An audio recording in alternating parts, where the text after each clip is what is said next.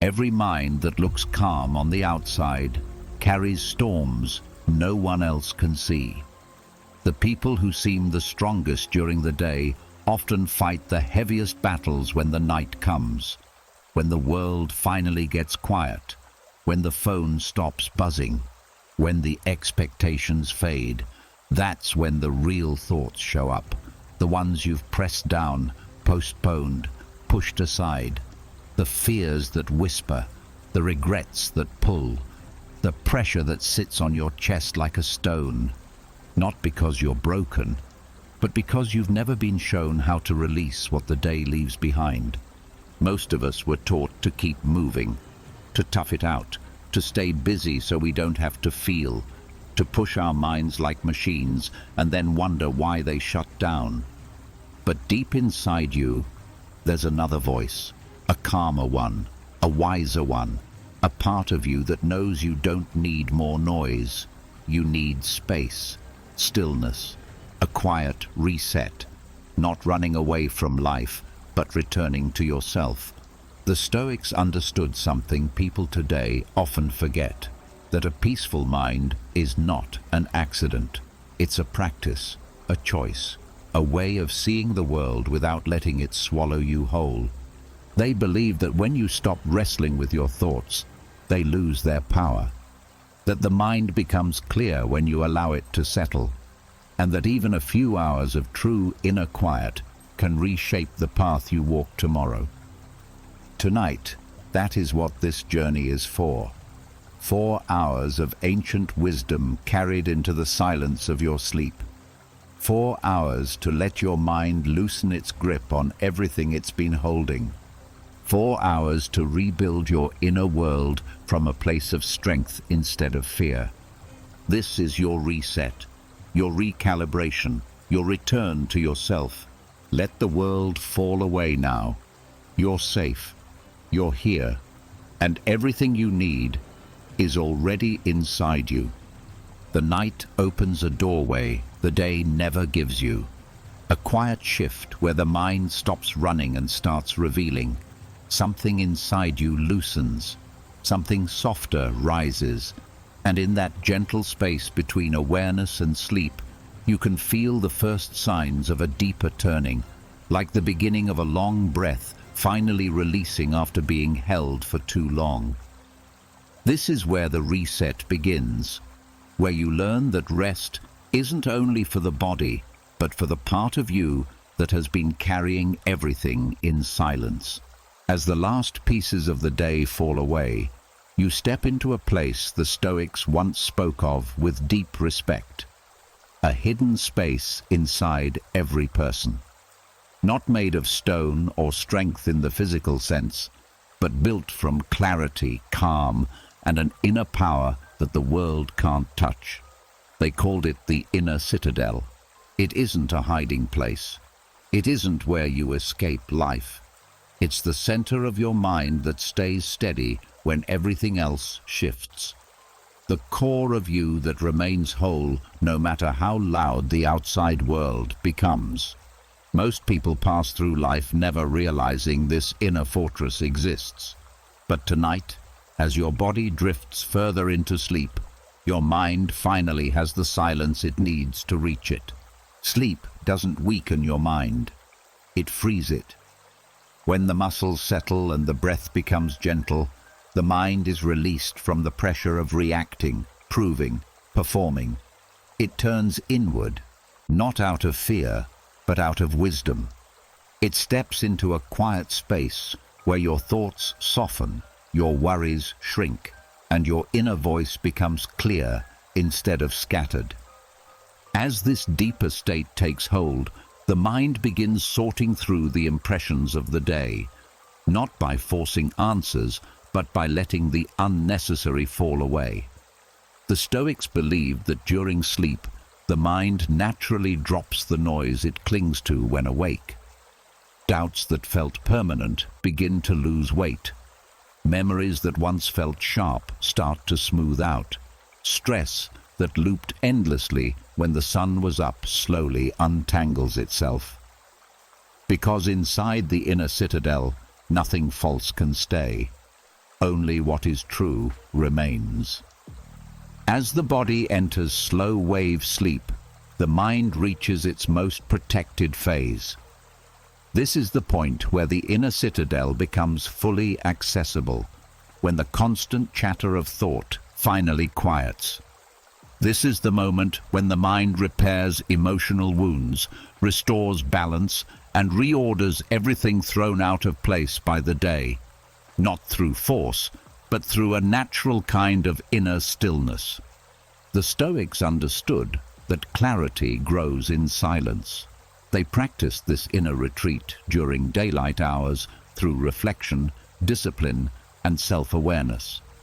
That way, when night came, the mind didn't fall apart from exhaustion. Instead, it settled into itself with ease. But now, many people push through the day without pause, hoping sleep alone will undo everything.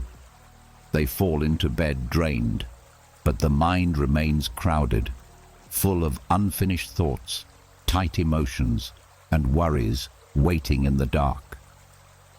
When you learn to enter your inner citadel, even unconsciously, your nights shift. You stop dragging the weight of the day into your dreams. The mind releases what it never needed to hold, and the night becomes something more than rest. It becomes restoration, a rebuilding of the inner world from a place of strength instead of fear.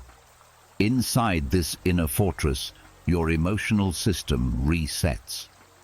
Thoughts that once spiraled now fall into order. Stress signals calm.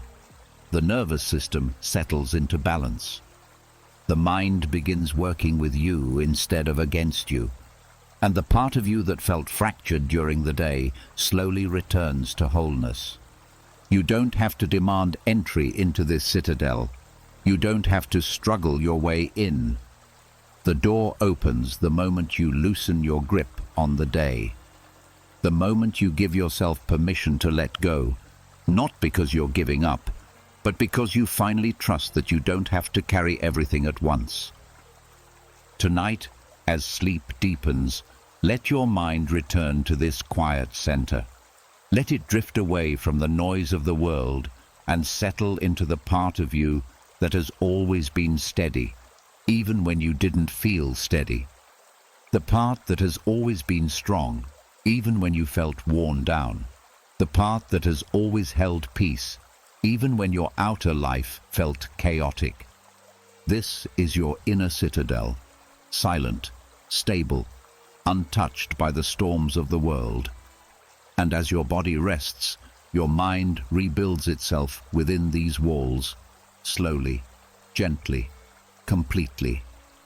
You have already gone deep into that quiet strength within you, where the mind rests and rebuilds itself.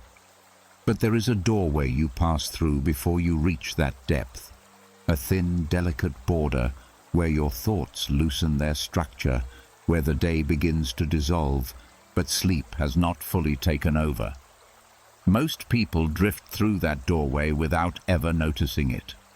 Yet this brief passage holds one of the most powerful keys to resetting the mind. There is a short span of time each night that feels almost like a dream while you are still awake. Your body is heavy, your eyes want to close, thoughts move more slowly, and strange little flashes of images or memories rise up out of nowhere. This is not full sleep and not normal waking. It is a transition the mind uses to cross from one state to another. The Stoics would have loved this moment, because it is here that you can quietly shape what sinks into your deeper mind. This early stage of drifting off is often called the hypnagogic state. In simple terms, your brain is changing gears. Fast, sharp thinking begins to slow down. Logical focus eases. The part of your mind that filters, judges, and argues starts to soften. Barriers between your conscious thoughts and your deeper patterns become thinner.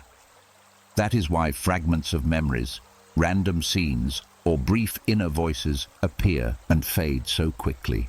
Your mind is loosening its grip on the usual story of your day. This loosened state is not just a curiosity, it is highly suggestible. The beliefs, attitudes, and stories you hold close in this phase tend to sink in more deeply. They bypass some of the resistance that usually pushes back during the day. When you are fully awake, if you tell yourself, "I can respond with calm," another thought might interrupt. No, you always panic. But in this twilight phase, the inner critic is weaker. A clear, simple statement has a better chance of landing in the soil of your subconscious. This is where Stoic practice becomes especially powerful. The Stoics taught that the way you see events shapes your whole life. Not the event itself, but the story your mind attaches to it. They trained themselves to choose wiser interpretations, to see difficulty as training, loss as part of nature, criticism as information rather than a wound. The moment between awake and asleep is a perfect space for feeding these perspectives to the deeper layers of your mind. You can start by choosing one Stoic idea you want to live by more fully. Something short, steady, and kind to your future self. For example, "I control how I respond," or "What is outside my control cannot own my peace." As you feel sleep beginning to pull you, let your attention rest on this one sentence. Not with tension, not with effort, but like holding a small stone in your hand.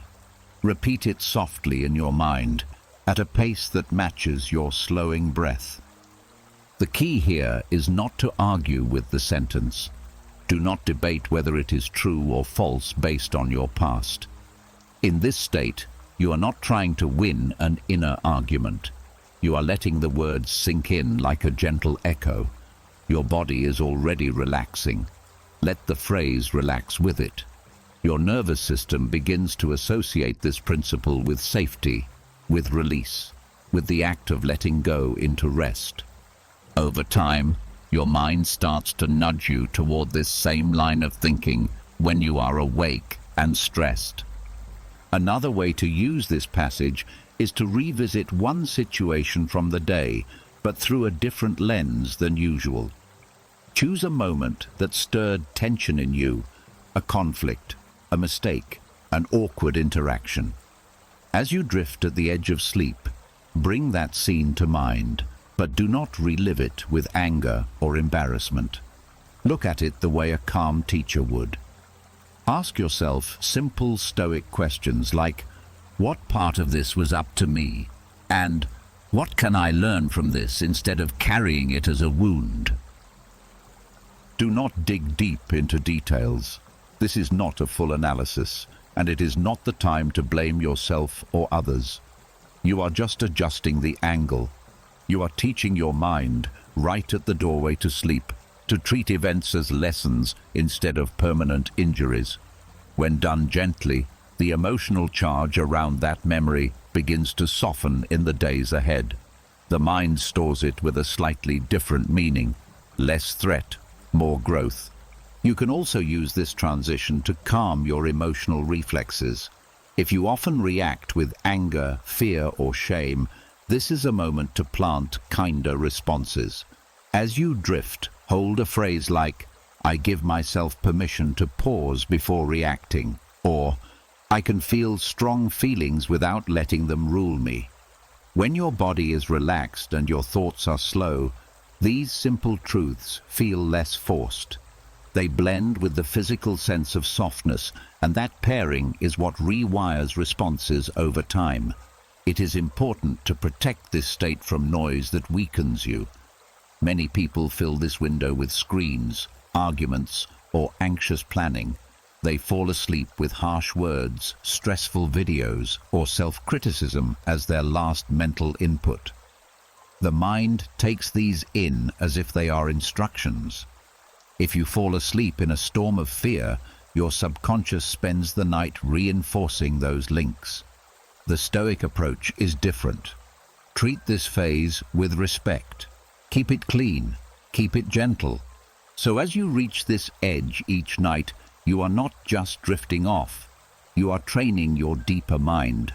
You are quietly teaching it what matters, what to release, and how to see the world with more steadiness.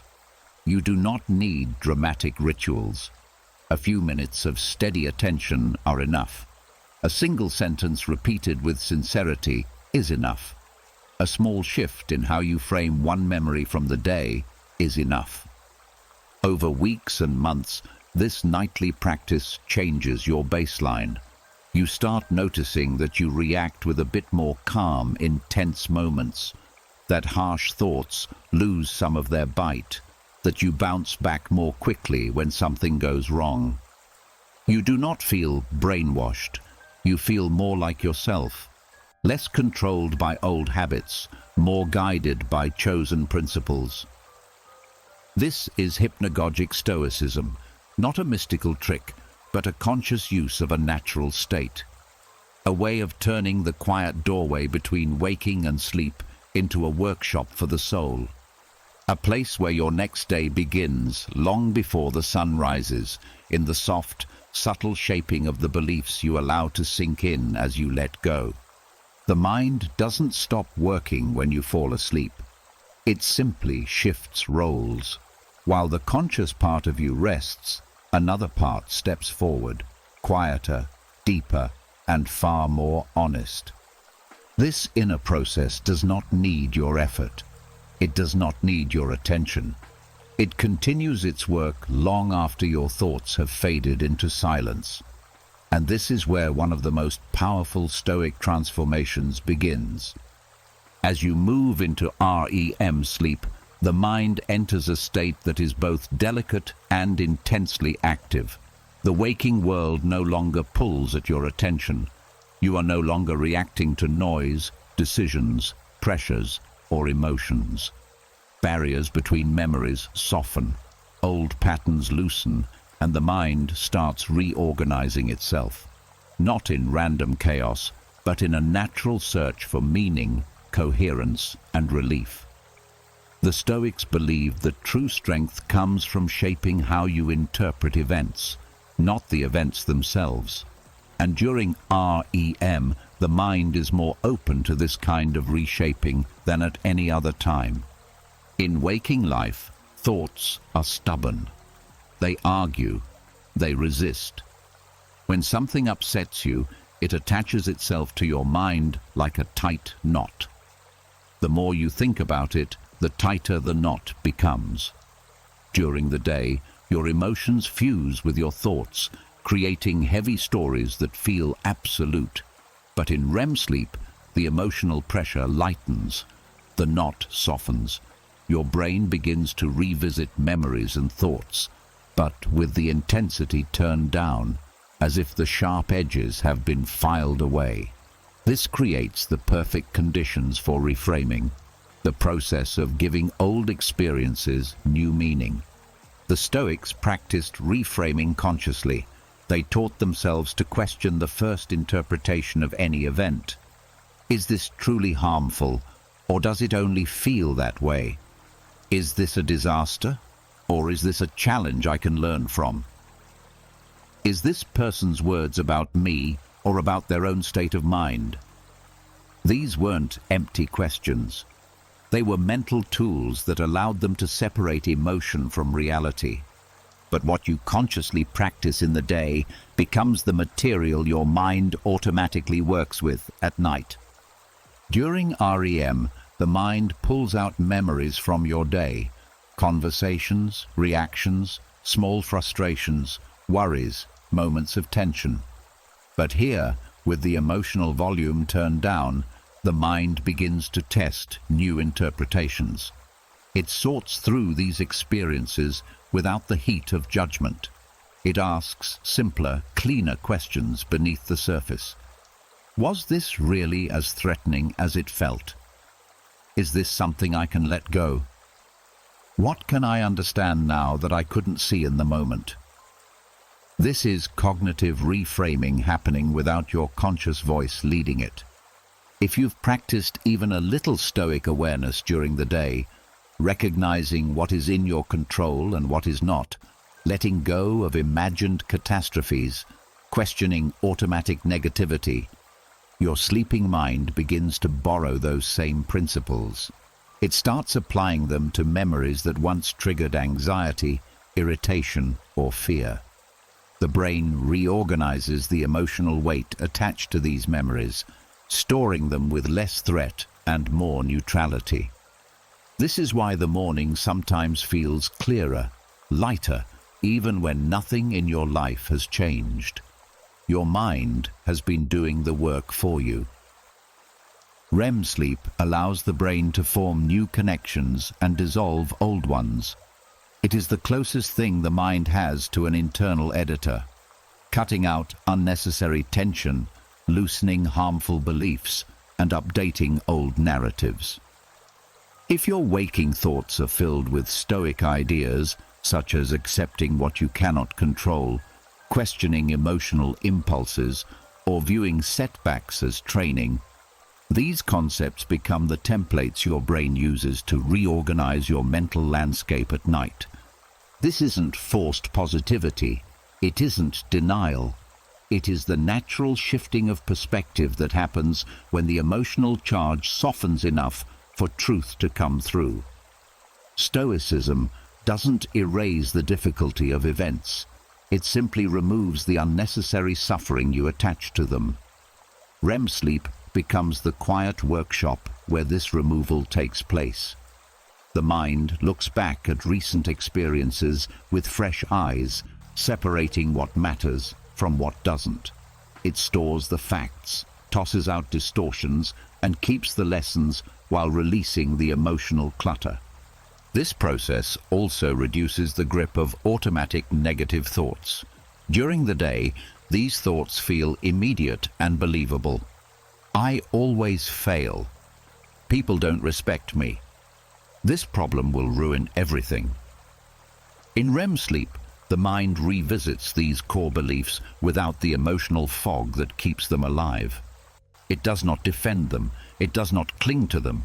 It simply reviews them with less fear, and because of that, some of these beliefs begin to loosen. A small opening appears, just enough for a more balanced perspective to enter.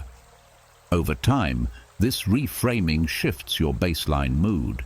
You wake up with more emotional distance from yesterday's problems. Stress triggers feel less powerful. Overreactions become less frequent. Self-criticism grows softer. Confidence grows not because you force it, but because your subconscious is no longer reinforcing old wounds. Nocturnal cognitive reframing works best when daytime choices give it material to build with. Even brief Stoic reflection before sleep, acknowledging what is within your control, releasing what is not, noticing your reactions without shame, acts as a quiet signal. It tells the mind what direction to lean into during REM. But most of the work happens without you. It is not a fight. It is not a strain. It is a gentle rebalancing done by a mind free from the noise of the day. Your thoughts reshape themselves while you rest. Your emotions settle while you dream. Your inner world reorganizes itself while you drift far from awareness. This is what the Stoics understood long before modern science. They knew the mind heals itself when given space, when freed from judgment, when allowed to reorder life's meanings from the inside out. And every night, in the quiet turning of REM sleep, that healing continues. The mind becomes quieter at night, but it does not forget what you carried through the day. Thoughts left unfinished, emotions left unprocessed, worries left unanswered. They linger in the background like open doors you meant to close. This is why some nights feel heavy, not because of the day itself, but because nothing inside you was resolved before sleep arrived. The Stoics understood this long before modern psychology did. They knew that the way you end your day decides how your mind resets during the night. And they developed methods, small, simple, intentional, to close the mental loop, so the mind can finally rest. These weren't long journaling rituals or dramatic routines. They were micro-reflections, brief moments of honest, gentle clarity that cleared emotional residue before sleep. Not judgment, not self-attack, just awareness that frees the mind from carrying unnecessary weight into the night. The Stoic way of ending a day begins with acknowledging the truth without harshness. When the world gets quiet and you are left with your own thoughts, the mind becomes more receptive to clarity. There is no need to replay your mistakes like a punishment. The purpose is not to criticize yourself, but to see your mind clearly, the same way you'd look at your reflection in calm water. A simple pause at the end of the day gives your thoughts a place to rest instead of scattering through the night. One of the core techniques was a brief mental inventory. The Stoics asked themselves 3 gentle questions.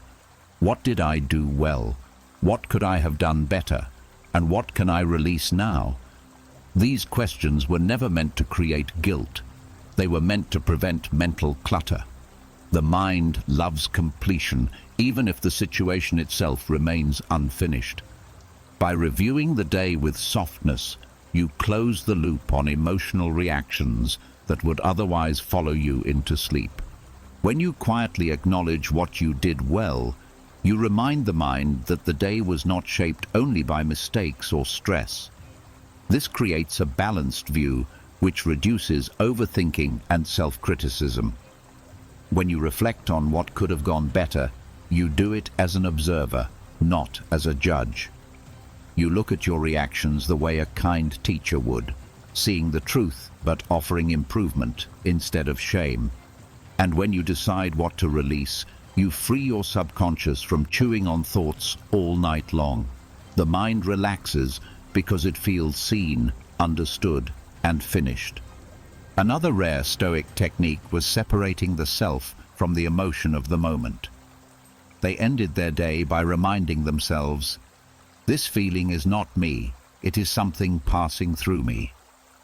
This small distinction protects the mind from carrying emotional storms into sleep. When you treat your feelings as temporary visitors instead of permanent truths, you allow them to leave instead of settling into your dreams. The mind naturally softens when it stops identifying with every emotion it experiences. The Stoics also practiced a quiet internal distancing before bed, not detachment in a cold or numb way, but in a peaceful way. They would look at their day as if they were watching someone else live it. This distance removes the drama from moments that felt overwhelming at the time. It helps the mind store the day as information instead of threat. This makes the following day easier because you wake up with fewer emotional knots and fewer lingering fears. Another technique they valued was recognizing what was not in their control. This simple acknowledgement acts like a mental pressure valve. Many people fall asleep trying to mentally solve things they have no influence over, other people's reactions, past mistakes, or future possibilities that have not yet happened. When you tell yourself, "This is outside my control," you stop the mind from fighting battles it cannot win. That release allows sleep to come more naturally, and it reduces the stress that would have carried into the next morning. The final part of the Stoic daily closing was preparing the mind for rest by offering it a single, steadying thought, something that sets the tone for the night. It might be gratitude for one good moment in the day, or trust in your own ability to handle whatever comes tomorrow, or a simple phrase that softens tension, such as, "I have done what I can for today." This gives the subconscious something calm to hold as it drifts into the deeper phases of sleep. It acts like a gentle guide, steering the mind away from worry and toward rest. These micro-reflections are powerful because they respect how the mind actually works. The brain seeks closure, it seeks clarity, and when it doesn't get them, it replays stress throughout the night, leading to poor sleep, emotional heaviness, and waking up already tired. But when you give the mind just a few minutes of honest reflection, the day settles. The mind understands the story. It no longer feels unfinished, and sleep becomes deeper, cleaner, and more restorative. This Stoic ending is not a ritual of perfection. It's a ritual of release. It's a way of telling your mind, you do not need to carry everything at once. You are allowed to rest now. And when you practice this consistently, your nights stop being a battlefield. They become a place where the mind recovers, repairs, and prepares you for a better tomorrow, not through force, but through clarity. The mind can only rest when it has room to breathe. But most people carry the entire weight of their waking hours straight into the night. Unfinished thoughts, scattered worries, small irritations, old memories, future predictions, all stacked on top of one another with no sorting, no softening, no release. This clutter follows them into sleep, shaping the quality of their dreams and the tone of the next morning. The Stoics understood this long before the word anxiety even existed. They knew that what you carry into sleep becomes the soil your mind works with through the night. And so they practiced something subtle, quiet, and deeply effective: mental minimalism at bedtime. Mental minimalism didn't mean emptiness, numbness, or escape. It meant clearing space. It meant choosing what actually deserves your attention and gently letting go of what doesn't. It meant preparing the mind the same way you'd prepare a room before hosting someone important, removing what doesn't belong so there's room for what does. The Stoics believed that the mind needs this kind of clearing not just for peace, but for accurate thinking. A cluttered mind cannot see truth clearly, and sleep cannot repair what is buried under layers of noise. The first step in this practice was recognizing how much mental activity is unnecessary. Most of the thoughts that crowd your mind at night are not real problems.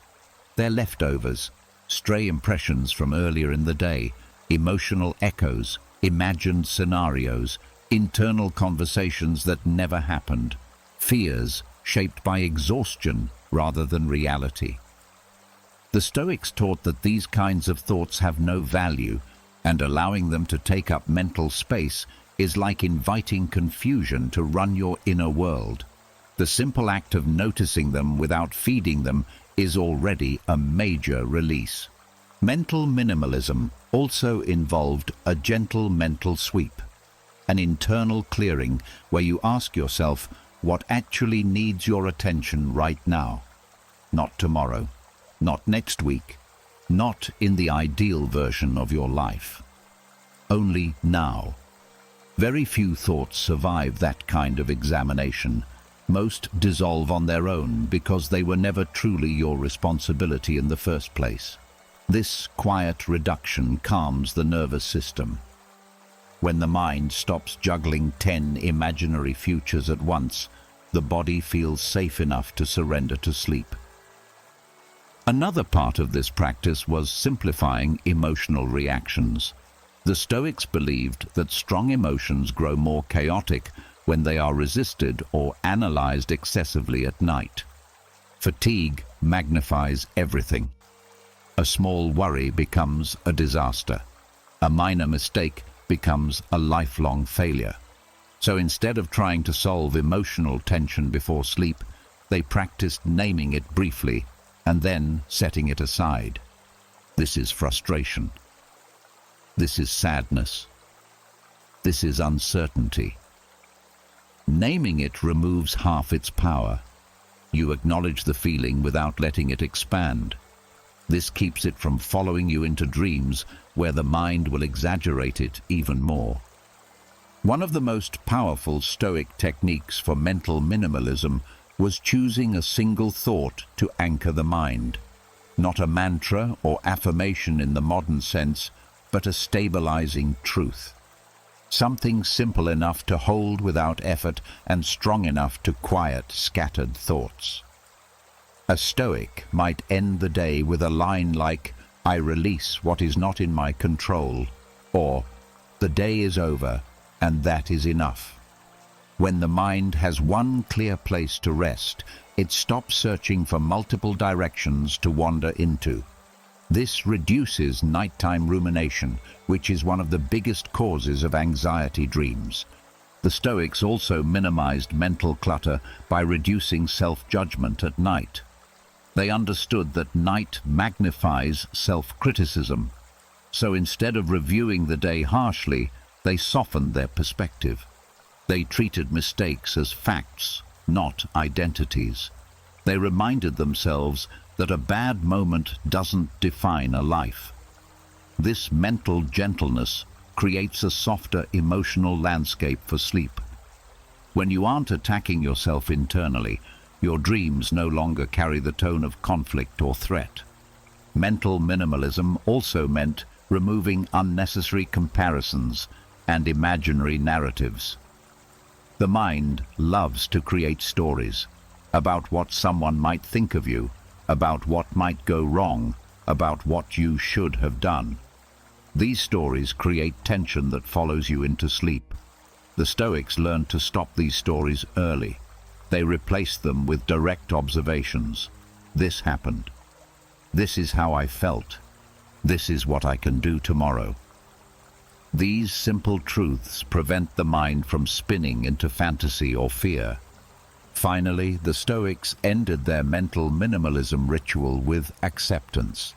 Not passive resignation, but peaceful acknowledgement. Acceptance clears more mental clutter than any other practice. When you stop fighting the events of the day, the mind stops trying to rewrite them in your dreams. Acceptance resets the emotional environment you fall asleep in, reducing anxiety dreams and creating space for sleep to become restorative again. Mental minimalism is not about creating emptiness. It's about creating clarity. It's about refusing to carry unnecessary weight into the night.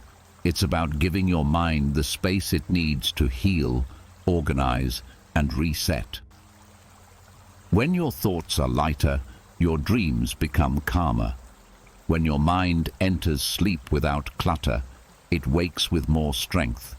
And when you learn to end your day this way, the night becomes not a battlefield, but a refuge, a place where the mind can finally breathe.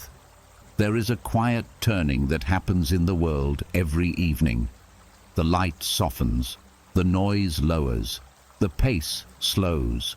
Nature begins its gentle descent into rest long before darkness fully arrives. But the human mind often refuses to follow. It continues running at daytime speed, clinging to responsibilities, replaying conversations, rushing through to-do lists, carrying the urgency of problems meant for another hour. The Stoics noticed this. They saw that the mind needs its own version of dusk, a gradual dimming, a gentle unwinding, a slow release of pressure, so that sleep does not have to battle a restless mind. They called this process a kind of psychological dusk, not a strict ritual, not a forced practice, but a soft, intentional transition where the mind shifts from outward engagement to inward calm. Just as the world does not jump suddenly from sunlight to darkness, the mind shouldn't be expected to leap from stress to silence. It needs a fading period, a gentle slope, a slow dimming that prepares the inner world for the night's repair. Psychological dusk begins with recognizing the moment when the day is no longer in your hands. That point where doing more won't improve anything, where the body has grown tired and the mind has given enough. Many people ignore this moment. They push through it. They stay alert, long past the time their mind needed softness. But the Stoics treated this moment as sacred. It was the signal to shift from activity to reflection, from effort to release. The first part of psychological dusk is loosening attention. During the day, your focus is sharp, directed, constantly responding. But the mind cannot stay in that state without cost. As the evening begins, you gently soften your focus. You stop trying to solve everything. You let your thoughts become wider, slower, more spacious. You allow your mind to drift a little without holding on to every passing idea. This softening reduces mental tension. It tells your nervous system that the pressure is lowering. The Stoics also practiced withdrawing their energy from external demands as the day ended. This didn't mean ignoring responsibilities. It meant recognizing that not everything requires your engagement right now. They asked themselves, what can wait? Most things can. This mental boundary protects the evening hours from becoming a second shift of emotional labor. When you stop feeding every problem with attention, your mind naturally quiets. Internal pressure dissolves simply because you stop pushing. Another part of psychological dusk was stepping out of emotional intensity. The Stoics knew that strong feelings at night create strong dreams, and strong dreams create restless sleep. So they used the evening to lower emotional activation. Instead of replaying conflicts or frustrations, they shifted to calmer perspectives. They reminded themselves that most of today's emotions will look different tomorrow. They allowed themselves to release the urgency around them. Emotional dimming is just as important as mental dimming. It reduces the inner heat that keeps the mind restless at night. Physical cues also played a role in this Stoic transition. The body and mind are tightly connected. When the body slows down, breathing deepens, and movement becomes gentler, the mind follows. Even simple choices, speaking more softly, walking more slowly, lowering the volume of your environment, signal to the brain that it's time to descend. The Stoics were masters of using the body to calm the mind. They knew that evening behavior teaches the brain what to expect next. Psychological dusk also meant reducing stimulation. The Stoics valued quiet evenings because silence allows thoughts to settle rather than multiply. Today, constant stimulation, screens, conversations, information, keeps the mind in daylight mode long after sunset. To practice psychological dusk, you gradually lower stimulation instead of dropping it suddenly. A softer environment leads to a softer mind, and a softer mind enters sleep without resistance. Another element of this practice was perspective. As evening approached, Stoics zoomed out mentally. They looked at the day not through the lens of stress, but through the lens of life's larger pattern. They reminded themselves that most daily troubles are temporary, that perfection is impossible, that rest is necessary. This wider view reduces the feeling of urgency. When the mind sees the day as one small part of a much larger whole, it stops gripping every detail. Perspective is a form of dimming. Bright problems fade into manageable shapes. The final stage of psychological dusk was acceptance. As the night deepens, the Stoics accepted that the day is over, that whatever was done is done, that whatever is unfinished can wait. Acceptance lowers the mental light in the most powerful way. It signals that the mind no longer needs to fight, strive, or carry the weight of the world into sleep. Acceptance is the emotional exhale that allows the night to begin its work. Psychological dusk is not a ritual of perfection. It is a gentle shift in how you hold the world as the day closes. It respects the natural rhythm of the mind, It protects the night from becoming another battlefield. And when practiced consistently, it turns evening into a bridge, a slow, steady path that guides your mind away from tension and toward rest. When the mind learns to dim gradually instead of collapsing from exhaustion, sleep becomes deeper. Dreams become calmer. Mornings become lighter. And the night becomes not an escape from the world, but a return to inner balance. As the mind softens into evening and psychological dusk settles over your inner world, something else begins to awaken, a quiet form of inner vigilance the Stoics understood deeply. They knew that peace is not only created by silence, but also protected by awareness. Even in sleep, the mind can fall into old patterns, intrusive thoughts, and emotional echoes that disrupt rest. So they developed an internal stance, a kind of night watch, that keeps guard over the mind as it drifts into sleep. This night watch isn't about tension or resistance. It is not a battle or a forceful blocking of thoughts.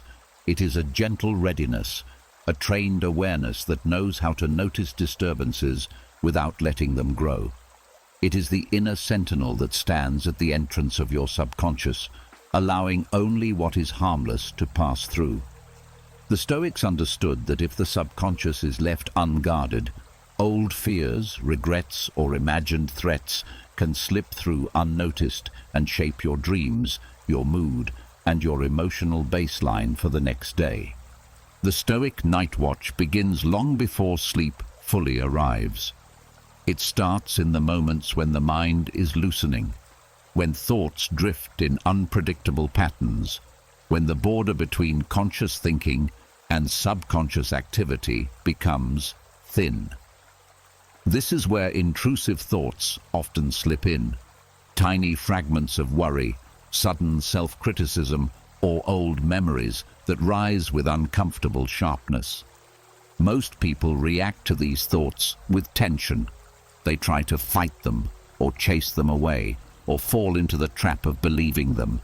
But the Stoic approach is different. Instead of gripping or resisting, the night watch observes. Observation is the first duty of the sentinel. A thought appears. You notice it. You don't feed it.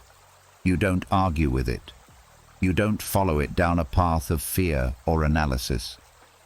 You simply see it for what it is, a flicker of mental activity, not a truth. Intrusive thoughts lose most of their power when they are seen without reaction. The subconscious learns over time that your peace cannot be stolen by every passing idea. This quiet noticing creates a protective layer between you and the thoughts that would otherwise take root. The Stoics taught that intrusive thoughts are not personal failures. They are natural phenomena, like a gust of wind or a passing cloud. Training your subconscious to guard your peace means teaching it to treat thoughts this way. Instead of evaluating every thought, the night watch categorizes it: helpful, neutral, or unhelpful.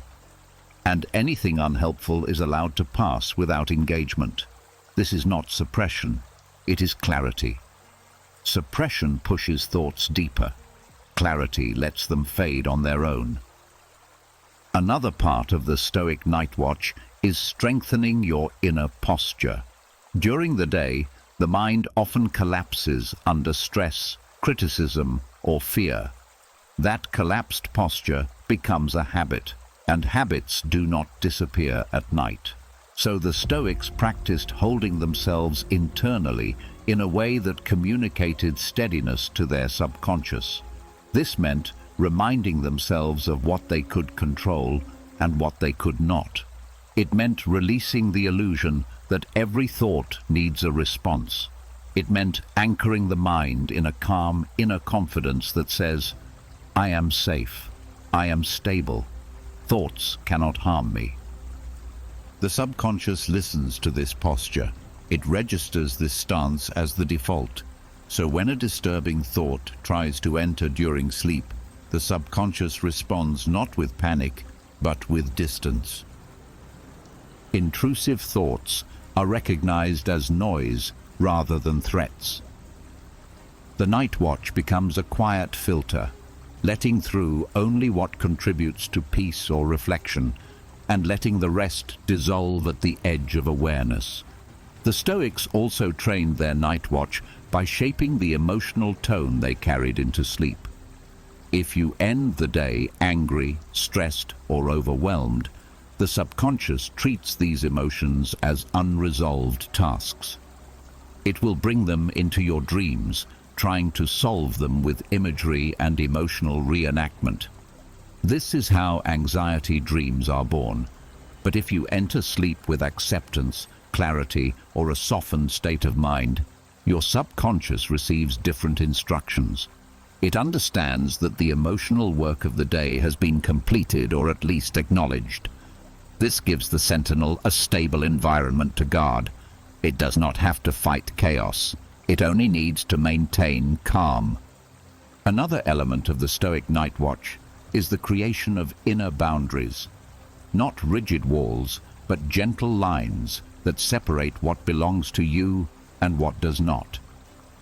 Every night, people bring into sleep worries that don't originate from their own mind. Other people's expectations, imagined judgments, societal pressure. These foreign concerns enter the subconscious and shape the emotional landscape of the night. The Stoics countered this by returning before sleep to their own inner circle of responsibility. This is mine. This is not mine. The night watch uses these boundaries to filter what enters subconscious space. You keep only what aligns with your values. Everything else stays outside the gate. The final function of the Stoic night watch is transformation. Not only does it guard against harmful intrusion, it also gently redirects the mind toward healthier patterns. When an anxious thought arises, the sentinel does not fight it. It reframes it. It places it in a wider context. It gives it the tone of reason rather than fear. Over time, the subconscious begins to adopt these calmer interpretations as default. The night watch becomes not just a guard, but a teacher, guiding the mind toward clarity while you sleep. Training your subconscious to guard your peace is not a single night practice. It is a gradual shaping of the inner world, a re-education of the mind, a soft, steady strengthening of the part of you that watches your thoughts rather than being ruled by them. When the night watch becomes strong, your dreams become lighter, your rest becomes deeper, and your mornings begin with a sense of inner strength rather than emotional residue. Peace is not the absence of thoughts. It is the presence of a guardian within you, calm, patient, and wise, who knows how to let the mind rest even when thoughts appear. This is the Stoic night watch, and once awakened, it stands with you every night. As the inner sentinel settles into its quiet watch, something deeper begins to unfold. The mind slips further from waking logic and enters a softer landscape, one shaped by images, symbols, fragments of memory, and emotion. This is the territory of dreams. Most people drift through this realm without any guidance, carried by whatever thoughts or feelings have the strongest pull. But the Stoics understood something subtle. The mind does not stop thinking during dreams. Its thinking simply becomes symbolic. And if the waking mind trains itself in the principles of logos, reason, clarity, steadiness, those same principles begin shaping the dream world from within. A Stoic dream state is not about controlling dreams or forcing certain images. It is about preparing your inner dialogue, the quiet voice that travels with you into sleep. Dreams reflect the stories you hold beneath consciousness. They echo your beliefs, your interpretations, your fears, and your deepest understandings. When those inner stories are shaped by logos, by grounded reasoning, by acceptance, by clarity, your dream content becomes calmer, more organized, less chaotic. The symbolic language of your subconscious begins reflecting the steadiness you cultivate while awake. The first step in building a Stoic dream state is shaping the tone of your inner dialogue before sleep. Not with affirmations meant to manipulate the mind, but with reasoning that aligns with reality. Stoic reasoning is grounded. It does not exaggerate threats or inflate desires. When you end your day with clear thoughts such as, "I can only control my choices," or "the world is not my enemy," the subconscious translates these truths into the emotional atmosphere of your dreams. You enter the dream world with a stable foundation, and the symbols that arise are gentler because your internal voice is gentler. Dreams are influenced by emotional residue. If your thoughts are frantic, the dream symbols become frantic. If your thoughts are steady, the dream symbols reflect steadiness. Stoic reasoning softens the emotional charge of events. It teaches the mind to separate what happened from how you interpret it. When this habit becomes familiar, your subconscious does the same during dreams. A stressful moment from your day might reappear, but it is processed instead of relived. The dream shifts from emotional repetition to quiet understanding. This is the subconscious applying logos in symbolic form. Another part of creating a Stoic dream state is training your inner narrator. Every person has an internal voice that comments on experiences, often without awareness. This voice follows you into sleep. If this narrator is critical, fearful, or chaotic, your dream scenes are infused with the same tone. But if your narrator has learned the Stoic qualities of calm observation and rational distance, it enters dreams as a guide rather than a critic. It doesn't interrupt dreams, it shapes them. It places symbolic events into a frame that feels less threatening and more meaningful. The Stoics valued inner dialogue as a tool for reshaping emotional patterns. They practiced speaking to themselves in ways that clarified rather than confused, steadied rather than stirred. This self-talk becomes the blueprint your subconscious uses at night. When a dream presents a symbol, like running, falling, losing something, searching, it is not the symbol itself that matters, but the interpretation your mind gives it. A Stoic mind interprets through clarity. Instead of reacting with fear, the subconscious asks, "What is this showing me?" It sees symbolic challenges as lessons, not threats. Dreams often merge unrelated memories or images. A Stoic trained subconscious does not treat these combinations as chaos. It treats them as information. It sorts through the emotional content, removing what is unnecessary, reinforcing what is true, and dissolving what no longer serves you. This is how Stoic thinking influences dream structure. It creates coherence, it creates meaning, it creates emotional softness, even when the symbols are intense. Another aspect of a Stoic dream state is the absence of catastrophizing. In waking life, your mind may jump to the worst-case scenario, but Stoic reasoning teaches you to face reality without adding imagined fear. When this becomes a habit, your dreams carry less catastrophic imagery. Instead of running from threats, your dream self may walk through difficulties with calmness. Instead of drowning in emotional waves, you may float or move through them. The symbols remain, but the reaction changes, and the reaction is what determines how the dream shapes your emotional state for the coming day. A Stoic dream state is also influenced by the value the Stoics placed on acceptance. When dreams present discomfort or unresolved emotions, the Stoic subconscious meets them without resistance. This reduces nightmares, softens anxiety dreams, and increases the number of dreams where problems are processed instead of magnified. Acceptance in waking life becomes acceptance in dream life, and acceptance in dream life becomes emotional resilience when you wake. Finally, building a Stoic dream state means teaching the subconscious to seek clarity rather than confusion. Stoic reasoning values truth, actual truth, not imagined stories. When the mind is trained to look for what is real during the day, it begins doing the same at night.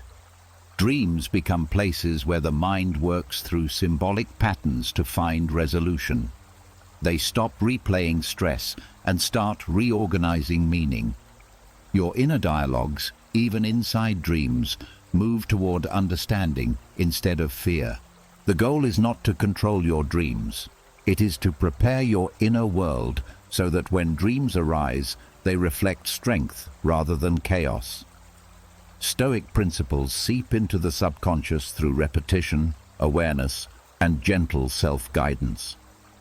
And once the subconscious adopts these principles, your dreams become an extension of your own inner peace, symbolic, mysterious, but steady, helping you heal and align with the calmness you are cultivating while awake. As the mind drifts deeper into the night and the dream world begins shaping itself from your inner dialogue, there is one weight that disrupts sleep more than almost anything else: guilt. Not always the dramatic kind. Often, it's subtle. Small regrets, moments you replay, words you wish you'd softened, things you wish you'd done differently. These linger like a quiet pressure behind the mind, slipping into dreams, tightening the body, narrowing the breath. The Stoics understood this hidden burden. They knew that guilt, when carried into sleep, turns the night into a place of self-punishment instead of restoration. And so they practiced something rare and powerful: daily self-pardon. Self-pardon is not about excusing harmful behavior or pretending mistakes never happened. It's about recognizing your humanity and releasing the emotional residue that keeps the mind trapped in loops of self-judgment. The Stoics believed that no one benefits from carrying guilt into tomorrow. Not the world, not the people you care about, and certainly not you. What truly matters is learning, not suffering. And learning requires clarity, not the fog of shame. The ritual of self-pardon begins with an honest acknowledgement of your imperfections, not with harshness or criticism, but with neutrality. You look gently at the moments in your day where you could have acted with more patience, more courage, more kindness. The key here is gentleness. The Stoics were not interested in self-attacks. They saw those as emotional noise, not moral progress. Instead, they approached their own errors the way a wise mentor would, seeing clearly, but holding compassion. When you look at your day this way, you create space between who you are and what you did. Actions can be improved, character can evolve, but shame glues you to the past and prevents growth. The Stoics refused to let a mistake become an identity. That is the heart of self-pardon, the refusal to define yourself by your worst moments. After acknowledgement comes understanding. This is where you reflect, not to punish yourself, but to see the roots of your behavior. What state of mind were you in? What fear or stress influenced you? What expectation were you trying to meet? When you understand your behavior, guilt loosens. You realize the moment did not come from malice, but from human limits. This makes it easier to correct the pattern tomorrow without carrying the emotional weight into the night. Next comes the release itself. This step is simple in action, but profound in effect. You say to yourself, in words or in intent, "I forgive myself for today." The Stoics didn't use this phrase as emotional decoration. They used it as a reset, a cleansing, a quiet closure. People often underestimate the power of saying the words aloud in their mind, but the subconscious responds strongly to direct statements. It releases its grip on guilt when the conscious mind gives it permission to let go. Self-pardon also involves recognizing that tomorrow is an opportunity, not a punishment. Many people fall asleep under the weight of their mistakes, expecting the next day to be a continuation of the same emotional burden. The Stoics did the opposite. They saw each day as a clean slate, regardless of what happened before. This mindset frees the subconscious.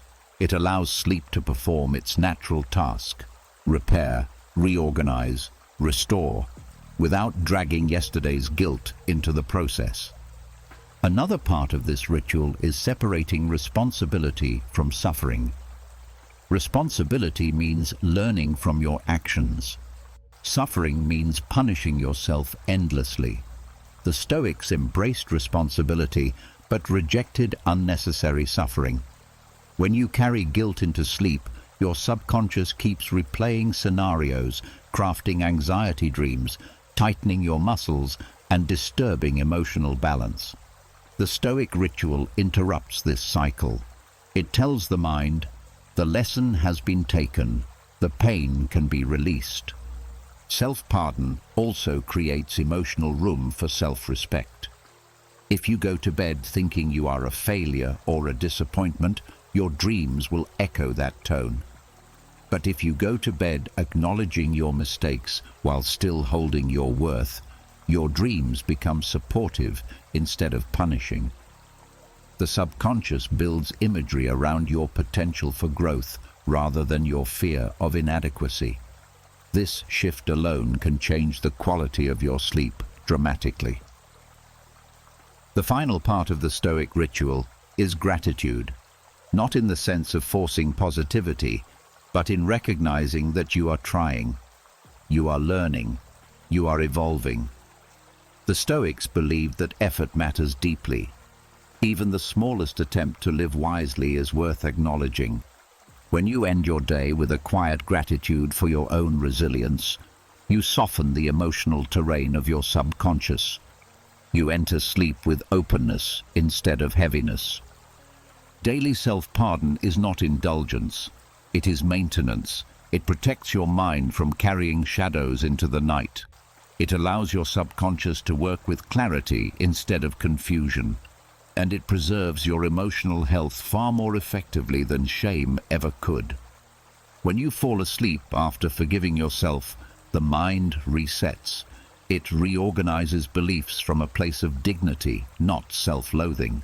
Dreams become lighter, rest becomes deeper, and you wake with a sense of renewal that guilt can never give you. This is the Stoic way: learning without punishment, correcting without shame, moving forward without dragging yesterday into tomorrow. Through this nightly act of self-pardon, you teach your mind that peace is something you deserve, not something you must earn through suffering. There is a moment, right after you release guilt and soften the emotional weight of the day, when the mind becomes open to something even deeper. The body begins to speak. The breath becomes the bridge between the thinking world and the feeling world. And this is where the Stoics held one of their most underrated practices, using breath as a direct path into calm, clarity, and nervous system reset. Not mystical, not dramatic, but deeply human.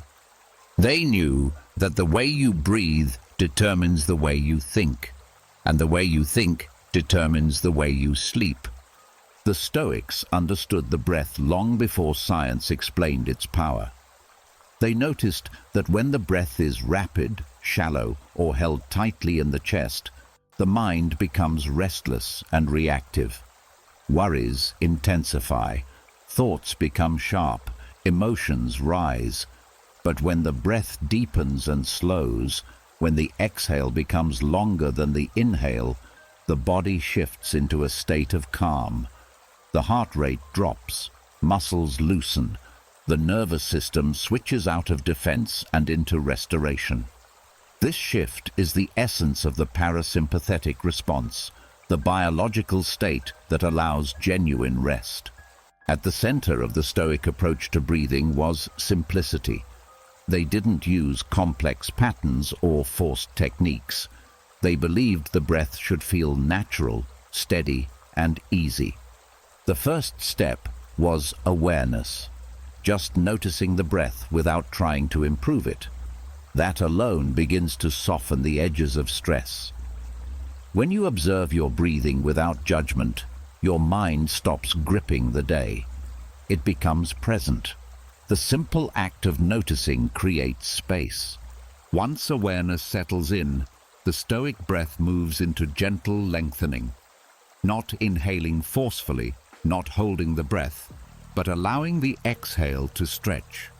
The body interprets a long exhale as safety. This is ancient biology. Threat requires quick breathing. Safety allows slow release. The Stoics didn't know the scientific explanation, but they understood the effect. A long, steady exhale sends a message to the mind. You are safe enough to let go. This breath has a rhythm that mirrors waves withdrawing from shore. Inhale soft and steady.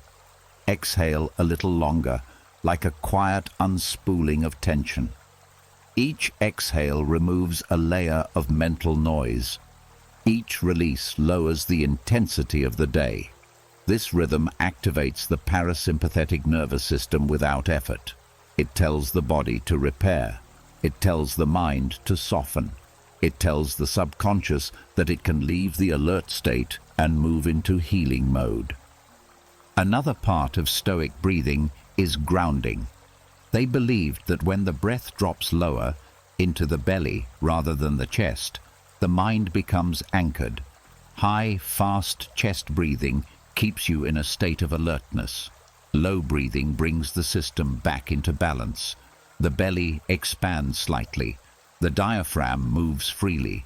The body enters its natural rhythm rather than the frantic pace created by modern stress.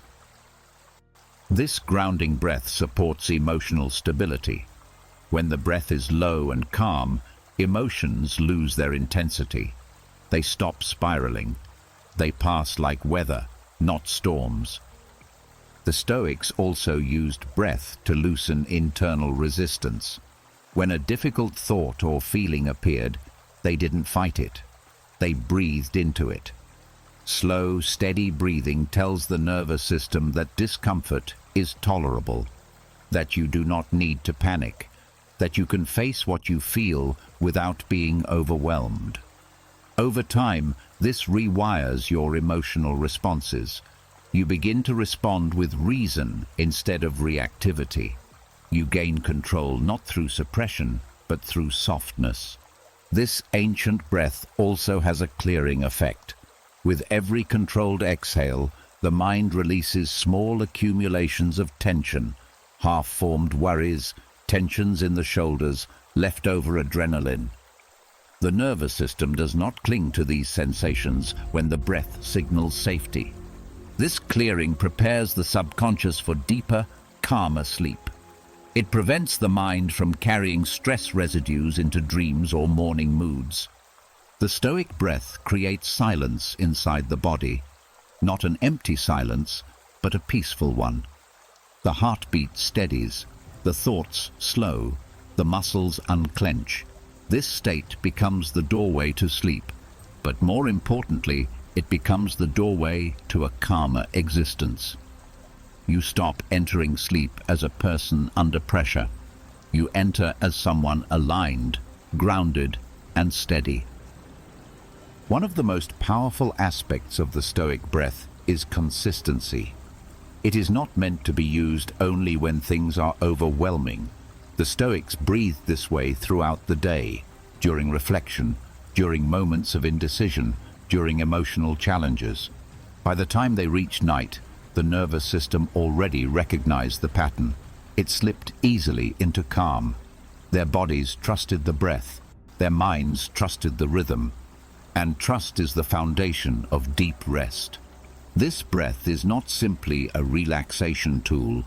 It is a way of teaching your entire being that peace is available, that clarity is accessible, that calm exists within you, waiting to be activated. The breath is the key. As the parasympathetic system awakens, the mind drops into the present moment. Thoughts loosen, emotions soften. The day dissolves. The body enters its natural state of repair, and you drift into sleep, carrying not the chaos of the world, but the steadiness of your own rhythm. This is the Stoic breath, not a technique of control, but a method of release, a way of returning to yourself, a way of entering sleep with the peace you deserve. There comes a point in the night when even the breath is not enough to quiet the mind, when the body is tired, but the thoughts keep circling, when sleep feels close but refuses to arrive. This is where many people fall into the same trap. They begin to try to sleep. They strain. They worry about the time. They fear the morning. They force the mind to quiet down, not realizing that forcing is the very thing keeping them awake. The Stoics understood this paradox centuries ago. They knew that the more you chase sleep, the more it runs from you, and so they turned to one of their most powerful tools, detachment. Stoic detachment is often misunderstood. It is not emotional numbness. It is not pretending not to care. It is the ability to loosen your grip on what you cannot control. Chronic insomnia thrives on control. It feeds on fear. It grows stronger when you fight it. Every thought of "I need to sleep now," "what if I can't sleep again," or "tomorrow will be ruined," activates the threat system in your brain. Your body enters alertness even though you are lying still. Stoic detachment interrupts this cycle by teaching the mind a different relationship with sleep. The first step is releasing the need to force an outcome. The Stoics practiced recognizing what is within their control and what is not. Sleep belongs to the second category. You cannot command it. You cannot micromanage it. You can only create the conditions for it and let the body take over. When you accept this truth, a mental shift happens. The pressure drops. The nervous system stops receiving signals of urgency. The mind stops clinging to the idea that sleep must happen immediately. This alone can soften the grip of insomnia. Stoic detachment also involves letting go of the story your mind tells about sleeplessness. Insomnia often becomes a narrative. I never sleep well. My mind doesn't shut off. There is something wrong with me. These stories create fear, and fear is the enemy of rest. The Stoics trained themselves to separate facts from narratives. The fact may be, you are awake right now. The narrative is everything your fear adds to that fact. When you detach from the story and return to the simple moment, just lying here, just breathing, the emotional tension begins to fade. Another aspect of Stoic detachment is observing thoughts without identifying with them. People with chronic insomnia often fuse with their thoughts. A restless thought appears, and suddenly it becomes your thought, your problem, your identity. The Stoics saw thoughts as passing impressions, temporary, neutral, not inherently meaningful. When you adopt this perspective, the thoughts that keep you awake lose their authority. You learn to watch them drift in and out without engaging. Insomnia thrives on engagement. Detachment starves it. Stoic detachment also reduces the emotional charge around sleeplessness. Fear of not sleeping is more harmful than not sleeping itself. The body can adapt to temporary lack of rest. What it cannot adapt to is constant stress. So instead of worrying about the consequences of insomnia, the Stoics redirected their attention to what they could influence, relaxing the body, slowing the breath, loosening internal resistance. This sends a powerful message to the nervous system. I am safe. I do not need to be on high alert. And safety is the foundation of sleep. Another part of this practice is embracing wakefulness without panic. The Stoics believed that resisting reality creates suffering. If you are awake, you are awake. Fighting it makes your body think something is wrong. Acceptance tells your system that there is no danger in being awake. Paradoxically, the moment you stop trying to sleep is often the moment when sleep finally arrives. Not because you forced it, but because you removed the pressure that was blocking it. Stoic detachment also encourages shifting focus from the problem to the present. Chronic insomnia pulls your mind into the future. How will I function tomorrow? Or into the past. Why can't I ever sleep like I used to? The Stoics returned again and again to the present moment. They understood that peace is found only here. When you bring your awareness to the present, your breath, your body, the softness of the night, you disconnect from the anxiety loops that fuel insomnia. The mind quiets because it no longer has anywhere else to run. Detachment also brings compassion. Instead of blaming yourself for being awake, you acknowledge that your mind is trying its best to protect you. Insomnia is often a sign that the mind has been carrying too much for too long. Stoic detachment allows you to release the pressure without judgment. It says, I do not need to fight myself. This inner gentleness reduces the emotional tension that keeps the brain alert. The more compassion you bring into your night, the easier it becomes for your nervous system to shift out of defense and into rest. Finally, Stoic detachment reframes sleeplessness itself. Instead of seeing the night as an enemy, you see it as neutral. Instead of seeing wakefulness as failure, you see it as temporary. Instead of seeing sleep as something you must chase, you see it as something that arrives when conditions are right. Detachment gives the mind space to soften, the body space to settle, and the subconscious space to stop interpreting wakefulness as a crisis. Chronic insomnia begins in fear and ends in release. The Stoics knew that letting go is not weakness, it is wisdom. When you stop gripping the night with anxious hands, the night stops gripping you back. And in that openness, sleep finds its way naturally. Through detachment, you teach your mind the most healing message of all. You do not need to fight to rest, you only need to allow. The mind cannot rest when the day feels unfinished. Chaos doesn't stay in the daylight. It follows you into the night. It twists itself into tight thoughts, restless dreams, and a sense of being mentally overloaded. The Stoics understood this deeply, and among them, Seneca had one of the most practical methods for transforming daily disorder into psychological clarity, the two-ledger method. A simple ritual, but powerful enough to reorganize the mind before sleep. This method wasn't about perfection or harsh analysis. It wasn't about listing every mistake or obsessing over productivity. It was about restoring balance. Seneca believed the mind becomes tangled when it holds too much unprocessed experience. Thoughts pile up. Emotions weave into knots. Worries spread into places they don't belong. The brain becomes a crowded room with no space to move. The two-ledger method was his way of clearing that room gently each night. The practice begins with separation. Seneca divided the events of the day into two categories. Not moral labels, not judgments, but simple clarity.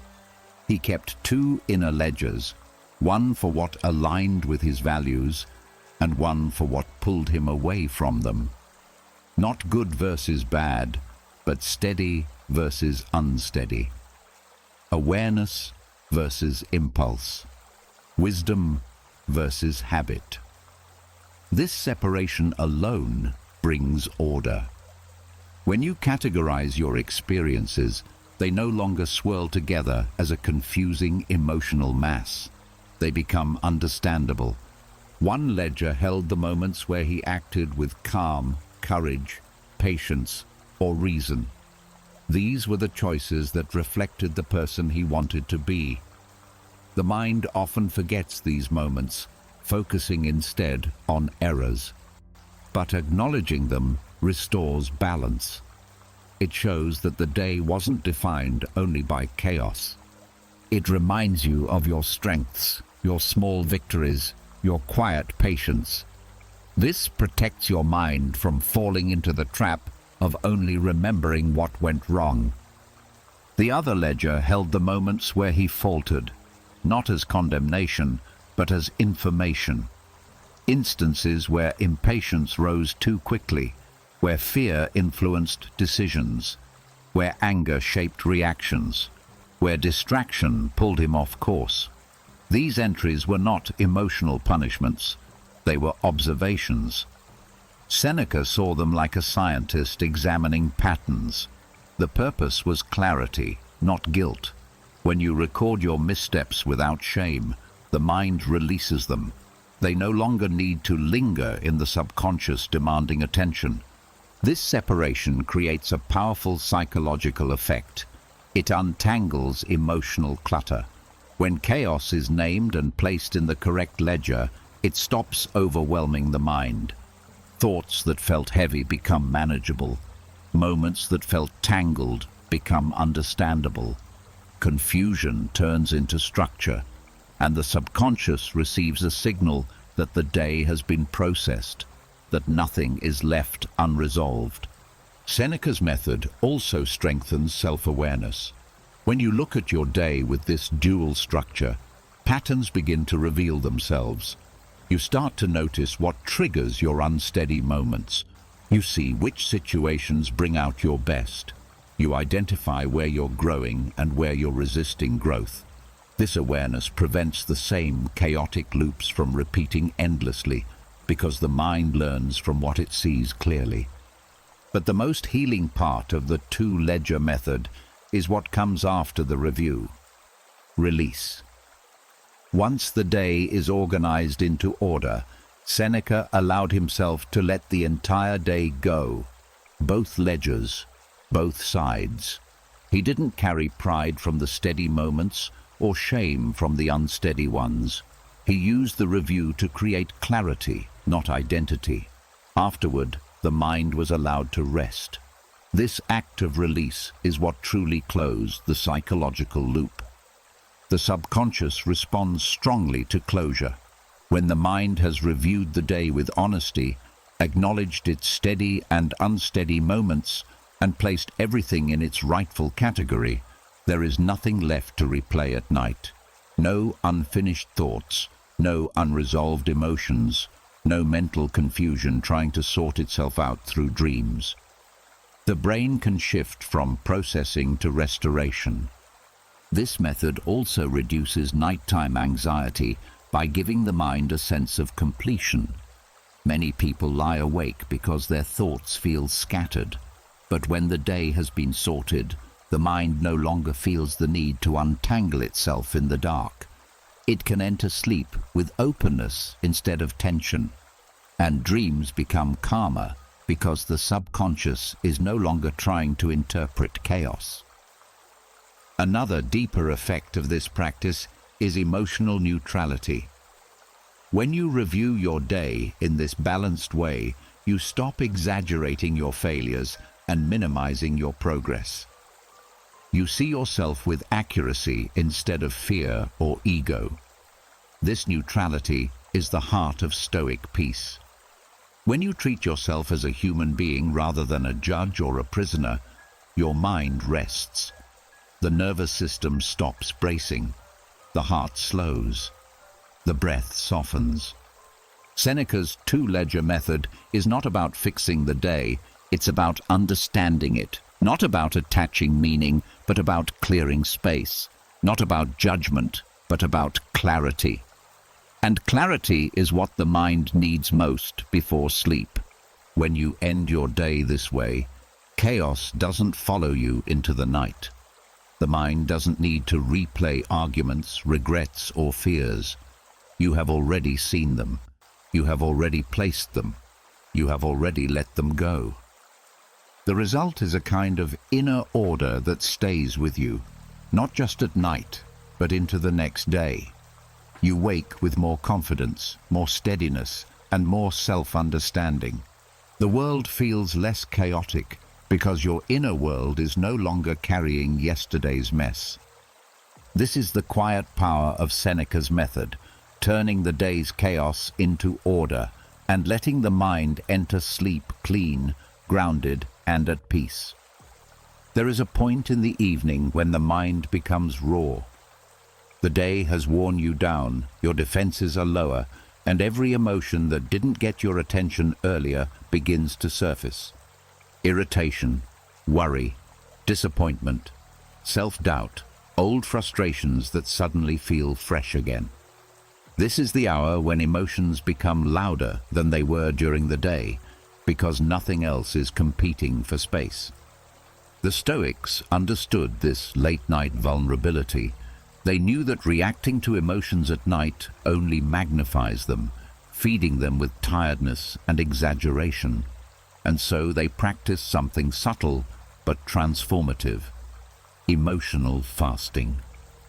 Emotional fasting isn't suppression. It isn't denial. It's the conscious choice to abstain from reacting to emotions at night when the mind is too tired to respond wisely. Just as the body sometimes needs a break from constant digestion, the mind sometimes needs a break from constant emotional engagement. The Stoics recognized that nighttime emotions lie. They distort. They take small worries and make them feel catastrophic. They take minor tensions and inflate them into crises. When you are tired, every feeling feels more true than it is.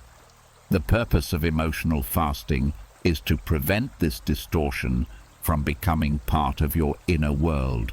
The practice begins with noticing the emotional rise without feeding it. A worry appears. A memory stings. A regret surfaces.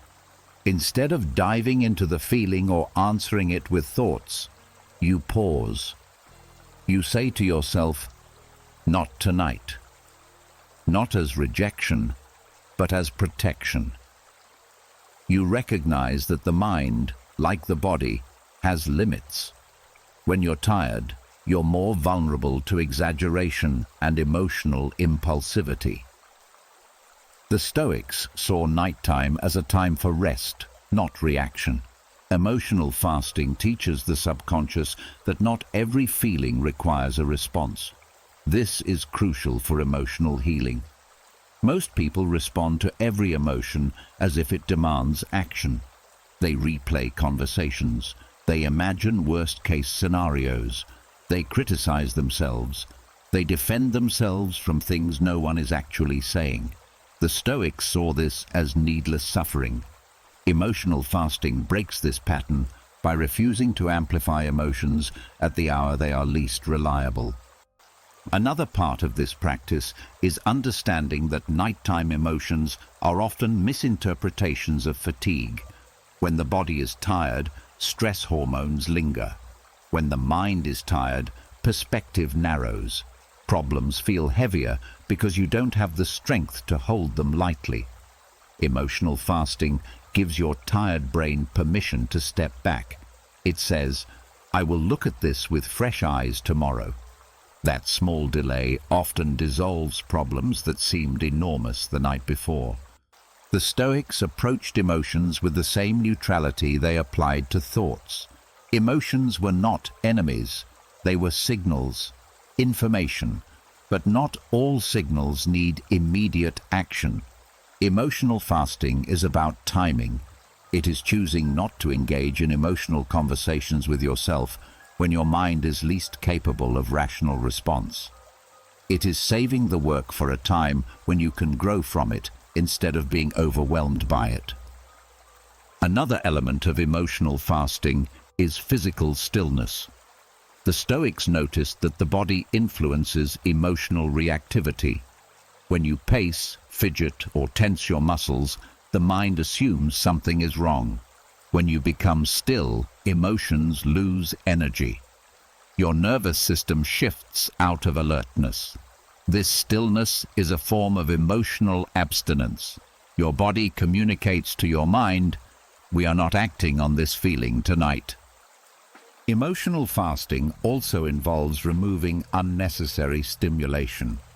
At night, people often reach for distractions, screens, conversations, food, because emotions feel uncomfortable. The Stoics understood that distraction doesn't heal anything. It just stretches the emotional tension into your dreams. Emotional fasting means choosing calm over stimulation, softening the lighting, quieting the space, letting the mind settle naturally. When the external world quiets, the internal world follows. But the heart of emotional fasting is compassion, not control.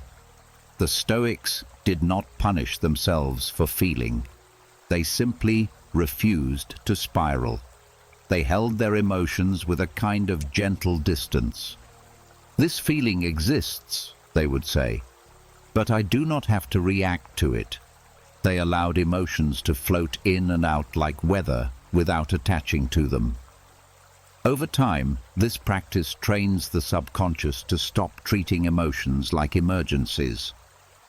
Another powerful effect of emotional fasting is the impact on dreams.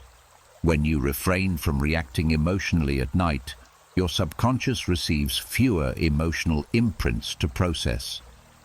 Dreams become less chaotic, less anxious, less filled with scenarios where you are running from something or trying to fix something.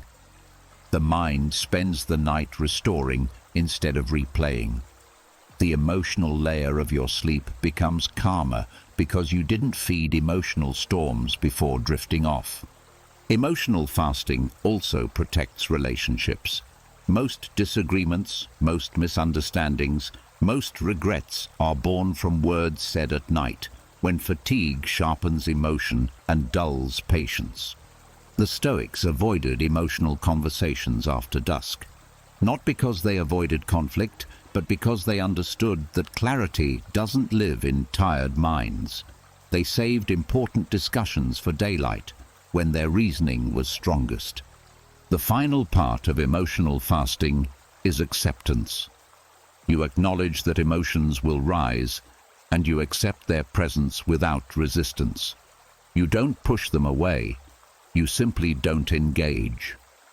This acceptance diffuses the emotional charge. It allows the mind to rest without fighting itself. Through this nightly abstinence, the subconscious begins to learn a profound truth. Feelings do not control you. You choose when to respond. You choose when to let go. You choose when to rest. Emotional fasting is a quiet, powerful form of inner discipline. It preserves your peace when your mind is most vulnerable. It protects your dreams from emotional overflow. It allows sleep to be healing instead of chaotic. And over time, it shapes a calmer, more resilient emotional life, one that responds with wisdom, not exhaustion. There is a moment each night when the mind begins reaching ahead. Even as your body slows and your breath grows softer, your thoughts start drifting into tomorrow. What needs to be done? What might go wrong? What you fear you won't have the energy to face. The mind rushes into the future as if tomorrow is waiting outside your bedroom door, demanding answers before you can sleep. This is where anxiety loops begin. This is where rest becomes difficult. And this is where the Stoics practiced one of their most essential skills, non-attachment to tomorrow's problems. Non-attachment does not mean apathy. It does not mean ignoring responsibilities or pretending the future doesn't exist. It means refusing to let tomorrow borrow your peace tonight. The Stoics understood that anxiety is often nothing more than the mind trying to live a day that hasn't arrived yet. When you project yourself into the future while your body is still in the present, your nervous system reacts as if those imagined problems are happening now. Heart rate increases, muscles tense, thoughts accelerate. Sleep becomes unreachable because the body thinks it's preparing for battle. The art of non-attachment begins with recognizing this pattern. When the mind darts into tomorrow, your role is not to wrestle it into silence, but to guide it back gently. Stoics called this returning to the present moment, not as a spiritual exercise, but as a practical one. The present moment is the only place where rest is possible, the only place where tomorrow's problems lose their power. One of the Stoic insights is that the mind creates stories about the future far more often than it creates solutions. Worry is not preparation. Fear is not planning. Running disaster scenarios at night does not make you stronger. It makes you exhausted. The Stoics refused to indulge in this kind of mental rehearsal. They believed that tomorrow will demand its own clarity, and that clarity cannot come from a fatigued mind. So they practiced the discipline of postponement, intentionally saving tomorrow's thinking for tomorrow's strength. This postponement is not avoidance, it is wisdom. It acknowledges that nighttime fear is distorted fear. When you are tired, small problems feel large, uncertainties feel threatening, and possibilities look like dangers. The Stoics treated nighttime worries as unreliable messengers. They understood that a tired brain is not a truthful narrator. By choosing not to react to future-oriented fear at night, they prevented those distortions from shaping their beliefs or stealing their rest. Another part of non-attachment is recognizing the boundary of control. Tomorrow's challenges belong to a future version of you, a version who will be more rested, more stable, more capable. The Stoics separated the self of tonight from the self of tomorrow. They reminded themselves, I cannot solve tomorrow's problems with today's energy. This isn't defeat, it's alignment. It teaches the mind that its only task right now is to rest. Stoic non-attachment also involves reducing mental predictions. Anxiety feeds on what if. The mind creates endless futures. What if this happens? What if that fails? What if I can't handle it? The Stoics replaced this spiral with something grounding. I will face what comes when it comes. This shifts the mind from panic to capability. It stops the loop and reminds the subconscious of your resilience. The future becomes something you will meet, not something you must fear. Another layer of this practice is emotional separation. Nighttime anxiety often blends feelings with predictions. You don't just think something might go wrong, you feel it as if it already has. Stoic non-attachment breaks this connection. When a feeling of dread rises about tomorrow, you label it for what it is, a sensation, not a prophecy, a wave, not the ocean. This labeling prevents emotions from turning into forecasts and stops your subconscious from treating imagined outcomes as real. The Stoics also practiced trust, not blind optimism, but trust in their own ability to respond. They didn't need to foresee the future to feel prepared for it. They knew that strength doesn't come from predicting every outcome. It comes from knowing you can adapt to whatever outcome appears. This quiet confidence dissolves the need to solve problems prematurely. It allows the mind to step out of the future and settle into the refuge of the present. Another technique they used was a mental closing of the day.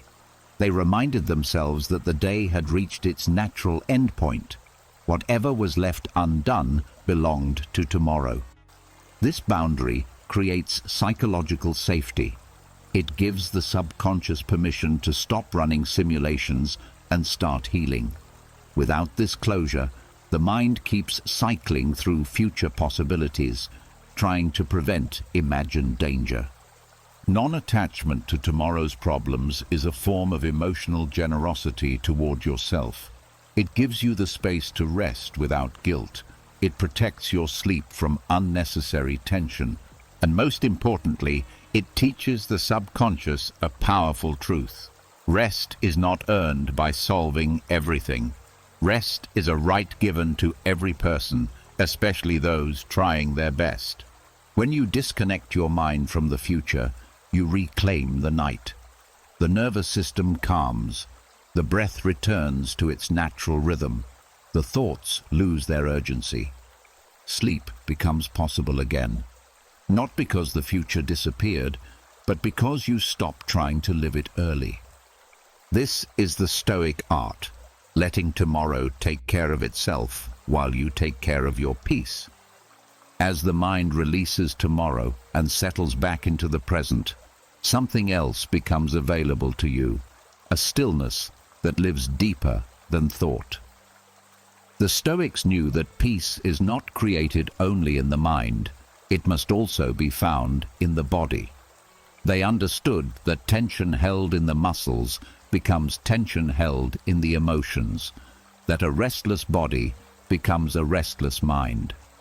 Marcus Aurelius practiced a kind of reflective grounding each morning, reminding himself that he was embodied, stable, rooted in something larger than his thoughts. When reversed for nighttime, this becomes a profoundly calming practice. A Stoic body scan designed not to wake the mind for the day, but to let it gently shut down. This body scan is not about relaxation techniques or forced breathing. It is a philosophical process, an embodied reflection that connects your physical self with the calm reasoning Marcus used to center himself each morning. But at night, we use it as a descent instead of a rise, a soft unwinding instead of a preparation. The purpose is simple: to return your awareness to your body so your thoughts no longer dominate the inner space. The practice begins with a quiet acknowledgement of your body's presence, noticing without judgment that you exist in a physical form. Tension often builds because the mind tries to solve everything while ignoring the body that carries it. Marcus reflected each morning on the nature of being human: flesh, breath, bone, and the ability to choose how to respond. At night, this reflection turns into a recognition. You are allowed to rest, because this body has carried you through an entire day. The scan starts at the top, not to analyze, but to release. You simply bring awareness to the space around your forehead. Most people store unused thoughts here, the residue of mental effort. As you notice this area, the muscles begin to soften on their own. Stoic meditation avoids forcing relaxation. It relies on awareness, the simple act of seeing tension clearly. When the mind sees tension, it stops resisting it. When resistance drops, relaxation follows. Then your attention moves to the eyes, not to control them, but to acknowledge the strain they've carried. The Stoics believed the eyes were the windows into perception, constantly absorbing impressions, constantly responding to the world. As you notice the subtle tension around them, a message reaches the subconscious. There is nothing left to process tonight. The eyes no longer need to take in anything. The world can wait. Next comes the jaw. Marcus often reflected on the power of self-control and the value of letting go of unnecessary strain. Many people clench their jaw unconsciously, holding on to words they didn't speak, concerns they never resolved. Bringing awareness here teaches the body that the day is over. You do not need to hold on anymore. Your jaw loosens because the mind stops gripping the stories that tightened it. The awareness then moves down the neck and shoulders. This is where unspoken stress hides. Marcus Aurelius wrote about the weight of responsibilities he carried as emperor, but recognized that the body could not bear the emotional weight unless the mind learned to place things in perspective. By noticing your shoulders, without trying to drop them, you remind yourself that not every burden belongs to you, that your body has been holding more than it needs to. The muscles soften as the mind releases its invisible load. As the scan moves into the chest, you reconnect with the breath, not to change it, but to feel it. Marcus often returned to the simple truth that each breath is borrowed and returned. At night, this truth becomes grounding. You watch the breath rise and fall naturally, feeling the chest loosen with each exhale. This awareness signals to the nervous system that it is safe. The Stoic approach is not about manipulating the breath. It is about recognizing its natural rhythm as a guide toward calm. Lowering your awareness into the stomach and abdomen, you enter the emotional center of the body. The Stoics believed that many emotional reactions are physical before they become thoughts. Tightness here often reflects fear, worry, or self-protection. Awareness allows the muscles to soften, as if telling your subconscious, "You do not need to protect me right now. I am safe." The release here is often profound, because so much of stress is held silently in this place. The scan continues into the hips, the place where the body stores unresolved tension from movement, effort, and fatigue. Marcus Aurelius often reminded himself to work with nature instead of against it. At night, that wisdom means allowing your body to shift into its natural state of rest. Awareness softens the hips, letting the body sink more fully into its resting position. Descending into the legs, you acknowledge the places that carried you physically through the day. Every step, every task, every moment of movement relied on them. The Stoic practice here is gratitude through awareness. Not sentimental gratitude, but factual acknowledgement. These legs have served you. When the mind honors the body in this way, tension releases naturally. Finally, the scan reaches the feet. Marcus wrote about grounding himself in reason each morning. At night, you ground yourself physically. You feel the weight of your feet, the contact with the bed, the stillness of being held by the earth. This final awareness signals to the subconscious that the scan is complete. The body is seen. The mind can rest. A Stoic body scan is not relaxation. It is recognition. It is the mind coming home to the body after spending the entire day outside of it. It is a soft descent into presence, where tension dissolves because there is no longer anything to resist. And as the body settles, the mind follows. Thoughts thin out, emotions quiet. The inner noise fades. Sleep becomes not something you must achieve, but something that naturally arrives once the body and mind reunite. There is a point in the night when the mind becomes small without realizing it. When your world shrinks to the size of a single worry, a single regret, a single mistake, a single expectation you didn't meet. You begin to feel as if everything depends on you, your choices, your performance, your image, your success, your usefulness. This is the ego tightening its grip. And nothing keeps a mind awake longer than the feeling that the entire weight of life sits on its shoulders.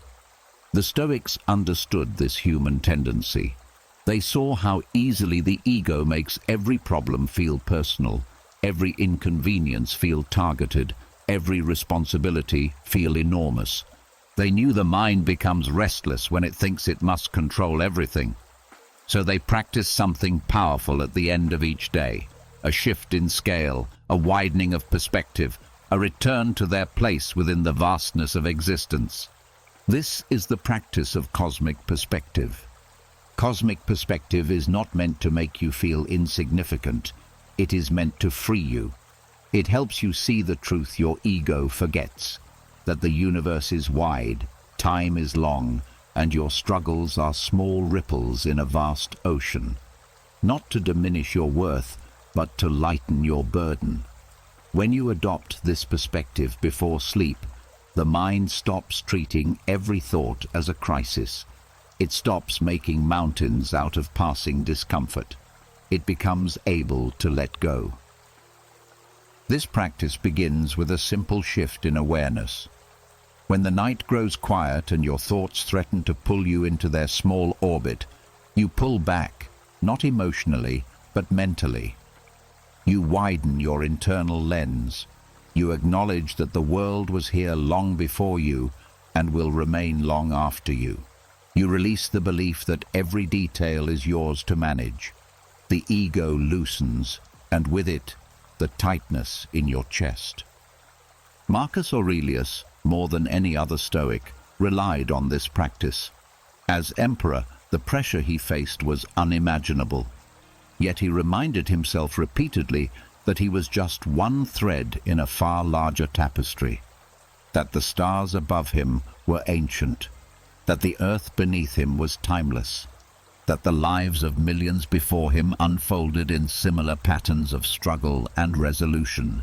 This reminder did not weaken him, it grounded him. It gave his problems their proper size. At night, when your thoughts try to claim too much importance, this perspective becomes essential. Your mind says, "This mistake defines me." Cosmic perspective answers, "It is one moment among thousands." Your mind says, "Tomorrow must go perfectly, or everything falls apart." Cosmic perspective answers, "Life will continue regardless, and you will adapt." Your mind says, "Everyone is judging me." Cosmic perspective answers, "Everyone is living their own story." Your mind says, "I must control everything." Cosmic perspective answers, "You only control your response." This shift softens the ego's grip. It reminds the mind that it does not need to police the future, defend the past, or prove itself to the world while lying in bed. The ego exhausts itself trying to hold everything together. Cosmic perspective tells it that the world already holds itself. Another part of this practice involves recognizing the temporary nature of emotions. In the timeline of your life, tonight's worries are small. In the timeline of human existence, they barely exist. The Stoics did not use this truth to belittle themselves. They used it to find freedom. Emotional intensity fades when placed in a larger frame. What felt overwhelming becomes manageable. What felt urgent becomes patient. What felt personal becomes universal. Cosmic perspective also softens self-judgment. Ego makes you believe that your mistakes are exceptional or catastrophic. But when you step back and see your life within the sweep of billions of other human lives, you realize your mistakes are simply part of being human. Every person has stumbled. Every mind has faltered. Every heart has been confused. You are not uniquely flawed. You are fundamentally human. This reduces the inner punishment that keeps you awake. Another effect of cosmic perspective is humility, not in the sense of belittling yourself, but in recognizing that you are a participant in life, not its controller.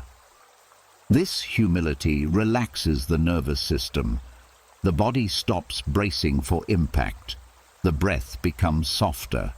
The mind stops gripping problems as if it must solve them alone. When the ego shrinks, peace has room to expand. This practice also helps with relationships. Ego tells you that others think about you constantly, measuring you, judging you. Cosmic perspective reveals the truth. People are absorbed in their own lives, their own fears, their own hopes. This frees you from unnecessary anxiety and social tension. You stop replaying conversations. You stop worrying about how you were perceived. You release the need to perform for an imaginary audience. The final part of cosmic perspective is gratitude, not for possessions or achievements, but for existence itself. The Stoics often reflected on the miracle of simply being alive, being conscious, being aware enough to experience the night, the breath, the quiet. Gratitude on this scale dissolves ego. It shifts the mind from strain to awe, from anxiety to stillness. And as you drift with this awareness, the mind begins to rest in a much larger truth. You are small enough to release the world and meaningful enough to be part of it. You are not the center of everything, and you do not need to be. The ego's grip loosens. The mind unclenches. Sleep arrives gently, like a tide returning to shore. This is the Stoic gift of cosmic perspective, freedom from the small self and entrance into a peace that is vast, quiet, and deeply restorative. There are nights when calm feels impossible, nights when the mind replays the day in sharp fragments, nights when stress clings to you as if it has roots, nights when exhaustion isn't enough to quiet your thoughts.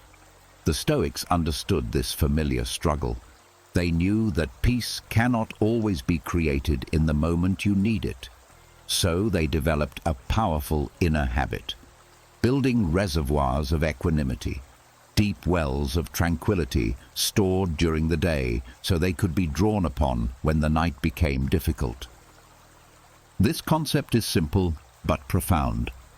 Just as the body stores physical energy, the mind can store emotional steadiness.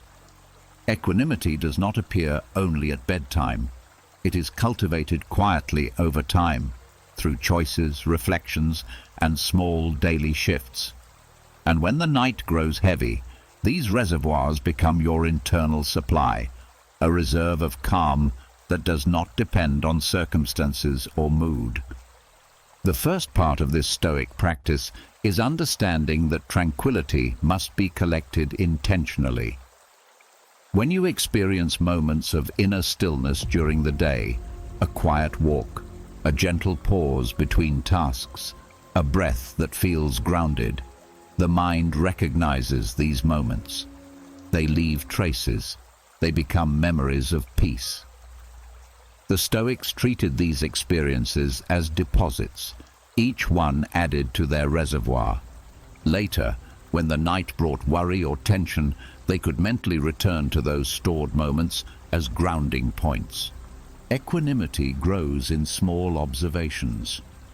When you notice a small irritation and choose not to engage, you're storing calm. When you respond to a challenge with patience instead of rush, you're storing calm. When you let go of an unnecessary worry, you're storing calm. These tiny acts accumulate. You don't always feel their effect immediately, but they build an inner foundation that becomes invaluable at night. Another aspect of the reservoir is emotional neutrality. The Stoics practiced viewing events without exaggeration, neither overly positive nor overly negative. This neutrality conserves emotional energy. When you don't drain yourself reacting to every situation with intensity, you retain more inner steadiness for moments when you truly need it. Nighttime anxiety often arises because the mind has been exhausted by emotional overreaction throughout the day. A reservoir of equanimity prevents that depletion. The Stoics also used perspective to build these reservoirs. They often reminded themselves that most problems are temporary, most fears are exaggerated, and most discomforts fade. When you internalize this understanding, the mind becomes less reactive and more stable. This stability stores itself quietly, and when nighttime stress surfaces, your subconscious reaches back into this reservoir of perspective. It reminds you, this moment is not permanent. This feeling will pass. That reminder can completely shift the tone of a difficult night.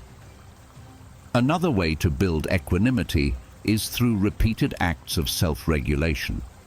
The Stoics believed that every moment of patience, every pause before reacting, every calm decision becomes part of a larger pattern. Each one strengthens your ability to return to peace. The mind learns that it knows how to be calm. It remembers the path. When nighttime worries rise, the path back to tranquility is already familiar. You have walked it during the day. Stoic reservoirs are also built through reflection. When you take a moment to review your day with softness rather than harshness, you store calm. This reflective gentleness reduces internal conflict. It keeps your emotions from simmering beneath the surface. And when you lie down at night, your subconscious draws from that clarity instead of carrying unresolved tension. The reservoir also grows through acceptance. The Stoics practiced accepting what they could not control, not as resignation, but as wisdom. Each act of acceptance, however small, stores steadiness. When you accept a difficult moment instead of fighting it, you strengthen your inner equilibrium. And when nighttime anxiety arises, your subconscious pulls from this learned acceptance, helping you meet discomfort without collapse. Another important part of this concept is mental spaciousness. The Stoics made room within themselves, room for uncertainty, room for imperfection, room for life to unfold without constant resistance. This spaciousness becomes part of your reservoir. On nights when thoughts pile up and pressure builds, the mind that has practiced spaciousness does not suffocate. It remembers that it can breathe even when emotions feel tight. The reservoir also stores compassion for yourself and for others. The Stoics were often misunderstood as emotionless, but in reality, they practiced deep compassion. They understood human fallibility. They forgave quickly. They released grudges. Each act of compassion stores tranquility. When nighttime self-criticism strikes, this reservoir softens the blow. It reminds you to be gentle with yourself. It reminds you that you are human. What makes these reservoirs powerful is that they work silently. You do not have to consciously draw from them. When the mind is stressed, overwhelmed, or anxious at night, the subconscious automatically reaches for what it knows. If your days are filled with moments of reactive emotion, the night will return those same patterns. But if your days contain small, steady acts of calm, acceptance, and clarity, the night returns that instead. Equanimity does not come from controlling life. It comes from collecting moments of peace until peace becomes your inner home. The Stoics knew that nights can test you, thoughts can tighten, emotions can rise, but they believed that no one faces those moments empty-handed if they've spent the day filling their reservoir. And so, as nighttime settles, the mind that has cultivated equanimity does not panic. It does not spiral. It dips into its stored stillness and remembers that it has been calm before and can be calm again. This is the Stoic gift of inner equanimity reservoirs, a quiet strength accumulated drop by drop, a stored peace that becomes your companion on stressful nights, a well you can draw from when the world inside you feels loud. Tranquility, kept safely within. At a certain point in the evening, words begin to lose their usefulness. Explanations feel heavy. Thoughts become repetitive. Conversations, whether spoken aloud or carried on silently in your mind, start circling the same themes. This is the hour when the Stoics practiced something most people today rarely experience: therapeutic silence. Not avoidance, not emptiness, but a deliberate stillness designed to purify the mind before sleep. The Stoics understood that silence is not the absence of sound. It is the absence of internal noise. It is a cleansing state that helps the mind settle into its natural rhythm. They knew that the mind cannot let go of the day if it is constantly creating more thoughts, more reactions, more inner commentary. Silence is the pause that breaks the momentum of mental chatter. It creates space for the mind to release what it has been holding. Therapeutic Stoic silence begins with withdrawing from unnecessary stimulation. During the day, the mind is inundated with impressions, conversations, tasks, screens, emotions, demands. The Stoics believed that as the day ends, the mind must detox from all of this. They treated silence as a balm, a way of washing away the residue that clings to the mind long after events have passed. Without this cleansing, the subconscious carries the day's noise into dreams, turning rest into emotional processing rather than restoration. The first layer of this practice is external silence, limiting the sound that surrounds you, turning off the conversations, the background noise, the subtle distractions. This external quiet acts as a boundary, telling the mind the day is ending. But the deeper layer, the one the Stoics valued most, is internal silence. The deliberate slowing of mental activity, the willingness to let thoughts drift without following them, the discipline of not speaking to yourself unless necessary. Internal silence is a purification because it stops the mind from adding new material to process. Thoughts have momentum. Each one triggers another, and another. Soon the mind becomes a factory of unnecessary content. Stoic silence interrupts this chain. It creates a gentle emptiness, not through force, but through non-engagement. When you don't feed a thought with more thoughts, it dissolves on its own. The Stoics practiced observing their thoughts from a distance.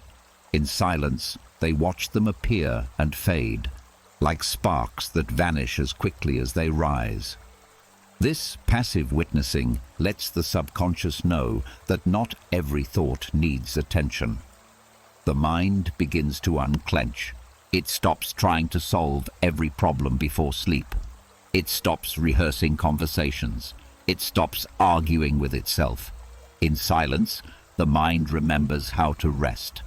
Another part of therapeutic silence is emotional settling. Many emotions gain power through expression, internal or external. When you talk to yourself about your frustrations, your mind amplifies them. When you replay memories, you invite the emotions back in. Stoic silence is not about suppressing emotions, but about starving them of unnecessary dialogue. When you refrain from narrating your feelings, their intensity naturally diminishes. They pass like weather instead of lodging themselves in your subconscious. This silence also opens a space for clarity. When the noise dies down, the mind begins to sort itself. Thoughts settle in their proper places. Emotions separate from facts. Perspective widens. Much like a muddy glass of water clears when left untouched, the mind clarifies when not stirred. This clarity is essential before sleep because it prevents the subconscious from trying to reorganize confusion throughout the night. The Stoics also used silence as a way of returning to themselves.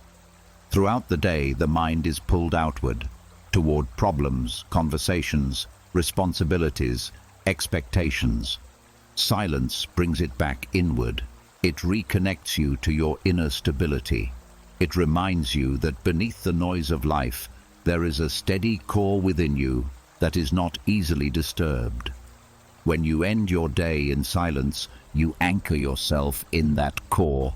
You sleep not as someone overwhelmed, but as someone grounded.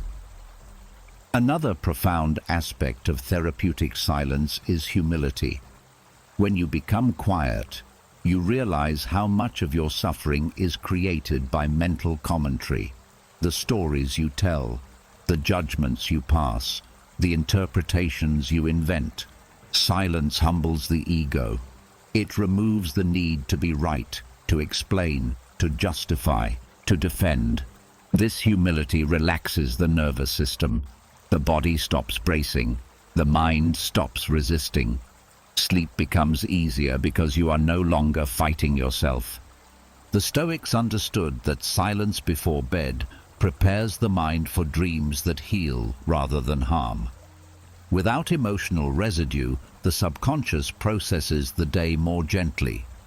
Dreams become symbolic guidance instead of stress responses. You wake with a clearer head, a lighter heart, and a calmer nervous system. The final layer of therapeutic silence is acceptance. It is the quiet recognition that nothing more needs to be said, solved, or processed tonight.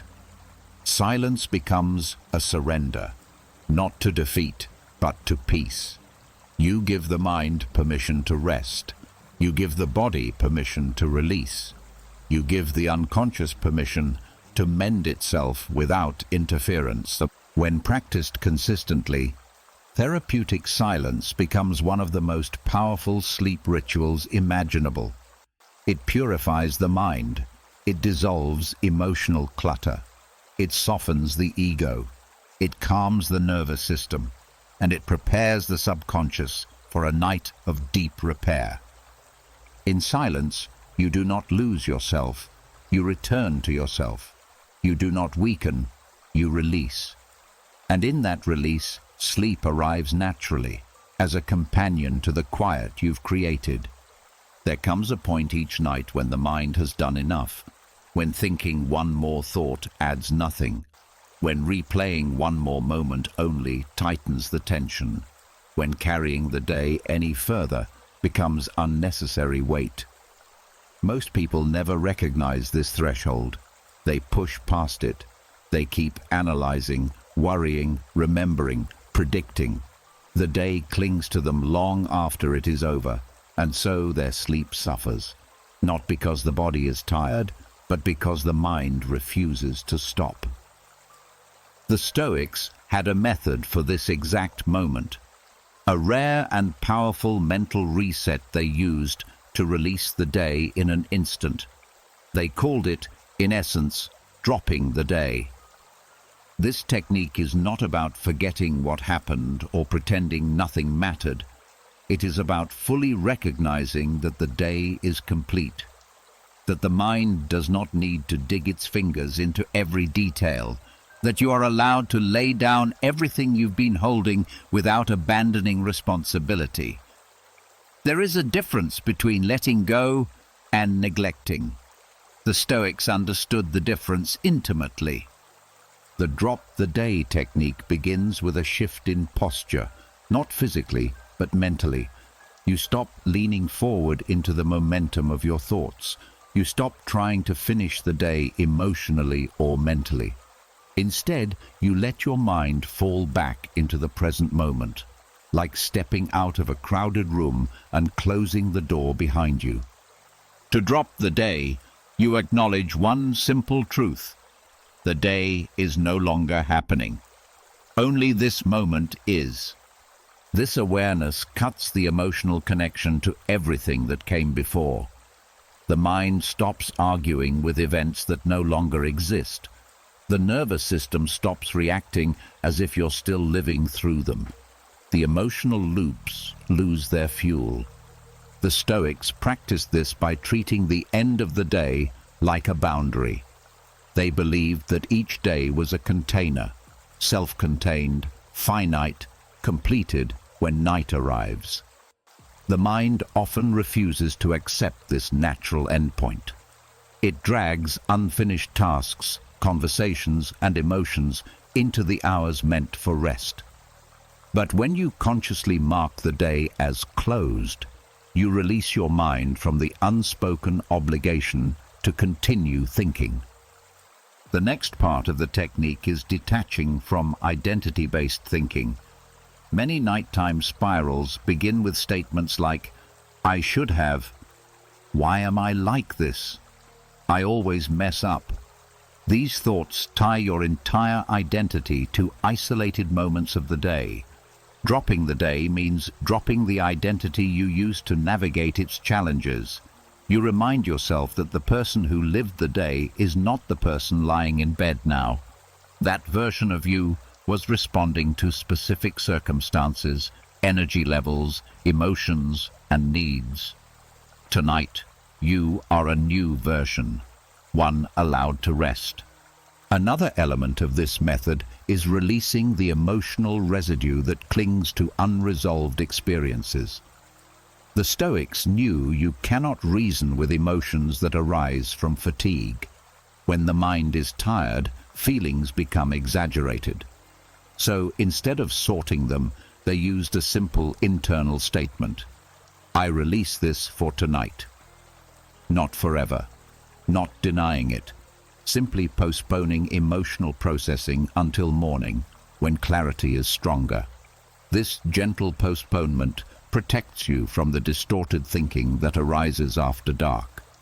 The drop-the-day technique also involves letting go of the mind's need to justify, explain, or perfect what happened. Many people lie awake rehearsing arguments, defending themselves in imaginary conversations, or dissecting their mistakes. The Stoics saw this as a misuse of energy, an attempt to rewrite a day that is already over. Dropping the day means accepting something deeper. There is nothing left to fix tonight. This acceptance is not defeat. It is liberation.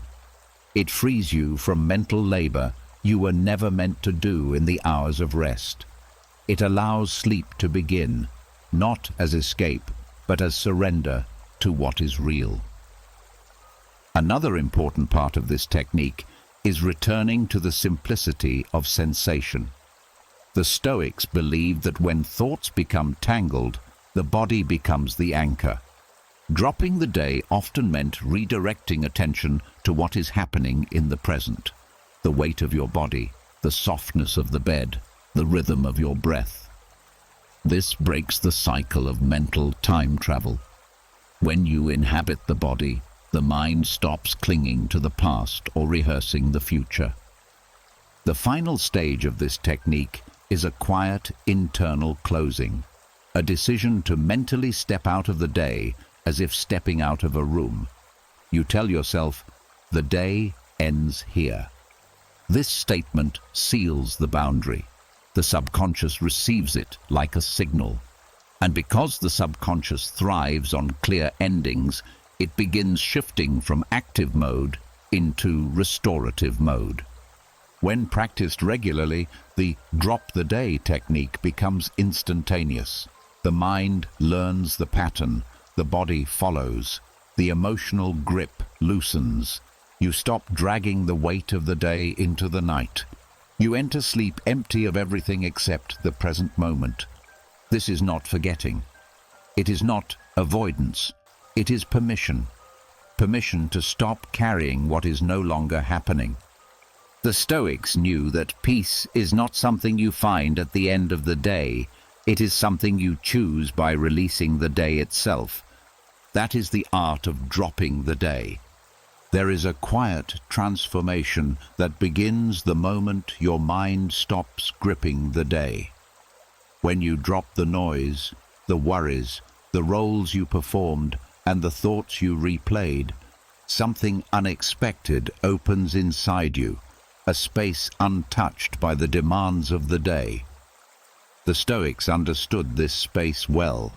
They believed that sleep is not only a physical reset, but an ethical reset, a chance to rebuild the self, a chance to shape identity at the deepest level, where habits, beliefs, and character slowly take form. This is where Stoic role ethics enters the night.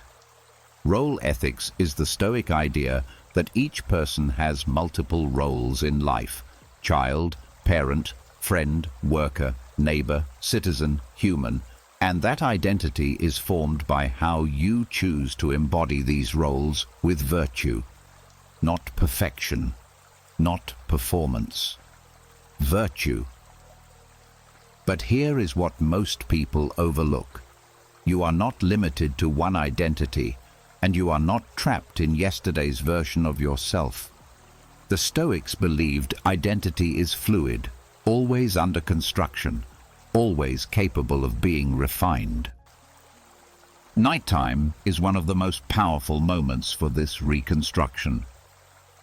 When the conscious mind sleeps, the subconscious reorganizes everything you experienced. It examines your actions, your tone of voice, your impulses, your choices, your reactions. It tries to make sense of who you are becoming. Most people sleep without directing this process, so their identity is formed accidentally, shaped by stress, habit, or unresolved emotions. But the Stoics understood that you can guide this reconstruction. You can feed your subconscious the blueprint of the person you want to be, and during sleep, the mind will build toward it. This process begins with a simple reflection before bed, not on what you did today, but on who you were today. The Stoics did not judge themselves harshly. They examined themselves honestly. They asked, "Did I behave according to the role I aspire to?" Not the role society demands, but the role chosen by their values. Tonight, that question becomes your foundation. As you lie down, you let go of the identity shaped by stress. You loosen the grip of the rushed version of you, the reactive version, the tired version. You recognize that the you who lived the day was influenced by circumstances, fatigue, emotion, pressure, unexpected events. The you who enters sleep, however, has the freedom to choose again. This is the first layer of identity reconstruction, acknowledging that the self you were today is not fixed. The next layer is choosing your roles consciously. The Stoics believed you could select the character you wish to embody: steady parent, fair leader, kind partner, patient friend, disciplined individual, courageous human. These are not fantasies. They are roles you already hold, but perhaps not always with full awareness. Before sleep, you quietly reaffirm the roles that matter to you, not in a self-critical way, but in a grounding way. You offer your subconscious a direction. Your subconscious listens closely in the minutes before sleep. It absorbs tone, intent, and values. When you reflect on the roles you want to fulfill with virtue, not perfection, it stores that intention. During sleep, it begins reorganizing memories around those values. It highlights moments when you aligned with them. It softens the emotional weight of moments when you didn't. It rehearses better responses in symbolic form through dreams. It reshapes your internal narrative. This is who I am choosing to become. Another part of Stoic role ethics is understanding that identity grows from actions, not labels. Instead of saying, "I am a patient person," you plant the seed. "Tomorrow, I will return to patience." This subtle shift prevents resistance. The mind rejects forced identity statements, but it welcomes chosen intentions. As you enter sleep with chosen roles in mind, your subconscious begins preparing the emotional tone needed to support those roles the next day. Identity reconstruction also involves removing identities that no longer serve you. Many people carry roles that were never chosen consciously, roles formed by fear, by childhood expectations, by others' opinions, by old failures. These identities linger in the subconscious and rise at night. The Stoics believed you could release them. Before sleep, you acknowledge quietly, "I am no longer living by that role." This simple statement frees the subconscious from reinforcing outdated narratives. Another layer of this process is forgiveness toward yourself. If you failed in a role today, you do not carry that failure into your identity. You correct the behavior, not the self. The subconscious rebuilds identity based on how you frame the day. If you frame mistakes as failures of character, your identity becomes rigid and self-critical. If you frame mistakes as missteps on the path of your chosen roles, your identity becomes resilient. The Stoics knew that sleep is not for punishment, it is for rebuilding. As the body descends into deeper sleep cycles, the identity work deepens. REM sleep becomes a rehearsal stage. The subconscious plays out scenarios in symbolic form, testing emotional responses, practicing courage, strengthening patience, loosening defensive reflexes. When guided by Stoic role ethics, these dream rehearsals align with your chosen values. The mind subtly rewires itself. You wake up leaning more naturally into the person you are trying to become. The final stage of Stoic identity reconstruction is continuity. When you wake, you do not start from zero. The subconscious has already been shaping the next version of you. You simply step into it. Sleep becomes the bridge between intention and embodiment, a quiet workshop where identity is refined without force. This Stoic practice teaches a profound truth. You are not the same person who fell asleep. You are allowed to evolve. Identity is not fixed. It is shaped. And every night gives you another chance to rebuild yourself from the inside out. Through this ancient method, sleep becomes more than rest. It becomes transformation, guided not by dreams alone, but by the virtues you choose before drifting into the night. There is a deeper layer of transformation that happens beyond the first descent into sleep. Once you enter REM, the stage where memories, emotions, and beliefs reorganize themselves, the mind begins stitching together the meaning of your day. It filters impressions, consolidates learning, shapes tendencies, and strengthens emotional patterns. Most people go through this process unconsciously, letting old habits, unresolved fears, and automatic desires guide their mental rewiring. But the Stoics saw this differently. They believed that the subconscious is not a passive space, it is a forge. And during REM, that forge reshapes your desires, your impulses, and your inner direction. This is where the Stoic practice of aligning subconscious desires with virtue becomes powerful. The Stoics taught that virtue, wisdom, courage, justice, and temperance is the highest expression of human excellence. But they also understood that most desires don't naturally align with virtue. They arise from impulse, fear, habit, social conditioning, or the pursuit of comfort. During the day, you can challenge these desires through conscious reasoning. But during REM, your subconscious decides what to reinforce. If you do nothing, it strengthens whatever emotions burned hottest during the day: stress, envy, anger, insecurity, impulsiveness. If you guide it, however subtly, it begins to rewire your desires towards something steadier. The first part of aligning subconscious desire with virtue is shaping the emotional tone you carry into sleep. The subconscious absorbs emotional direction more easily than logical instruction. If you end your day angry, anxious, or craving validation, REM strengthens these desires. But if you end the day with a calm awareness of what truly matters, inner peace, clarity, kindness, discipline, your subconscious chooses these qualities as its template for consolidation. You are not forcing virtue. You are giving your mind the material it needs to build virtue internally. Another part of this practice is intention setting, not in a mystical sense, but in a psychological one. Stoics believed that desire can be trained. Before sleep, you set a quiet intention aligned with virtue, a desire to be calmer tomorrow, or to be more patient, or to speak with kindness, or to resist impulses that weaken your integrity. This intention should be simple, honest, and without pressure.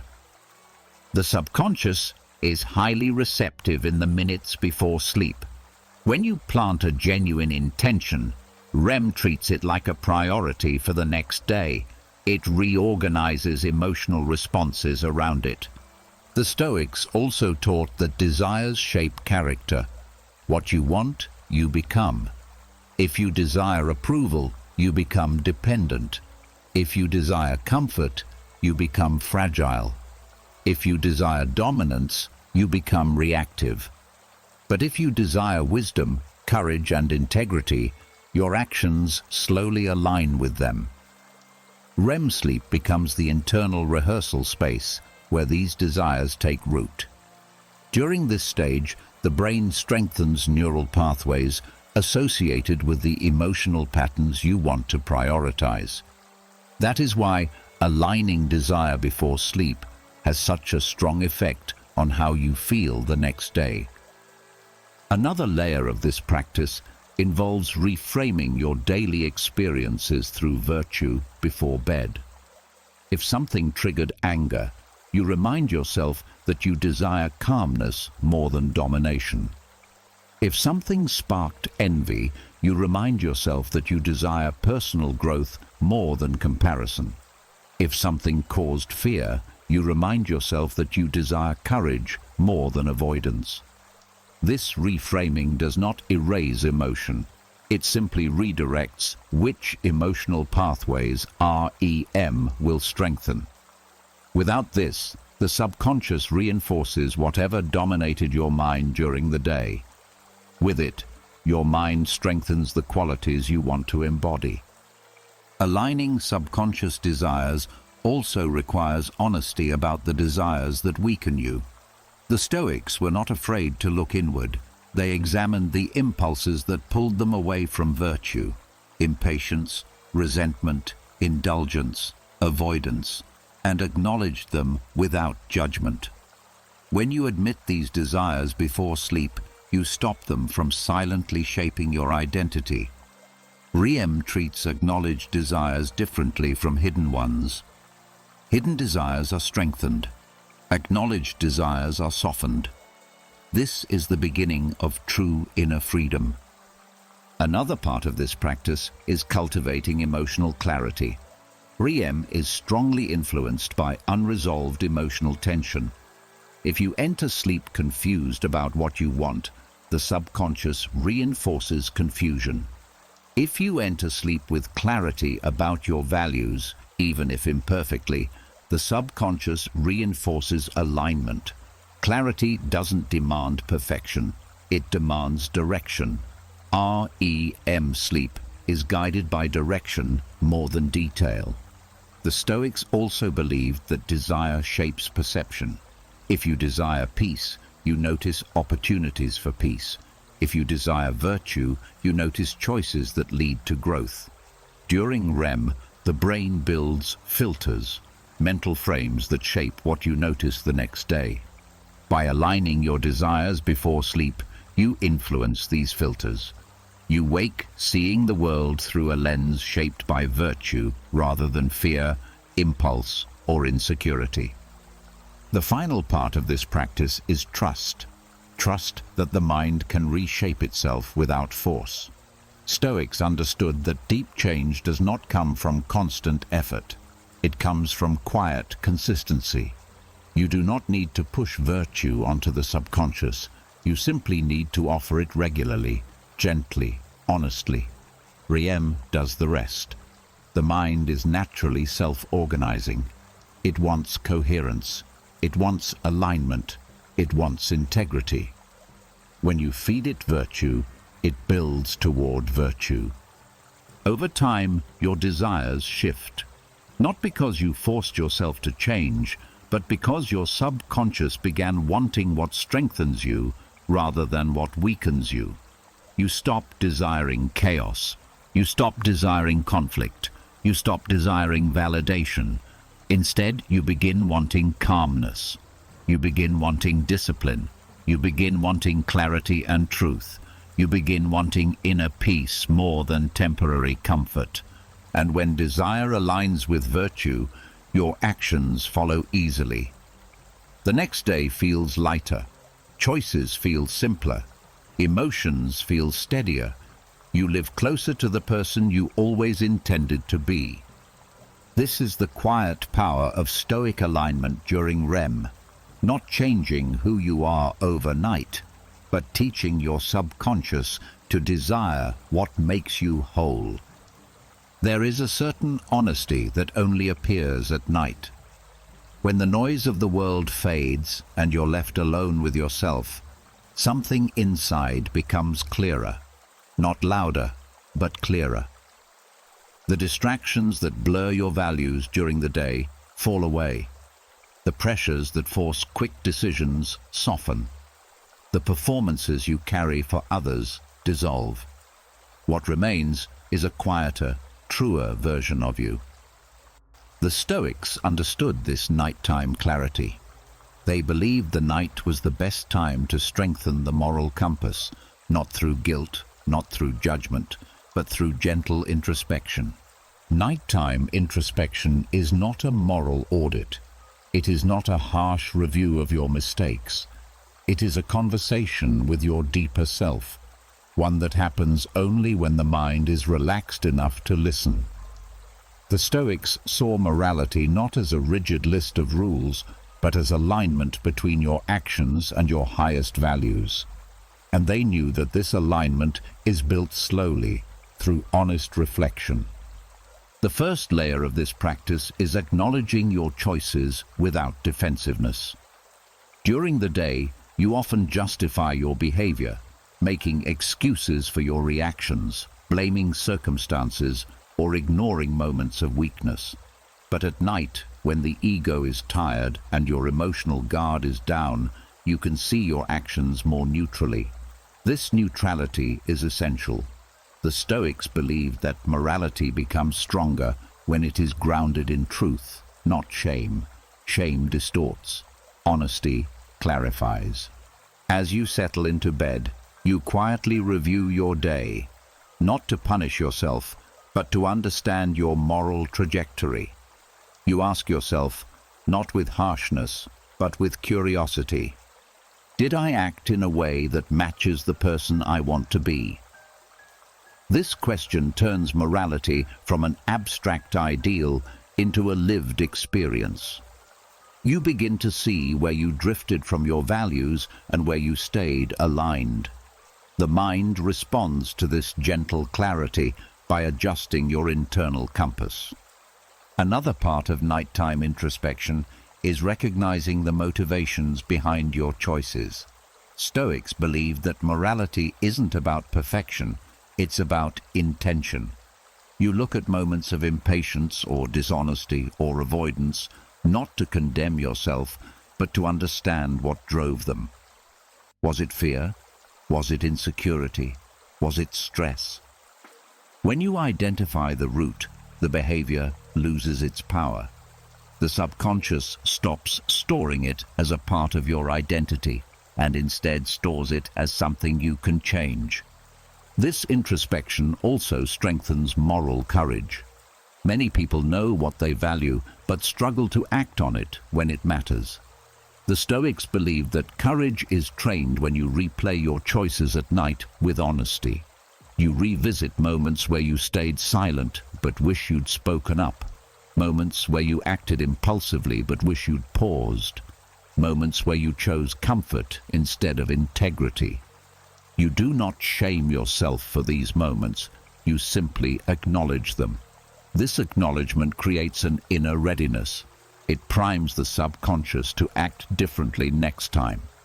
Nighttime introspection serves another purpose: extracting lessons from discomfort.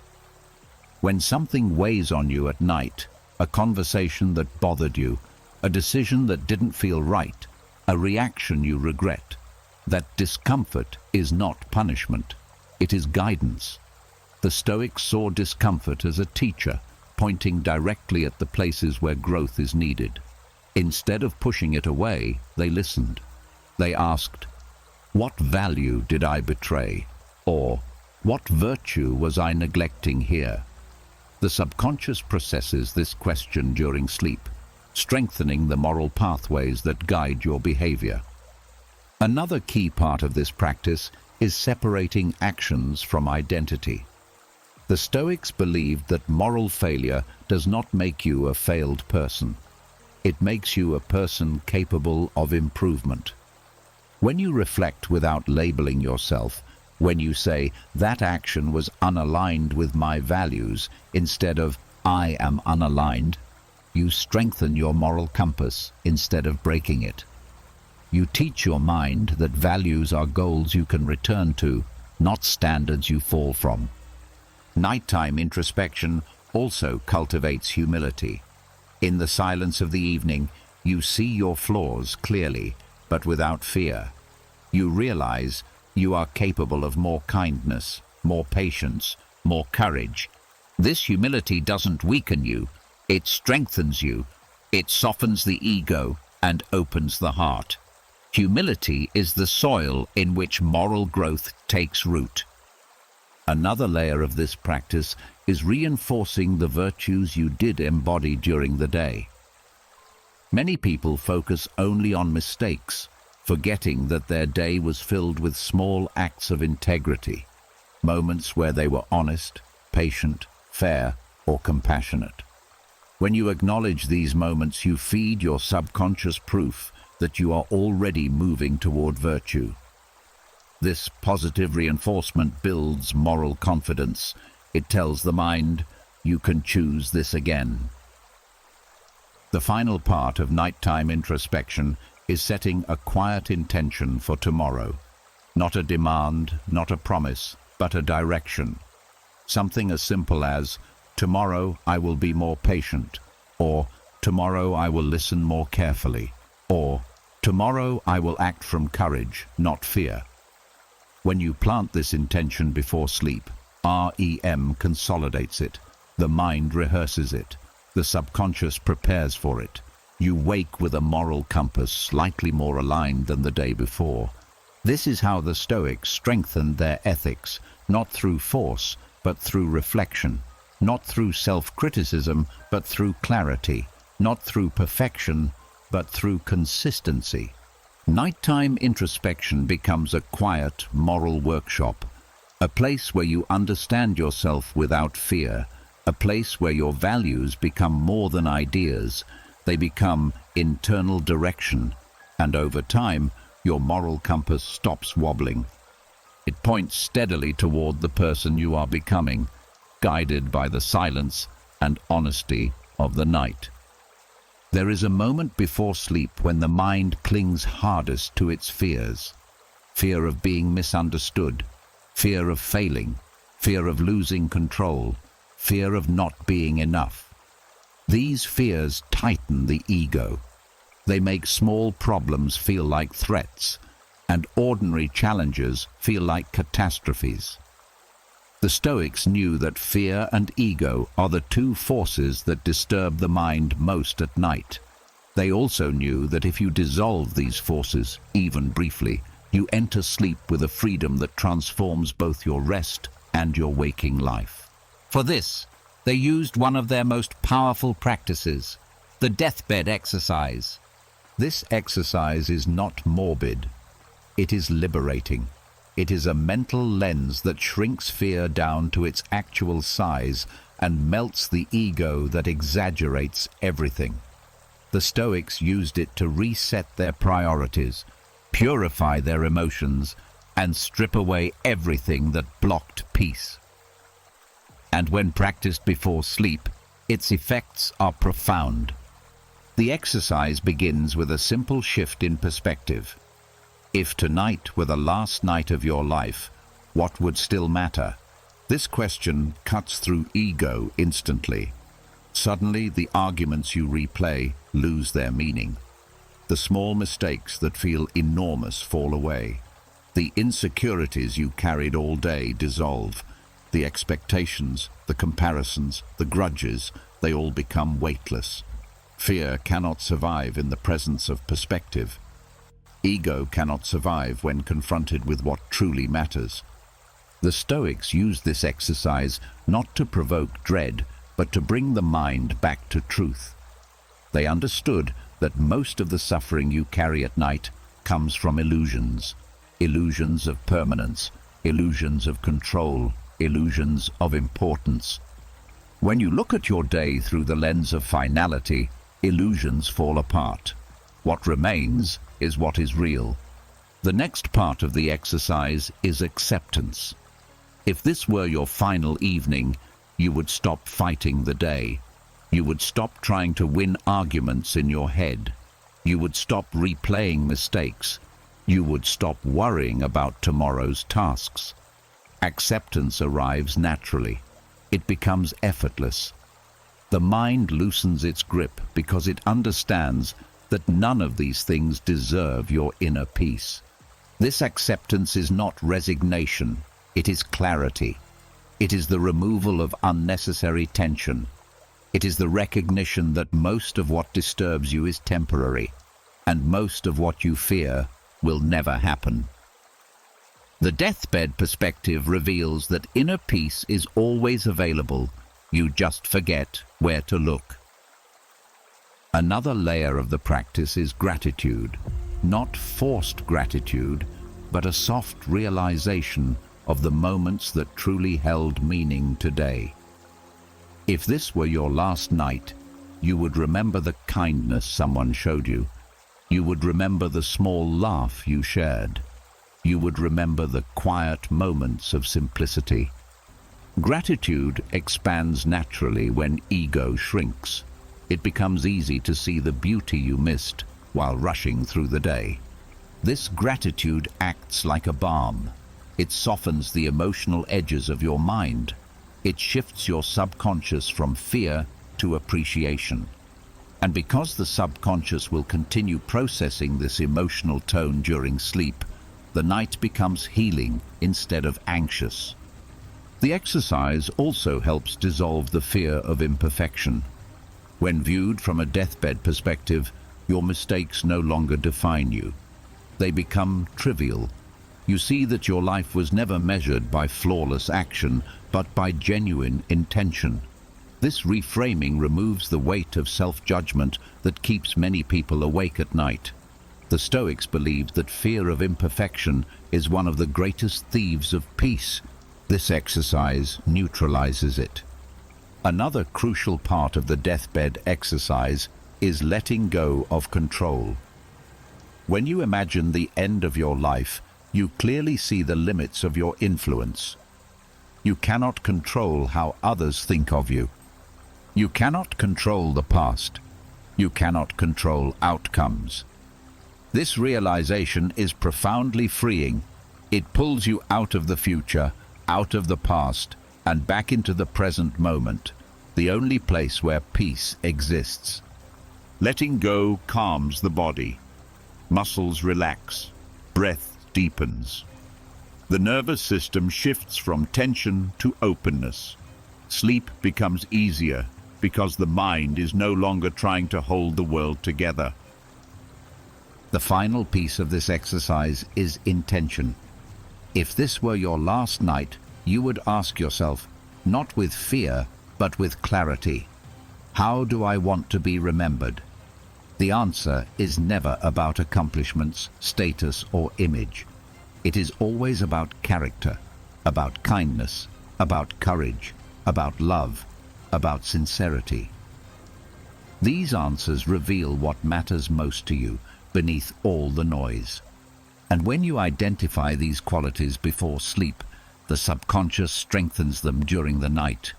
The deathbed exercise strips away everything false. It leaves only what is real. It quiets fear by exposing its smallness. It dissolves ego by revealing its illusions. And in the silence that follows, something powerful happens. Your mind becomes light. Your heart becomes open. Your thoughts become soft.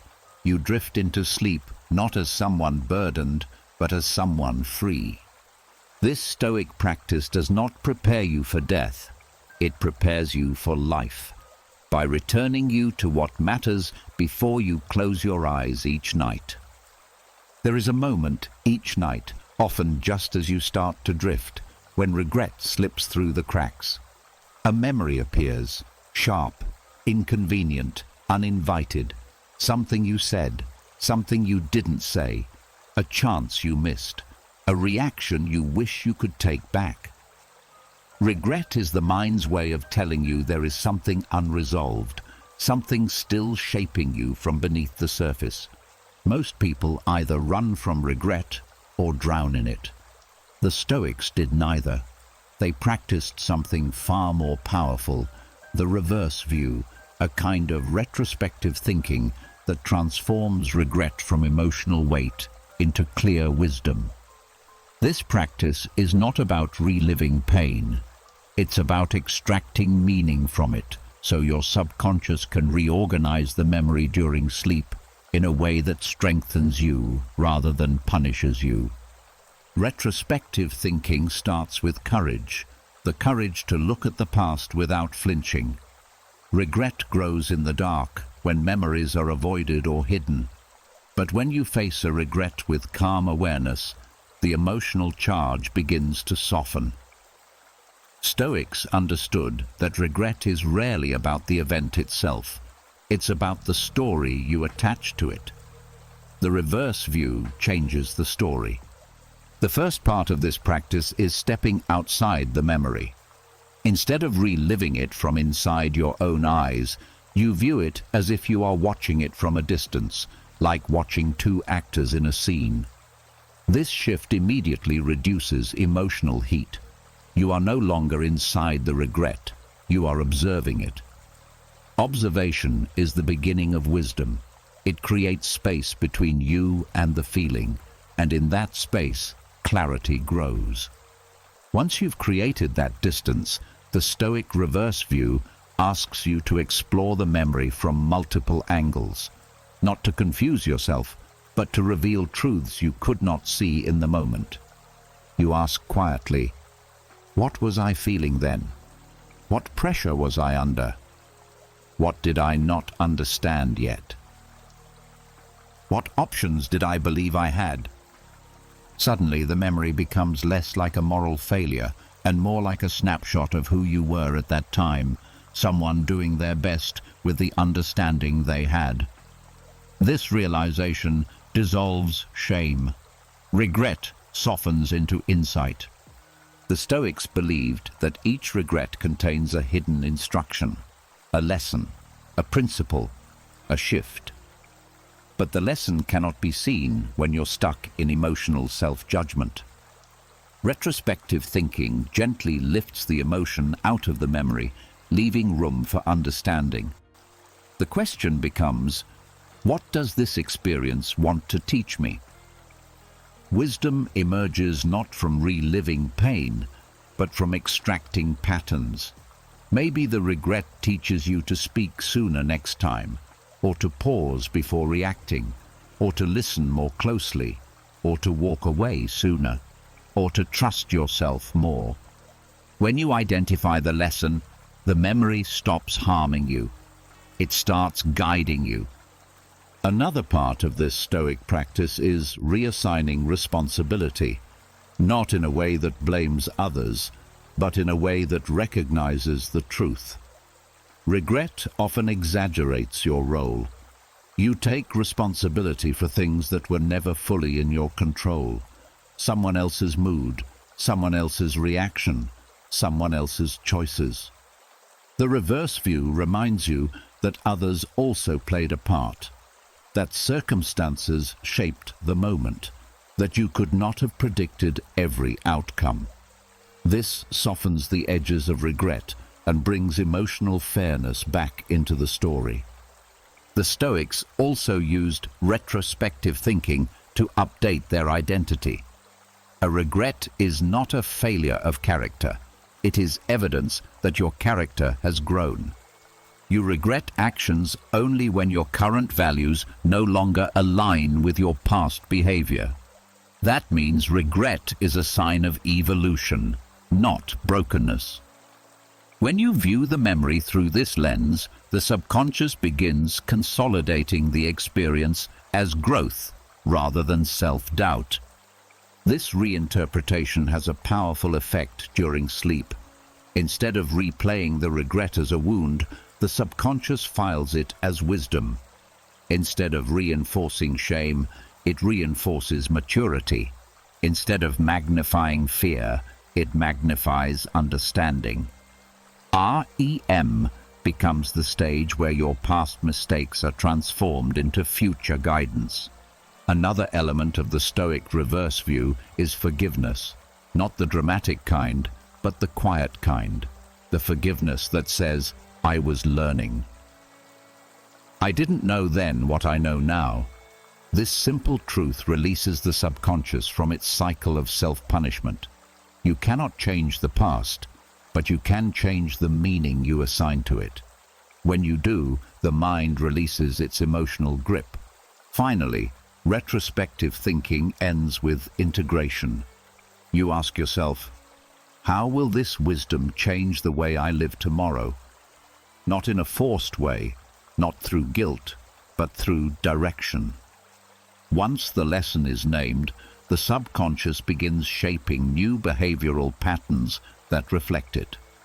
You wake with a different instinct, a quieter mind, and a sense that the past no longer has a hold on you. This is how the Stoics transmuted regret into wisdom, not by burying their mistakes or drowning in them, but by shining the clear light of understanding onto them. Nighttime becomes not a place where regret torments you, but where wisdom quietly forms. You go to sleep lighter. You wake up more aligned. Regret becomes not a chain, but a stepping stone, not a wound, but a map, not something that holds you back, but something that teaches you how to move forward with clarity and strength. There comes a moment at night when the mind stands at a crossroads, one path filled with resistance, the other with release. Most people unknowingly choose the first. They lie in bed fighting the day, arguing with memories, trying to control what hasn't happened yet, clinging to outcomes they cannot influence. The mind becomes a closed fist, tightening itself into exhaustion. This is why sleep feels impossible. This is why peace feels distant. The Stoics offered a different path, structured surrender, a conscious, intentional letting go of what lies outside your control as you fall asleep. Not passive surrender, not hopeless surrender, structured surrender, a deliberate acceptance that frees your mind from the weight it cannot carry. This principle rests on a simple but transformative truth. Most of what keeps you awake has nothing to do with the present moment. It is memory, it is anticipation, it is fear, it is imagination. It is your mind trying to rewrite the past or pre-solve the future. The Stoics understood that peace is impossible when your mind tries to dominate what is not yours to command. So they practiced a nightly ritual of acceptance, not giving up, but letting go of the impossible. Structured surrender begins with identifying the weight you're still holding. As you settle into bed, you notice the thoughts tugging at you. a conversation that didn't go well, a decision you're unsure about, something left undone, something that might go wrong tomorrow. Instead of wrestling these thoughts into silence, you simply acknowledge them. You give them names. The mind calms when it feels seen. It becomes less reactive when you stop pretending you are fine. The next step is separation, distinguishing between what belongs to you and what does not. The Stoics believed this distinction is the foundation of emotional freedom. Ask yourself gently, is this within my control? Most of the fragments that disturb your peace fall into the category of no. Other people's feelings, the outcomes of your efforts, unpredictable events, the movement of time, the reactions of the world. When you identify these, the mind begins loosening its grip on them naturally. You remind yourself that control is not a right. It is a responsibility for only a small part of your life. Structure comes from clarity. Surrender comes from acceptance. The third layer of structured surrender is releasing the illusion that thinking harder will change anything outside your sphere of influence. The mind believes that constant rumination equals preparation. But the Stoics knew the opposite was true. Rumination amplifies anxiety. It creates tension without progress. Structured surrender interrupts this cycle by gently telling the mind, "This does not belong to my effort right now." This simple line is powerful because it respects the mind instead of fighting it. You are not telling your thoughts to disappear. You are showing them where to rest. Another part of this practice is understanding that acceptance is not approval. Accepting something you cannot change does not mean you agree with it or feel good about it. It means you stop expending emotional energy pretending you have the power to rearrange reality. The Stoics believed that acceptance opens the door to clarity, while resistance creates confusion. When you stop resisting, you free the mind to focus on what truly matters.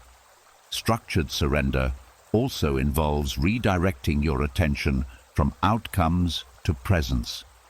Outcomes belong to fate, to nature, to the unfolding of events beyond your reach. Presence belongs to you. You feel your body sinking into the bed. You sense the breath slowing. You notice the softness of the night. In presence, the mind stops grasping. It stops tightening. It stops clinging to tomorrow. Sleep can only enter through presence, never through force. Another layer of this practice is emotional humility. You admit that you do not control life, only your response to it. This humility is not weakness, it is strength. It dissolves fear. It calms the ego. It releases the internal tension created by the belief that everything depends on you.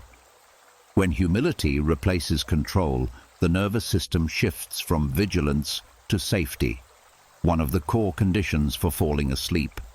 Structured surrender also allows you to release internal deadlines, the belief that you must fix everything now, understand everything now, be perfect now.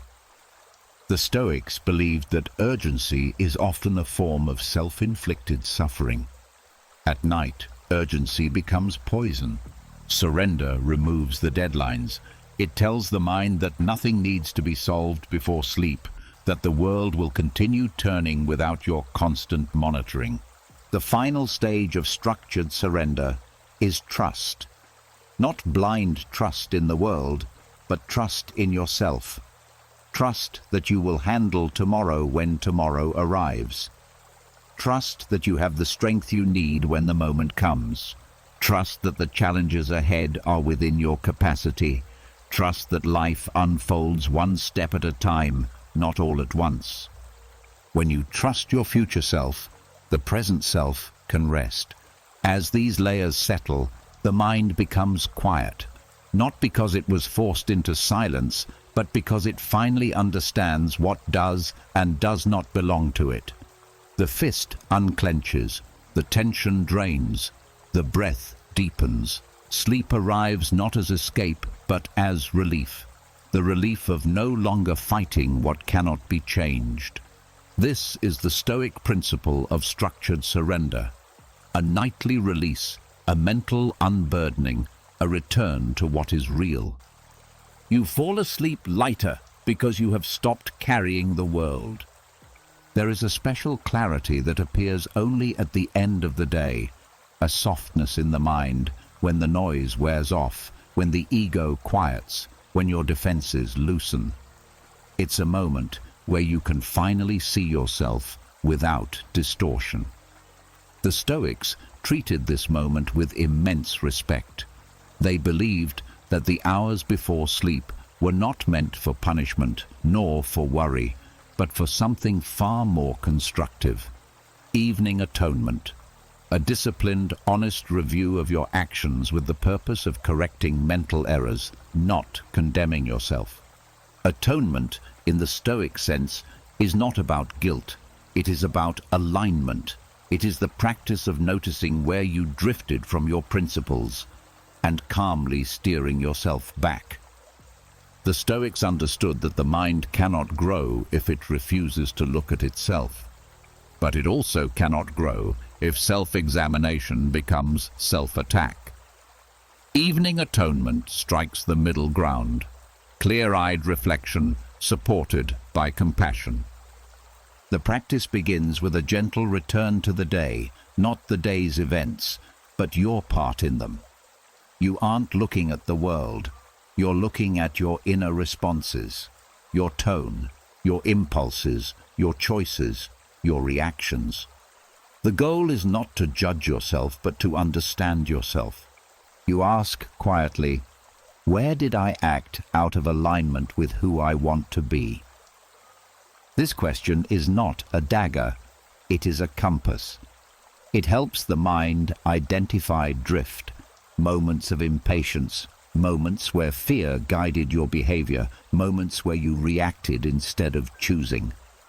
The key is honesty without drama. The Stoics believe that emotional exaggeration is a barrier to growth.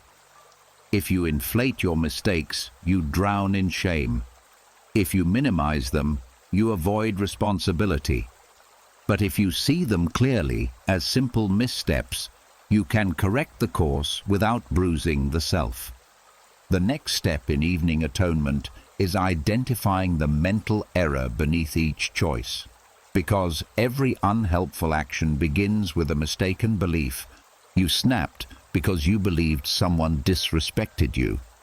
You avoided a conversation because you believed conflict would break you. You hesitated to speak your truth because you believed your worth depended on approval.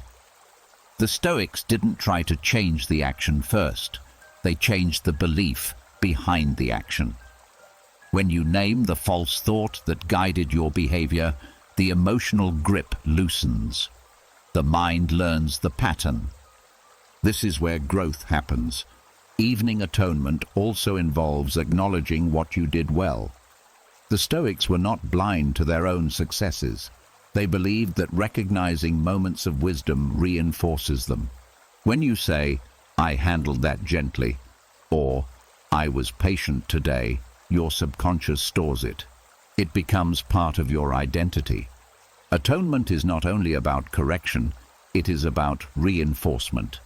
You strengthen what is good by acknowledging it. Another crucial part of the practice is course correction. Once you've seen the mistake, once you've identified the faulty belief beneath it, you quietly decide how you will respond differently next time. Not as punishment, not as pressure, as preparation. What would a wiser version of me do in the same situation tomorrow? This question rewires the brain. It gives the subconscious a template. During sleep, REM consolidation absorbs this blueprint and rehearses it in symbolic form. You wake up already leaning toward the improved behavior, as if an invisible shift has taken place. That is the magic of nighttime atonement. It's not about fixing the past, it's about preparing the future. Another layer of this discipline is emotional neutrality. The Stoics refused to carry emotional residue into sleep. If a memory still stings, they acknowledged the sting, understood its cause, and then released it. They didn't deny emotions, they purified them. Evening atonement acts as a mental cleansing. Regret becomes understanding. Anger becomes insight. Fear becomes information. When the emotion is understood, it no longer needs to follow you into the night. The Stoics also practiced self-forgiveness during atonement. They knew that growth requires kindness. You cannot correct a mistake while punishing yourself for it. Punishment freezes progress. Forgiveness allows improvement. At the end of each review, they reminded themselves, I am learning. I can do better tomorrow. This created psychological safety, and safety is what allows the mind to evolve. The final step of atonement is closure. Once reflection is complete, the Stoics intentionally ended the process. They sealed the day. They refused to revisit their mistakes after understanding them. The mind cannot rest if the door to the day remains open. Atonement closes that door. You end the review with a quiet inner statement, something like, "The day is finished. I release it." This tells the subconscious it no longer needs to process the day through dreams. It no longer needs to churn, analyze, or warn. The work has been done consciously. The night can now be used for restoration instead of rumination. Evening atonement is not about perfection. It is about precision. Not about guilt. It is about growth. Not about dwelling. It is about directing. Through this nightly discipline, you shape your character gently but consistently. You teach your mind to see with clarity. You teach your heart to soften with compassion. And you teach your life to align with your highest values, one quiet night at a time. There is a certain heaviness the mind collects throughout the day, little frustrations, quiet disappointments, unspoken worries, pointless comparisons, and small emotional bruises that never got processed. They settle in the corners of your mind like dust. By nightfall, that dust becomes clutter. It fills your inner space, narrows your perspective, and makes even simple thoughts feel overwhelming. The Stoics understood this accumulation deeply, and they used one of their boldest, simplest tools to clear it away each night: memento mori, the reminder of life's impermanence. But at night, this reminder becomes something different. It becomes psychological decluttering. Nightly memento mori is not about fear. It is not about dwelling on death. It is about zooming out so far that everything unnecessary falls away. It clears the mind with a single shift in perspective. The practice begins with a quiet acknowledgement. One day, none of this will remain. And because of that, I do not need to carry everything tonight. This awareness is not meant to sadden you, it is meant to liberate you. When you remember that life is temporary, petty worries lose their power. The things that felt heavy become small. The things that felt urgent become irrelevant. The thoughts that once felt permanent shrink into passing moments. The mind unclenches because it recognizes that most of what it's holding does not deserve to take up space in a life this fragile, this brief, this precious. The Stoics used memento mori as a filter. Before sleep, it removed everything that didn't matter. All the noise, all the drama, all the clutter created by ego and fear. The first layer of decluttering happens instantly. Small irritations dissolve. You stop replaying someone's tone of voice. You stop obsessing over a minor mistake. You stop mentally defending yourself against invisible critics. These are the first things to fall away when you view the day through the lens of impermanence. They were never meaningful. They were simply loud. The next layer of decluttering involves releasing emotional debris. When you remember the brevity of life, your heart naturally softens. The anger you felt earlier loses its fire. The resentment you were holding on to feels pointless. The envy that tried to take root becomes absurd. Memento mori resets the emotional scale. It puts your life into proportion. It shows you what actually matters and what never did. From this place, forgiveness becomes easier. Not because the other person deserves it, but because you deserve peace. Nightly memento mori removes the illusion that holding on to pain protects you. It shows you that holding on to pain only steals from the limited nights you have on this earth.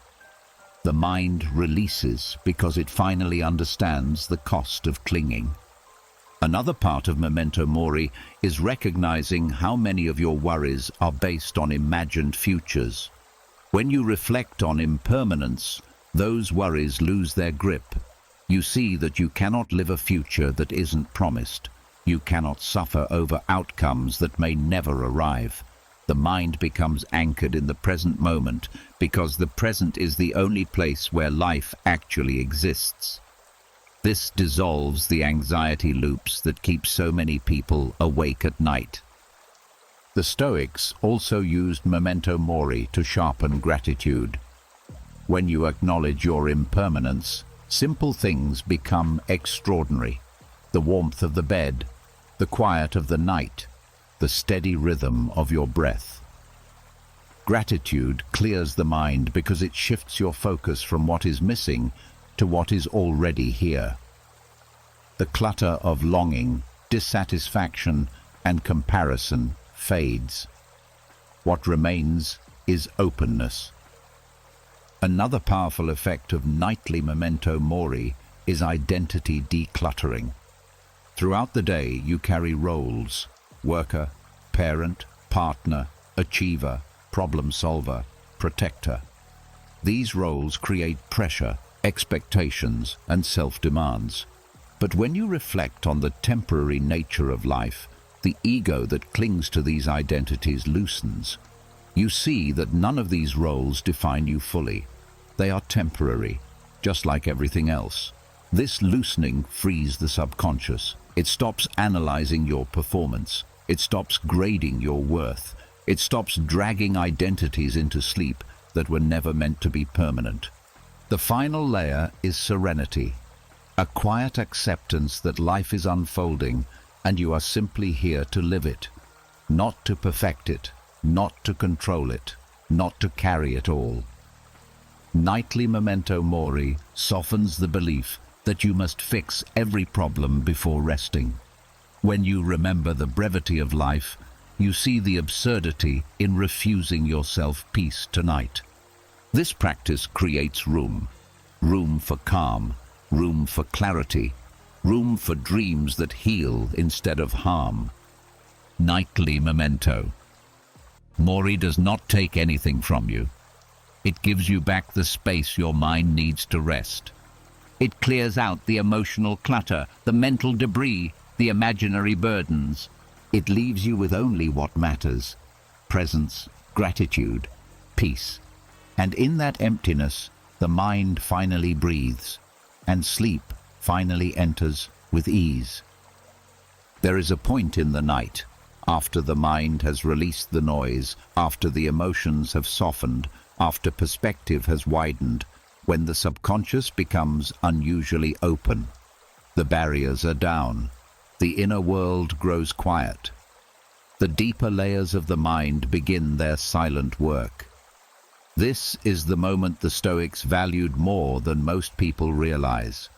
Because in this quiet, receptive state, The subconscious is not just resting, it is learning. It is reorganizing. It is imprinting patterns that will guide your actions tomorrow without effort. This is where the Stoic practice of anchoring virtues into automatic behaviors begins. The Stoics believed that true virtue is not a performance. It is not something you force. It is not something you remember only when life is calm.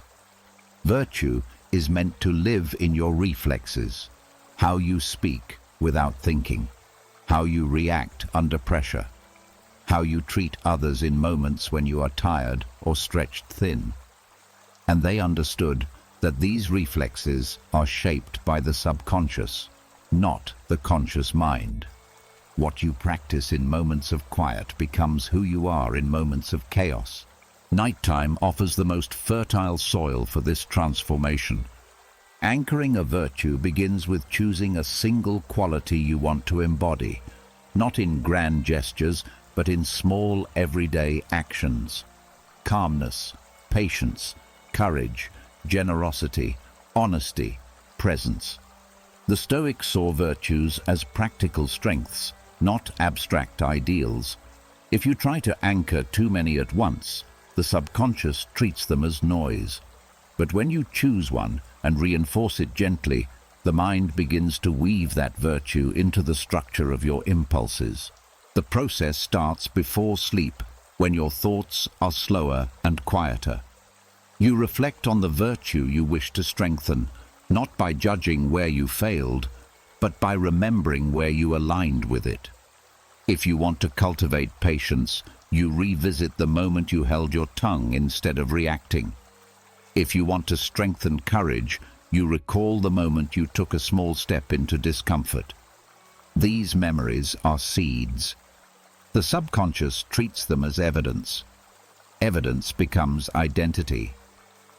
And when you fall asleep with these memories in mind, REM, consolidation, strengthens the emotional pathways connected to those small acts. Your mind begins storing these behaviors as natural, not effortful. Over time, the subconscious starts offering these reactions automatically. This is how virtues become reflexes. Another part of anchoring involves emotional association.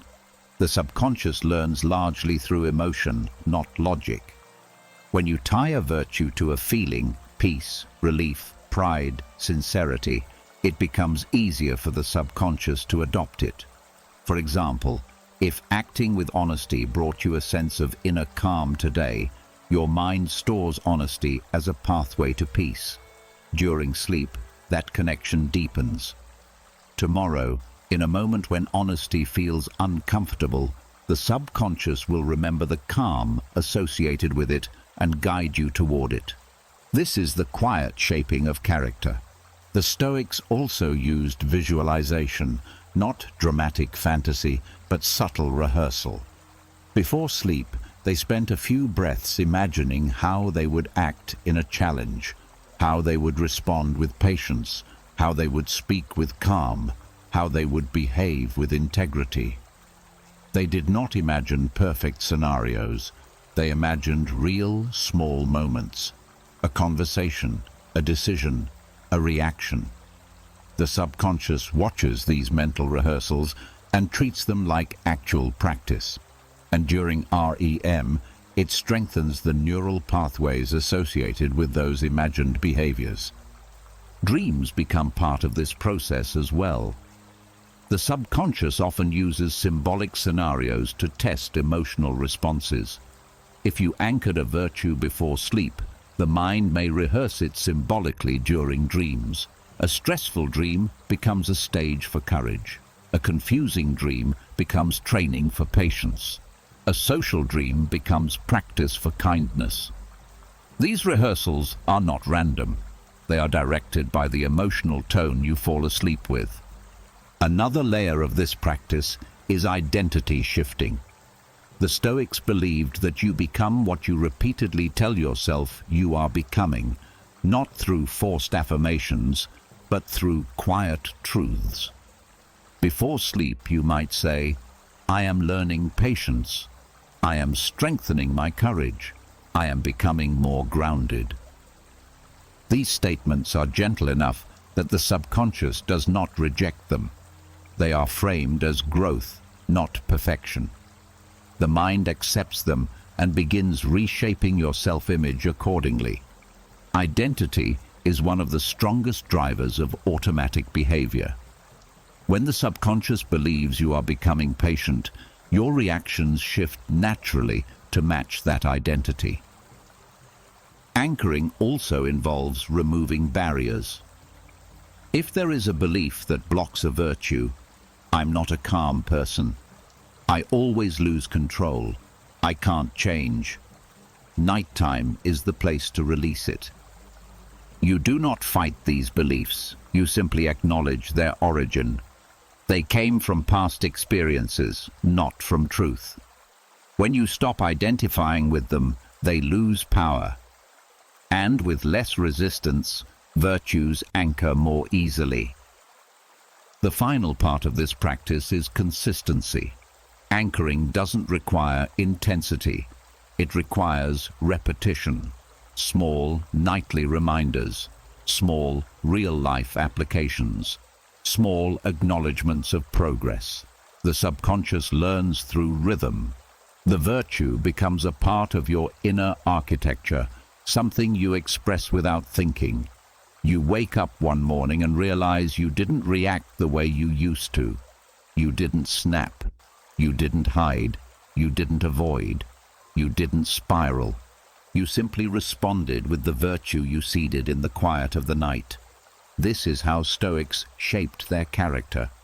Not through force, not through guilt, but through gentle, nightly conditioning that taught the subconscious to crave what is wise and release what is harmful. Virtue becomes effortless when the mind learns to choose it before you even open your eyes. There is a moment at night, after the body has softened, after the thoughts have slowed, after the day has fallen away, when your inner world becomes fluid. Identity loosens, boundaries soften, possibility opens. This is the moment the Stoics quietly valued, because the subconscious becomes receptive, impressionable, and deeply creative. It is the doorway through which you can meet a wiser version of yourself and let that version shape who you become by morning. This is the future sage visualization, a Stoic-inspired practice of becoming your highest self while you sleep. The Stoics never saw wisdom as something reserved for the old or the enlightened. They saw it as a direction, a version of you that already exists in potential, quietly waiting for you to step toward it. A version shaped by clarity, patience, courage, discipline, compassion, and inner steadiness. This version isn't imaginary. It is the person you are capable of being when fear loosens and virtue leads. The goal of this visualization is not to dream of perfection. It is to create a relationship with the person you are becoming. The process begins with soft awareness. As you settle into bed, you let go of today's identity, the rushed version of you, the reactive version, the tired version. You acknowledge that who you were today is not fixed. It was simply today's expression, shaped by circumstances. This simple acknowledgement opens the space for transformation. When you no longer cling to the self of the day, the door to your future self opens. Next comes the gentle forming of the future sage. Not a detailed fantasy, not an idealized hero, a feeling, a presence, a quiet sense of the person you would be if your highest qualities were leading you.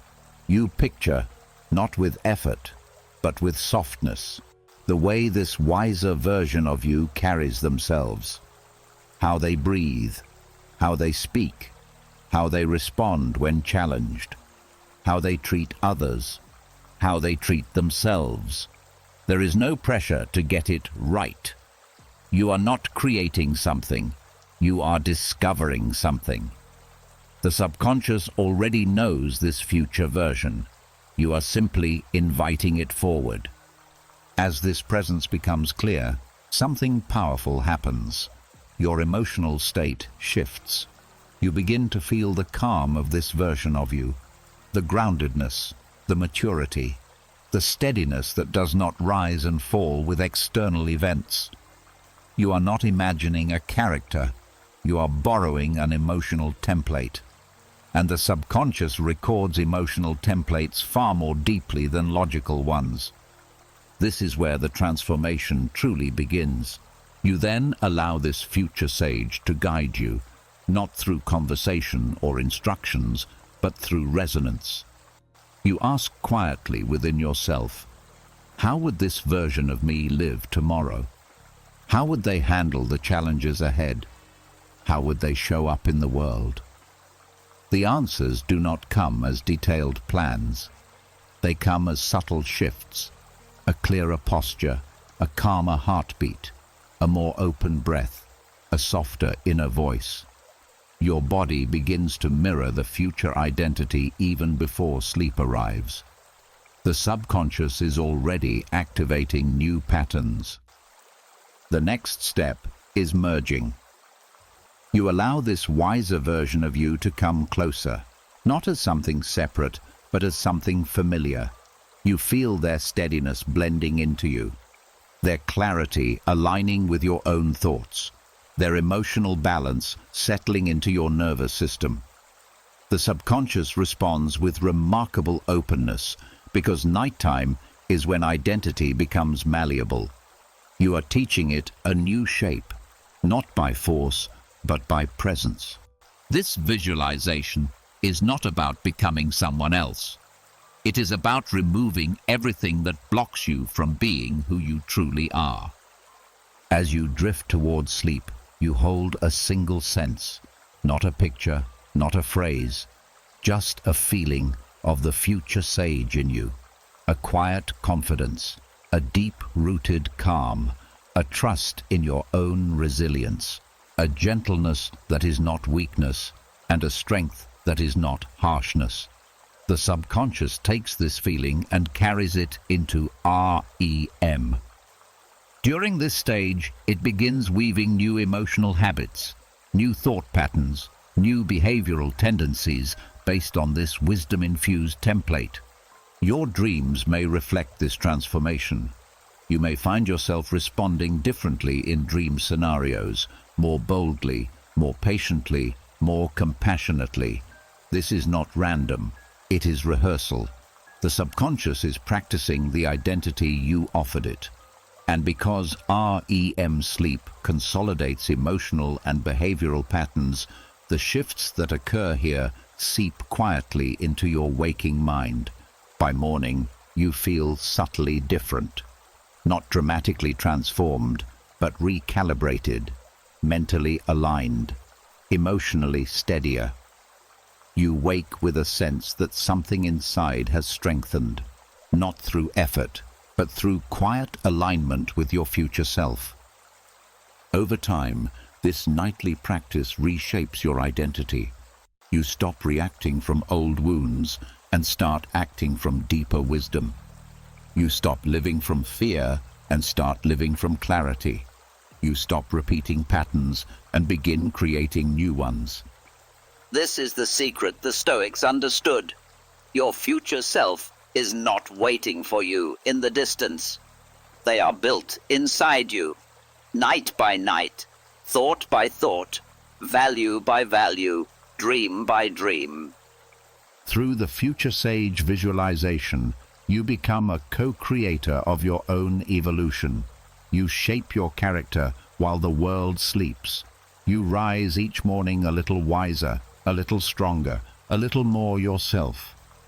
One night at a time. There is a strange truth about comfort. The more you chase it, the less peaceful you become. A soft bed, a warm room, a familiar routine, these things help the body, yes, but they often do nothing for the restless mind. In fact, The more we structure our lives to avoid any form of discomfort, the more fragile our inner world becomes. The Stoics understood this deeply. They knew that true rest does not come from perfect conditions. It comes from a resilient mind, one that does not panic when things feel slightly off, slightly inconvenient, or slightly unpredictable. This is why the Stoics practiced something counterintuitive, yet profoundly effective. Voluntary discomfort. Not suffering, not punishment, not self-harm. A small, deliberate exposure to mild discomfort that strengthens the mind's adaptability, so when the night brings its natural unpredictabilities, you don't fall apart. This practice has a direct effect on sleep because much of nighttime anxiety comes from resistance. Resistance to feeling slightly too warm, slightly too cold, slightly restless, slightly awake, slightly uncomfortable. When the mind expects perfect conditions, anything less becomes a problem. And problems activate stress, and stress disrupts sleep. Voluntary discomfort unhooks this entire pattern. It begins with choosing minor challenges during the day, not dramatic, not heroic, simply slightly uncomfortable things. Taking a colder shower than usual, sitting without your phone for a few minutes, walking without headphones, eating a simpler meal, delaying a craving, letting yourself feel a moment of boredom without escaping into stimulation. Each of these small acts strengthens a quiet part of your mind, the part that whispers, "I can handle this." The subconscious stores these moments. And later, when you cannot fall asleep instantly, or when your mind resists the stillness of night, that same whisper returns. The mind becomes less reactive, less threatened by discomfort, less panicked by imperfection. This is the essence of the practice, teaching your nervous system that discomfort is not danger. The Stoics believed that discomfort reveals your true relationship with yourself.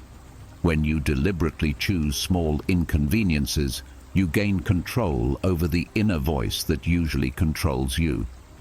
You learn to separate "I am uncomfortable" from "I am unsafe." This separation is crucial for sleep, because so much nighttime restlessness is misinterpreted by the body as threat, when it's really nothing more than harmless discomfort.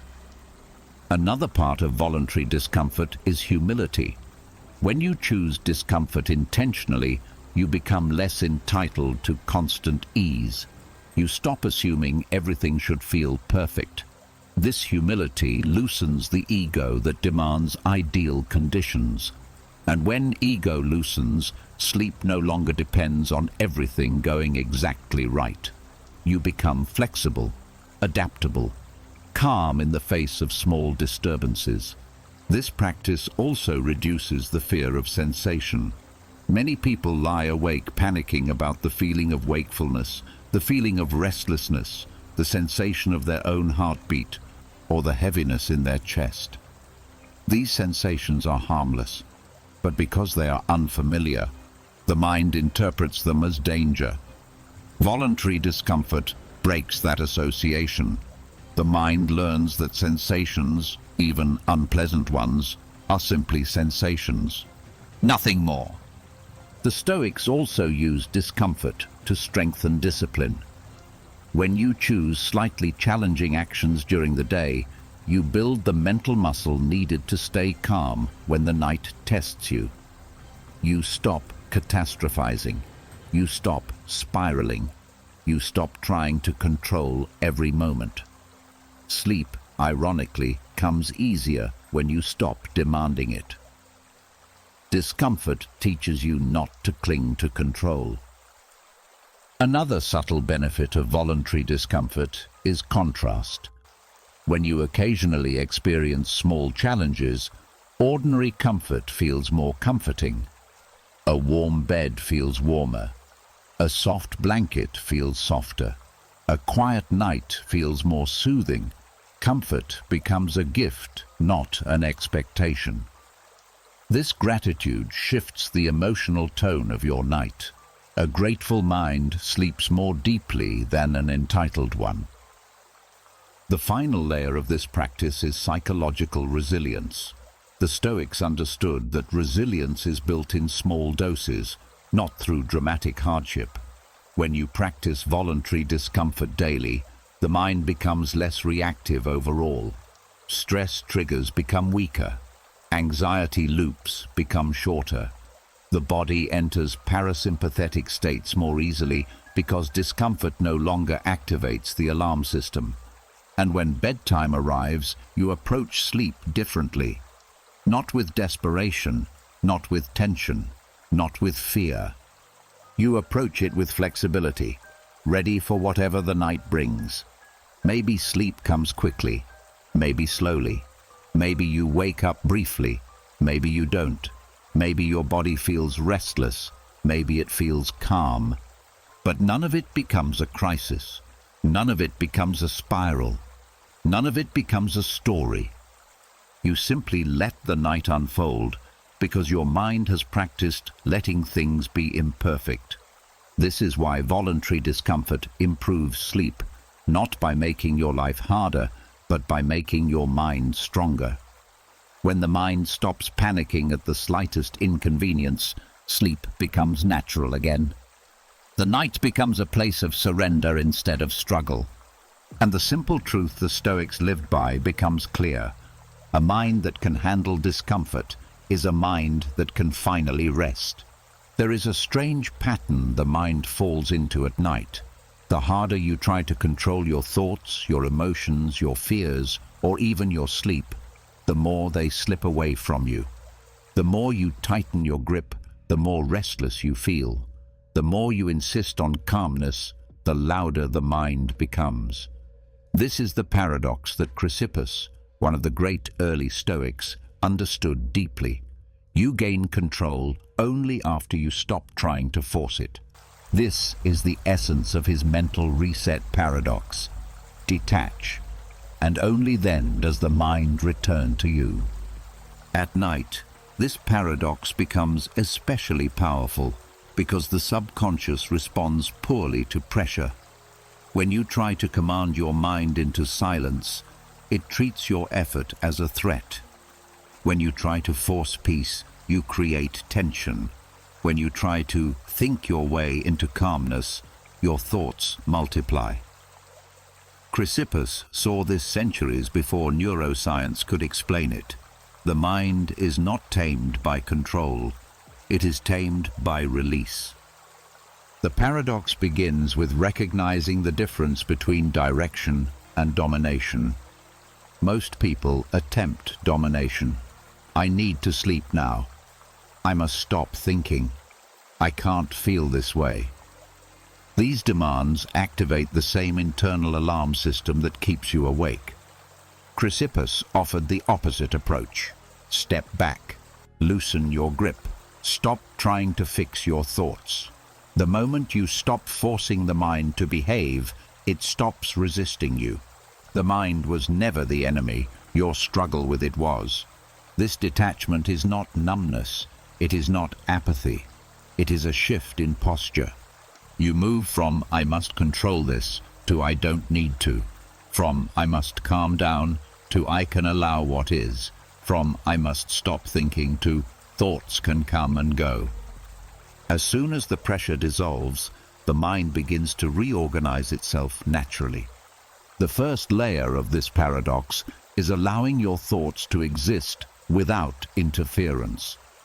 Chrysippus taught that thoughts are not commands, they are appearances. They pass through the mind the way shadows pass over water. It is your reaction that gives them power. Detachment means saying quietly, "Let the thought be here." You neither fight it nor follow it.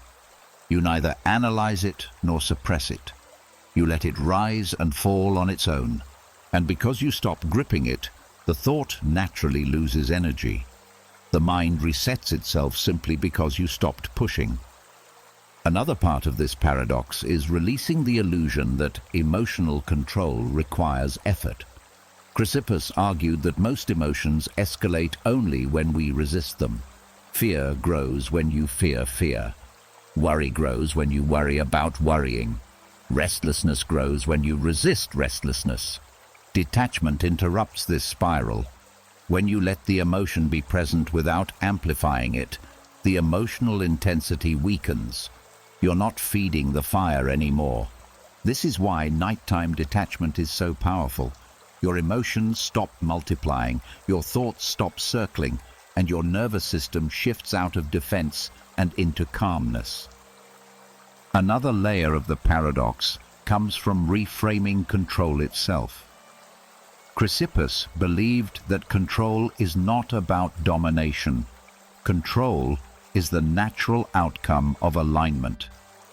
When you stop wrestling with your inner world, you stop creating the very chaos you are trying to avoid. The moment you step back, the mind steps forward with clarity. The moment you stop resisting, the mind stops reacting. The moment you let go, you regain the influence you lost through force. Nighttime is when this paradox works best, because your subconscious is already trying to return to balance. Sleep is natural.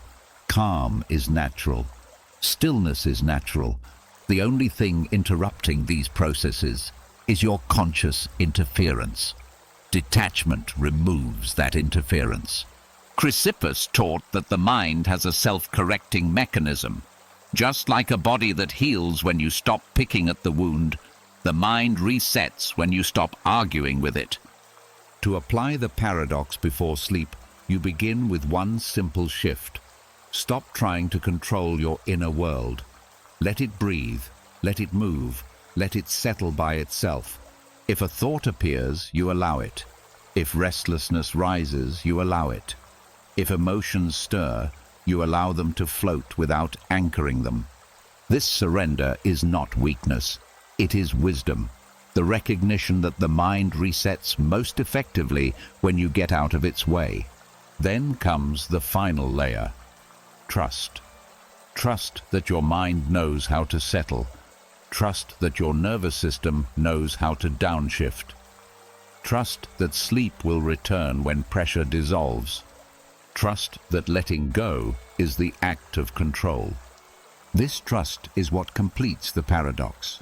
When you detach from control, you regain it, not through force, but through alignment. And as you lie in bed, allowing thoughts to drift instead of wrestling them into silence, you begin to feel the shift.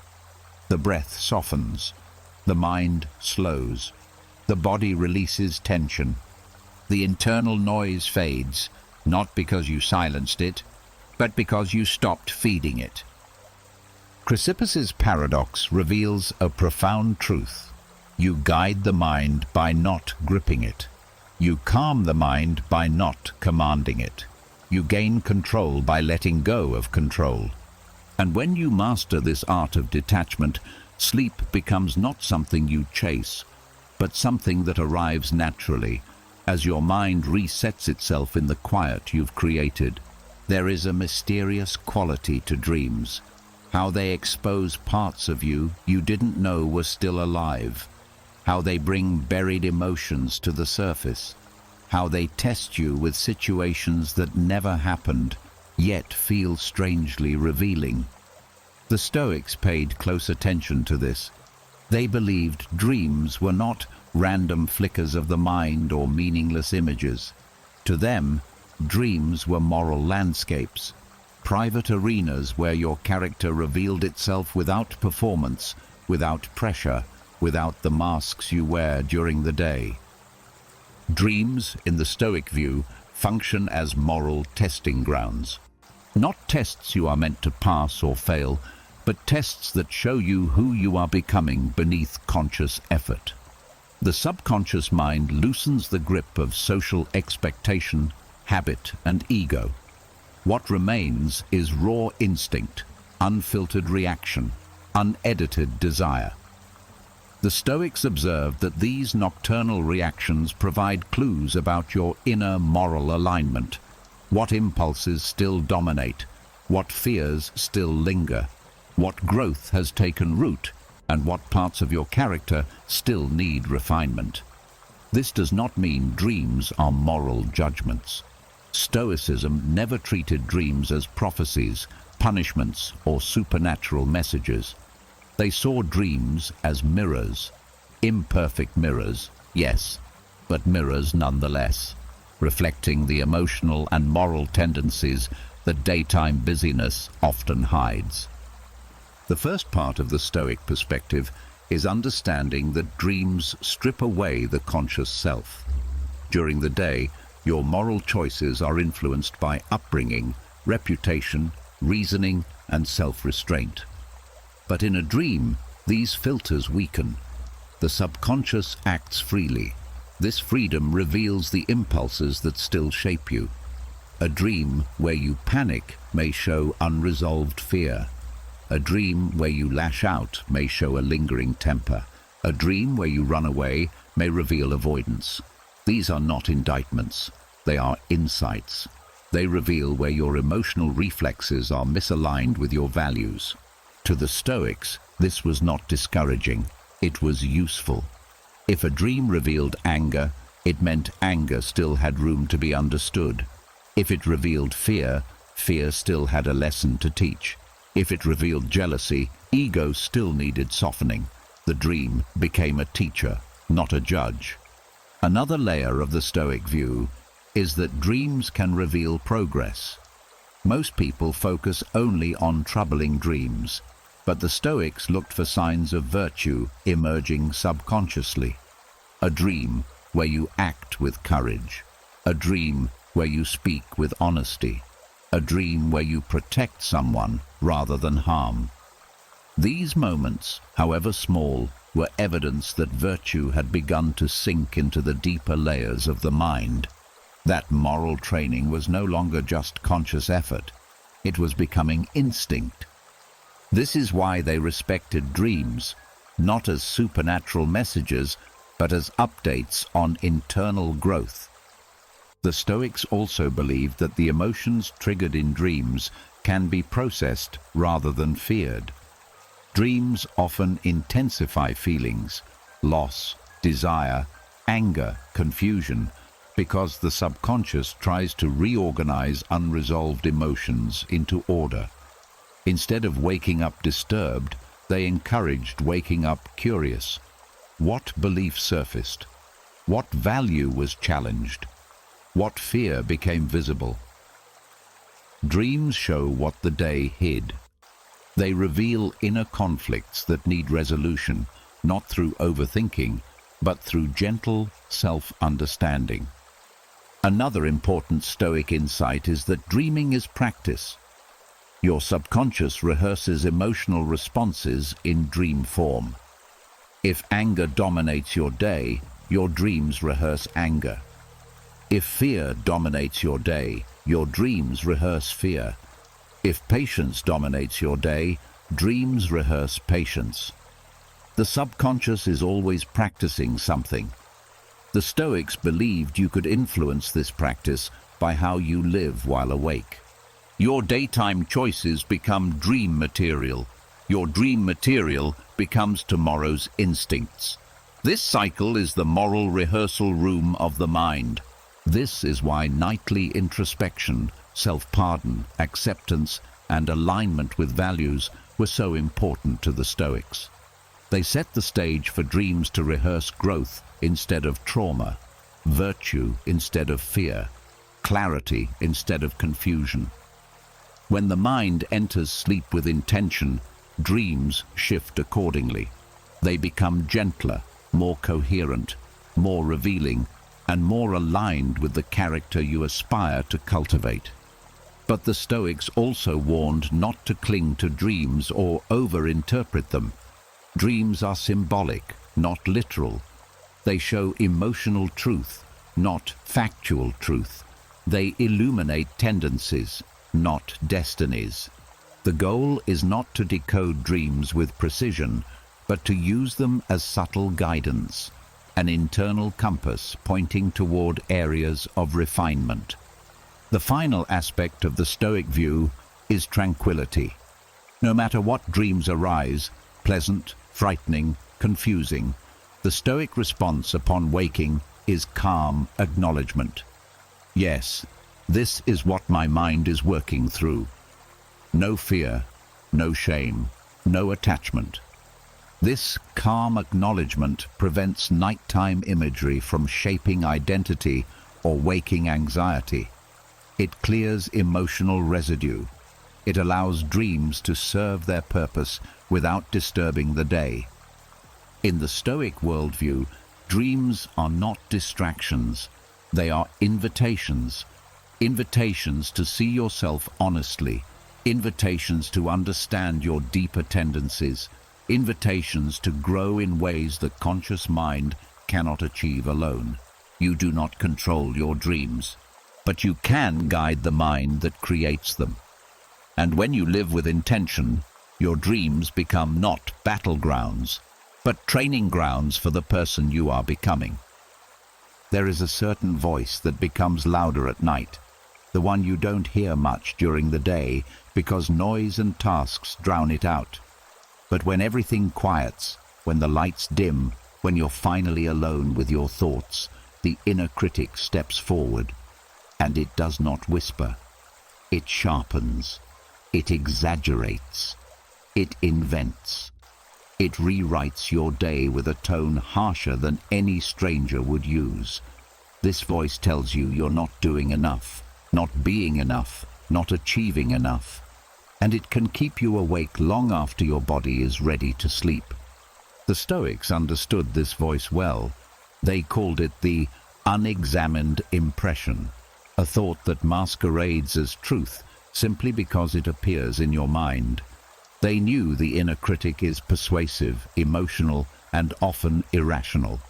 So they used one of their most powerful tools to confront it: Stoic rhetoric, the art of debating your own thoughts with clarity, logic, and calmness.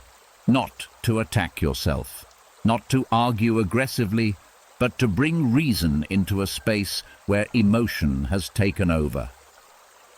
This practice is subtle and gentle, yet deeply liberating. It begins with recognizing when the inner critic is speaking. The critic's tone is unmistakable. Absolutes: you always fail. Catastrophes: tomorrow will be terrible. Comparisons: everyone else is better.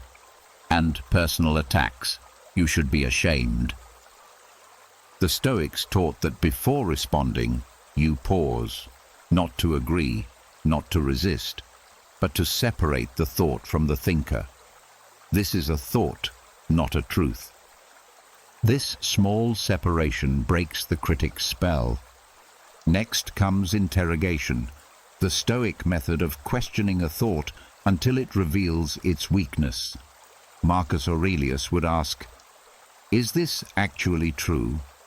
Epictetus would add, "Is this thought helping me or harming me?" Seneca would say, "What evidence does this thought have?" You treat your thought as if it were someone making an argument. You don't attack the person, you evaluate the claim. When the critic says, "You failed today," you ask, "Where exactly? What was the expectation? Was it even realistic? What did I actually do well?" The critic thrives on vagueness. Clarity weakens it. When the critic says, "You're falling behind," you ask, "Behind whom?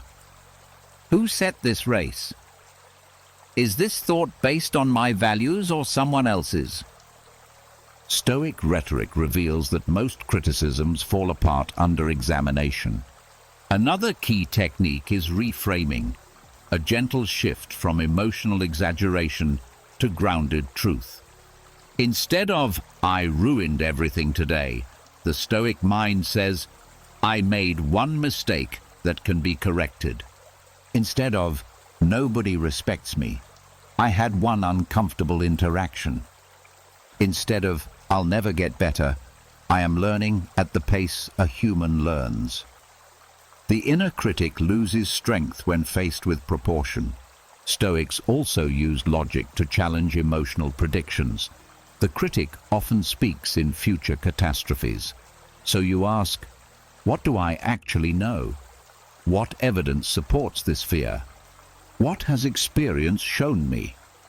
Fear is loud but rarely accurate. Reason brings volume down. Another layer of Stoic rhetoric is compassion, not soft pity, but calm understanding.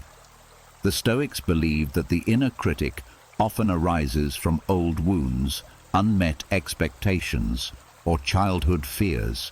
So they approach their thoughts with gentleness. You are scared, not broken. You are tired, not incapable. You are human, not failing. Compassion disarms the critic by refusing to meet hatred with hatred. The Stoics also used the principle of the third person to debate the critic. Marcus Aurelius often advised speaking to yourself as you would to a friend. If your friend came to you saying, "I'm worthless," would you agree? Would you attack them? Or would you offer perspective, reason, kindness? Direct that same fairness inward. The next step is replacement. Once you dismantle the critic's argument, you replace it with a more accurate thought, not blindly positive but grounded. For example, I am capable of improvement. I survived today and learned from it. I handled what I could.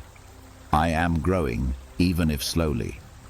This replacement gives the subconscious something stable to hold on to as you fall asleep. Finally, Stoic rhetoric ends with dismissal. Once the thought is questioned, reframed, understood, and replaced, you release it. You tell your mind, gently, this thought has been answered. It no longer needs attention. The subconscious listens. It stops replaying the critic's voice in dreams. It stops storing those criticisms as truth. It stops keeping you awake with spirals of self-doubt. The Stoic debate with your inner critic is not a fight. It is a dialogue between your present self and your wounded patterns. It is a conversation where reason and compassion, working together, quiet the harsh voices inside you. In the silence that follows, you begin to feel something new, the return of self-trust, the softening of fear, the loosening of shame. And as the critic retreats, sleep finally finds you, not because the critic vanished, but because you learned how to calmly, wisely put it in its place. There is a point each evening when your mind feels crowded, full of thoughts you didn't ask for, emotions you didn't choose, and mental residue you didn't have time to process. All day long, your brain absorbs impressions, conversations, expectations, subtle tensions, and unfinished decisions. By nightfall, these fragments tangle together, creating a heaviness that sits behind the eyes and beneath the breath. The Stoics knew this mental heaviness well, and they developed one of the most practical tools to dissolve it: nightly journaling. Not for productivity, not for creativity, but for cognitive purification. This was not journaling in the modern sense of writing pages endlessly. It was closer to a mental cleansing, a way of pulling hidden thoughts from the shadows and laying them out where they can be seen, understood, and released. The Stoics believed the mind becomes toxic when thoughts remain trapped inside it. Writing breaks the trap. Nightly Stoic journaling begins with a simple intention: let me empty what does not belong in tomorrow. This intention alone shifts the mind. It signals that the day is ending, that thinking can soften, and that the subconscious no longer needs to hold everything at once. The first layer of cognitive purification is extraction, removing thoughts from the mind by giving them a place outside of it. When you write down even the simplest sentence about what troubled you, The mind relaxes. It no longer needs to rehearse that thought in a loop. The thought is stored safely on the page. This is a form of psychological untangling. The Stoics understood that the mind will keep replaying thoughts until it knows they are understood. Writing tells the mind, "You have been heard." The second layer is sorting. Not every thought deserves the same attention. Not every emotion needs to be carried forward. Seneca believed that clarity comes when you categorize your inner world.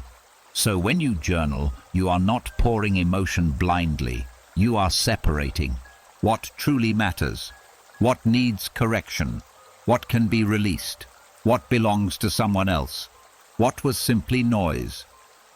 This sorting is not done with judgment. It is done with calm curiosity. When you classify your thoughts, their emotional weight diminishes. You are no longer overwhelmed because you see each thought for what it is, a moment, not a monster. The next layer of Stoic journaling is reframing. After extracting and sorting, you gently adjust the story your mind told itself during the day.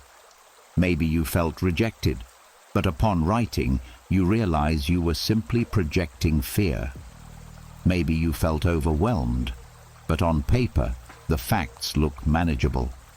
Maybe you felt angry, but writing shows that your anger came from stress, not malice. Reframing is not lying to yourself. It is removing distortion. It is giving the mind a more accurate, more peaceful interpretation of events.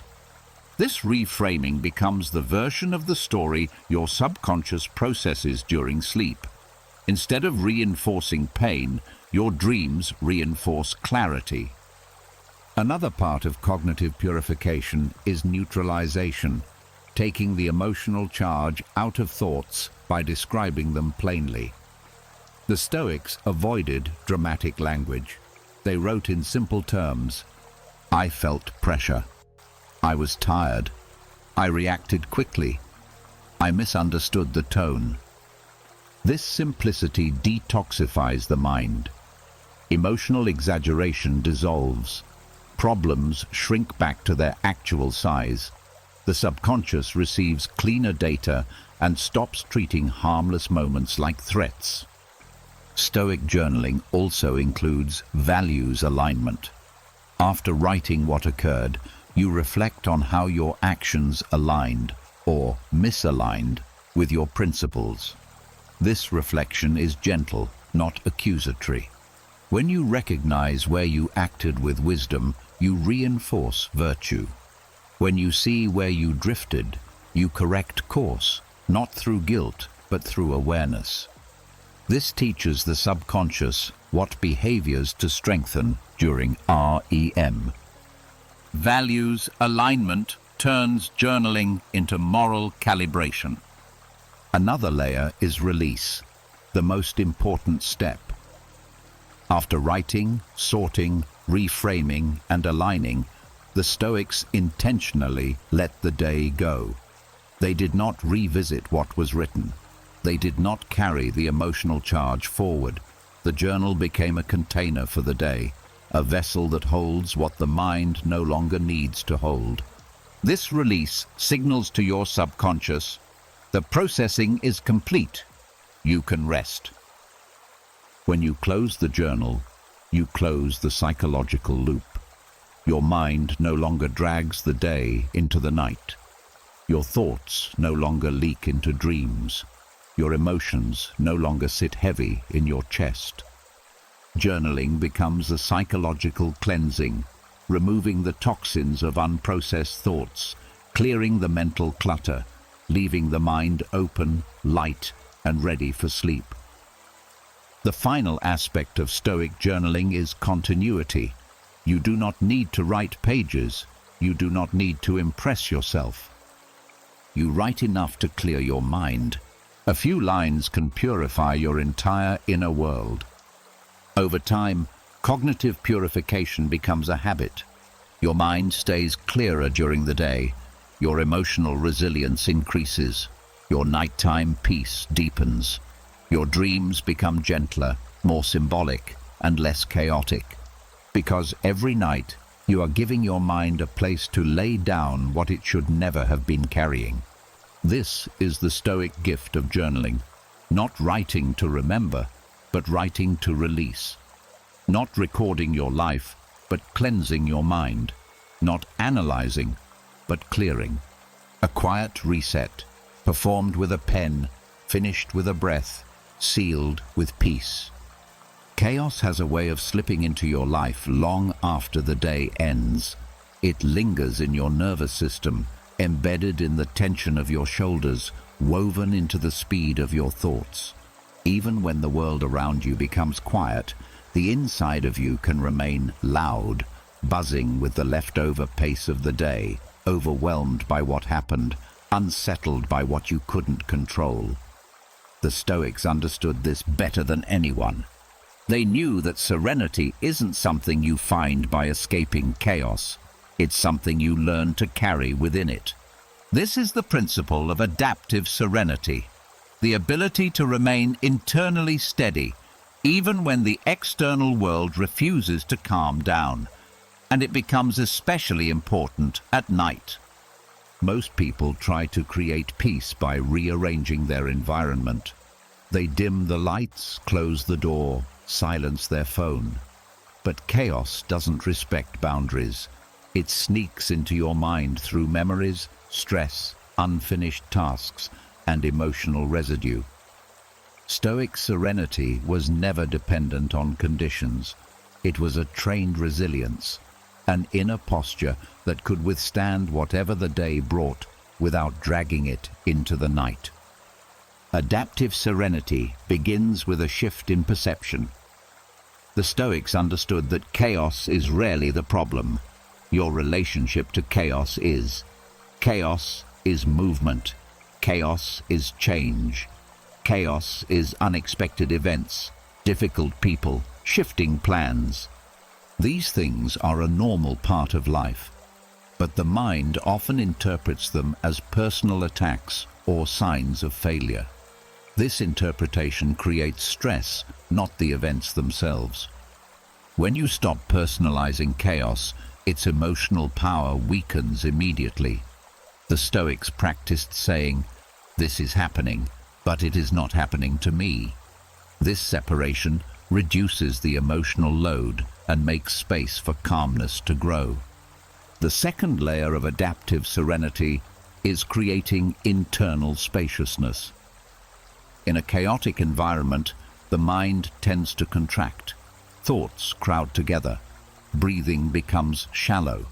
Attention narrows into panic or frustration. Spaciousness is the antidote. Not physical space, psychological space. You allow your thoughts to spread out. You allow your emotions to move without attaching to them. You allow the noise to exist without letting it collapse your inner world. The Stoics cultivated this spaciousness through perspective. Will this matter in a year? Is this within my control? Is this truly as big as it feels, or is my reaction amplifying it? These gentle questions widen your inner field. Suddenly, the chaos is still there, but you have room to breathe inside it. Another crucial part of adaptive serenity is emotional self-governance. The Stoics didn't aim to eliminate emotion. They aimed to prevent emotion from becoming the decision-maker. In chaotic environments, the first impulse is often fear, anger, or overwhelm. The Stoics taught the art of pausing, a moment of stillness where you remind yourself that you are not obligated to follow your first reaction. This pause is the birthplace of serenity. It teaches the subconscious that external chaos does not dictate your internal state. And at night, this makes all the difference. When you lie in bed replaying the day, adaptive serenity separates the events from the emotional storms attached to them. It allows the memory to remain while the turmoil drains away. Another layer of this principle is identity detachment. Chaos becomes more painful when it threatens your sense of self. I looked foolish. I should have handled it better. I ruined everything. I'm failing. These narratives turn external chaos into internal suffering. The Stoics learned to detach identity from circumstances. You can make mistakes without becoming a mistake. You can struggle without becoming weak. You can be overwhelmed without being defined by that moment. This detachment loosens the emotional knot inside you. The subconscious stops treating daily chaos as a reflection of your worth. Adaptive serenity also means adjusting your expectations.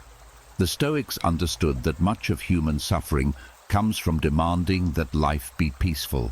Chaos becomes less chaotic when you stop expecting stillness from the world and start cultivating stillness within yourself. This shift removes resistance, and when resistance disappears, tension dissolves. Not because the environment becomes peaceful, but because your inner environment does.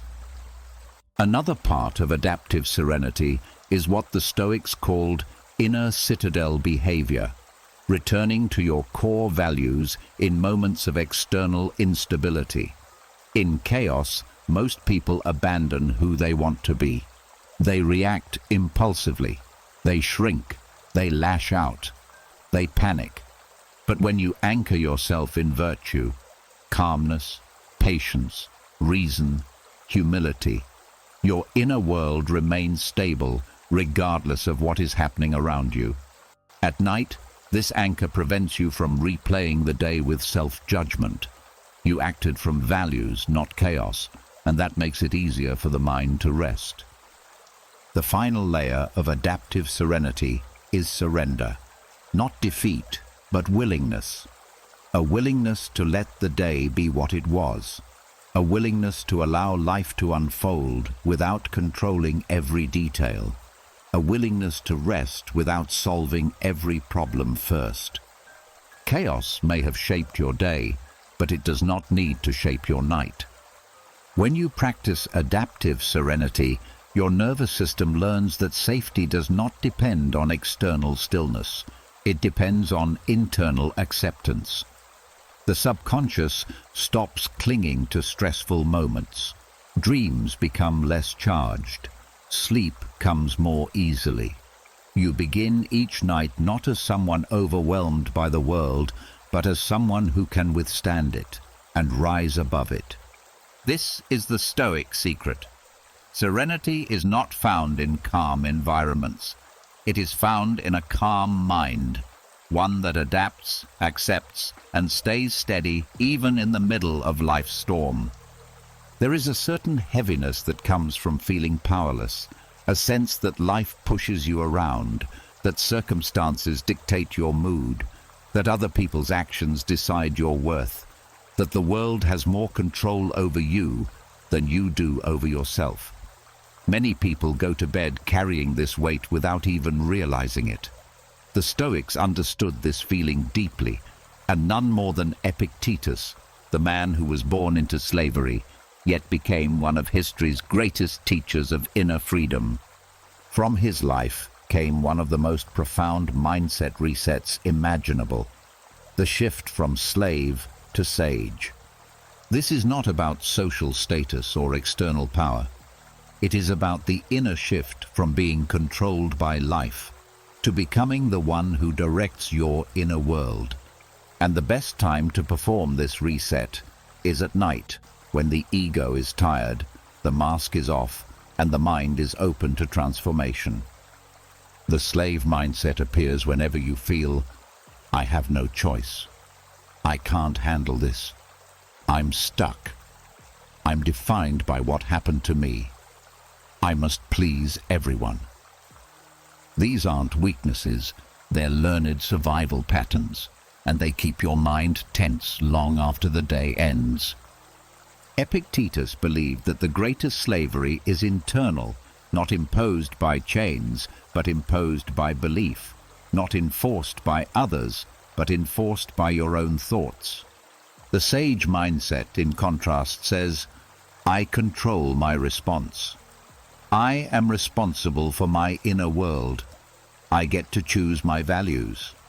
I can face difficulty with dignity. My freedom begins where my judgment begins. Nighttime is the perfect moment to practice this shift because the mind is quieter and more honest.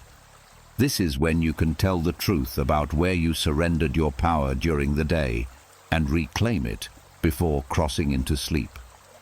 The practice begins with noticing the slave patterns that appeared in your thoughts.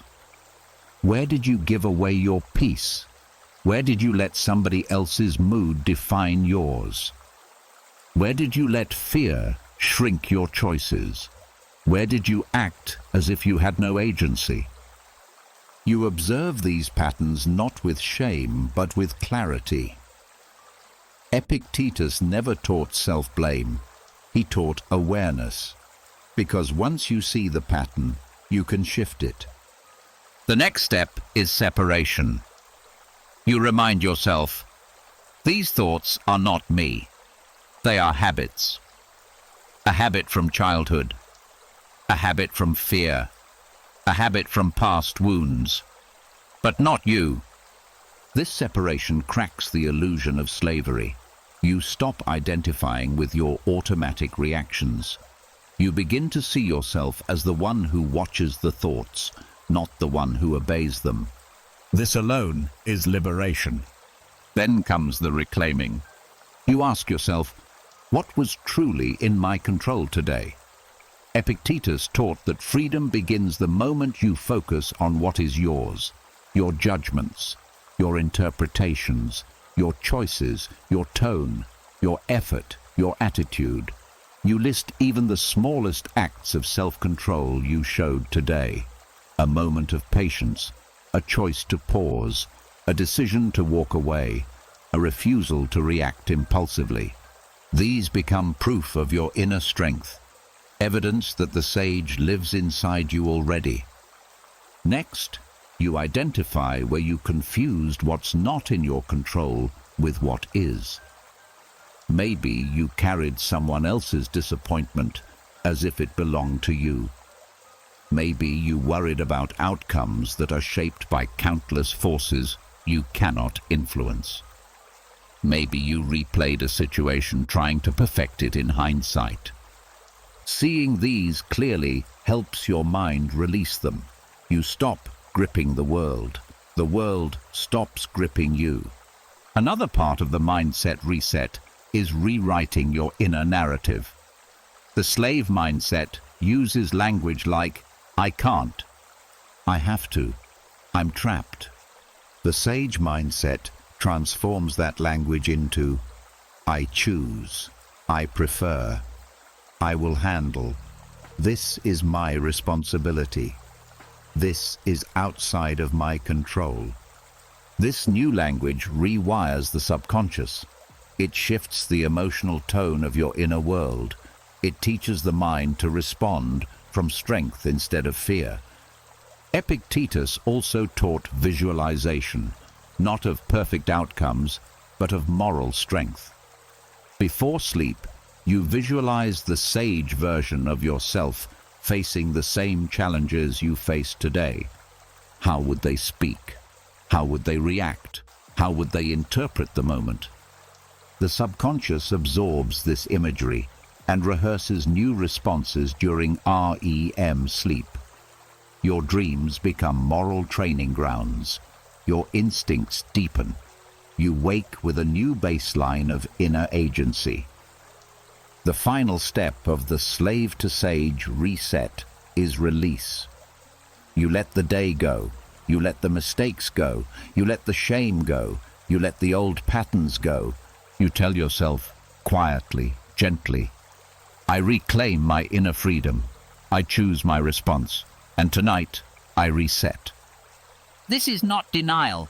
It is sovereignty. It is the reclaiming of your inner throne. Epictetus taught that no one can enslave a mind that knows its own power. When you practice this reset at night, your mind stops sleeping as a prisoner and begins sleeping as a philosopher, a leader, a free human being. And each morning, you rise a little less controlled by the world and a little more guided by the sage within you. There is a quiet window each night, right before the mind slips fully into sleep, when your thoughts loosen just enough for transformation. This is the moment when the events of the day begin replaying themselves without your permission. A conversation resurfaces, a mistake echoes, a moment of tension returns sharper than before. Most people experience this replay as a burden, a source of anxiety or regret. But the Stoics saw something different in this natural process. They saw an opportunity. This is where mind rehearsal therapy begins. The Stoic practice of replaying the day with calm reasoning so the subconscious can reorganize it without distortion. The mind will review your day whether you want it to or not, but you can choose how the review happens. You can let the mind replay the day through fear, embarrassment, or self-judgment. Or you can replay it through clarity, neutrality, and wisdom. This small shift changes everything. Mind rehearsal. Therapy is not about obsessing. It is about guiding the mind's natural review process so it heals instead of harms. Because the mind is always rehearsing something, your role is to direct the rehearsal. It begins with soft observation. You let your mind drift back across the day, but you remove the emotional commentary. You don't tell yourself the story of what happened. You simply watch the scenes. The tone of your recollection is gentle, not dramatic. You observe your actions the way a Stoic would observe the world, without judgment, without exaggeration, without personalizing every detail. When you view the day like this, you stop identifying with it so tightly. You begin to see the difference between what happened and what you felt about what happened. This is the first layer of Stoic reasoning, separating facts from interpretations.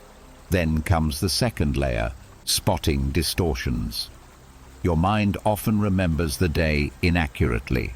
It magnifies certain moments and shrinks others. It spotlights mistakes and darkens successes. The Stoics understood this bias and corrected for it. So as you rehearse the day, you catch your distortions. Did you assume someone was upset when they said nothing? Did you replay a mistake as if it destroyed everything? Did you interpret silence as rejection? Did you assign meaning to something uncertain? When you catch a distortion, you gently reframe it, not with forced positivity, but with accuracy. Maybe they weren't judging me. They might have been tired. This mistake was uncomfortable, not catastrophic. I don't know what they were thinking, so I don't need to add a story. The mind relaxes when you remove unnecessary construction. The next stage of the Stoic rehearsal is extracting the lesson. Stoics believed every day contains teaching about your reactions, your beliefs, your habits, your values. So you ask, what did this moment show me about myself? What belief was I acting from? What can I adjust tomorrow? This is not self-criticism. This is calibration. You identify one or two gentle corrections, not a list of demands. The mind learns best through small, focused adjustments. These corrections become the notes your subconscious processes during sleep. Then comes the most important part, neutralizing emotional residue. When the day contains unresolved emotions, envy, frustration, shame, disappointment, they seep into dreams and distort sleep. The Stoics cleared this residue through rational distance. They reminded themselves, this feeling is temporary. This discomfort is part of growth. This moment does not define me. This is within my capacity to learn from. This rational distance lowers emotional intensity. The subconscious no longer treats the memory as a threat. It becomes a puzzle piece rather than a burden. Another layer of rehearsal is practicing your ideal response. Not fantasizing, not shaming yourself, simply imagining how you would respond if the moment repeated itself tomorrow with more wisdom. If you snapped at someone, you visualize pausing. If you avoided something, you visualize taking one small step. If you felt overwhelmed, you visualize speaking gently to yourself. These micro-visualizations are powerful because the subconscious treats imagined behavior as rehearsal.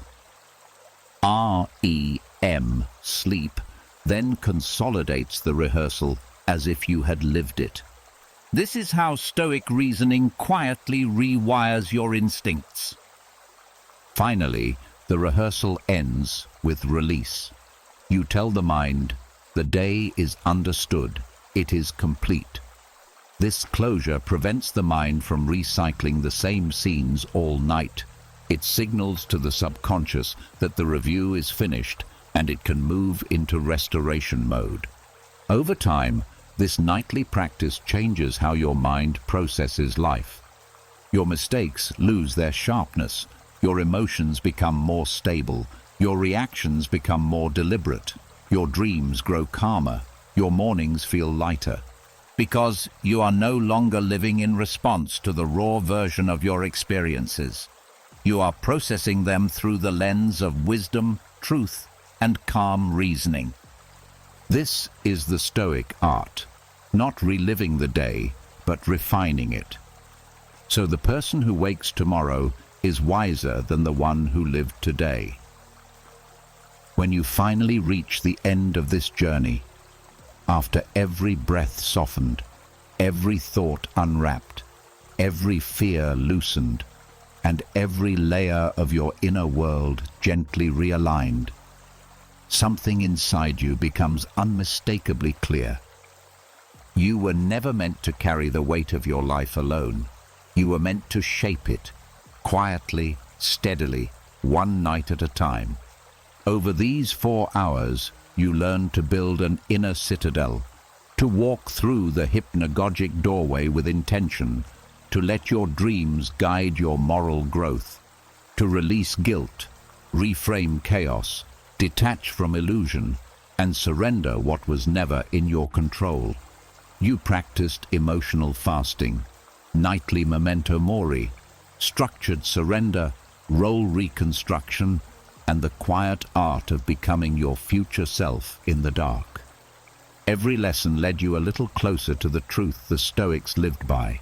Peace isn't an accident, it's a practice. And tonight, you practiced well. If something in these teachings touched you, if a single idea loosened the grip of fear, softened your mind, or helped you reclaim your inner balance, tell me in the comments which part resonated with you the most. Your reflections don't just help the channel. They help someone else find the wisdom they didn't know they needed. And if you want more content that strengthens your mind while you sleep, keeps your heart calm through the day, and helps you build a life grounded in clarity and resilience, make sure to subscribe and turn on notifications. Your journey doesn't end here. It begins again tomorrow, with a mind that is lighter, clearer, and more yours than it was before.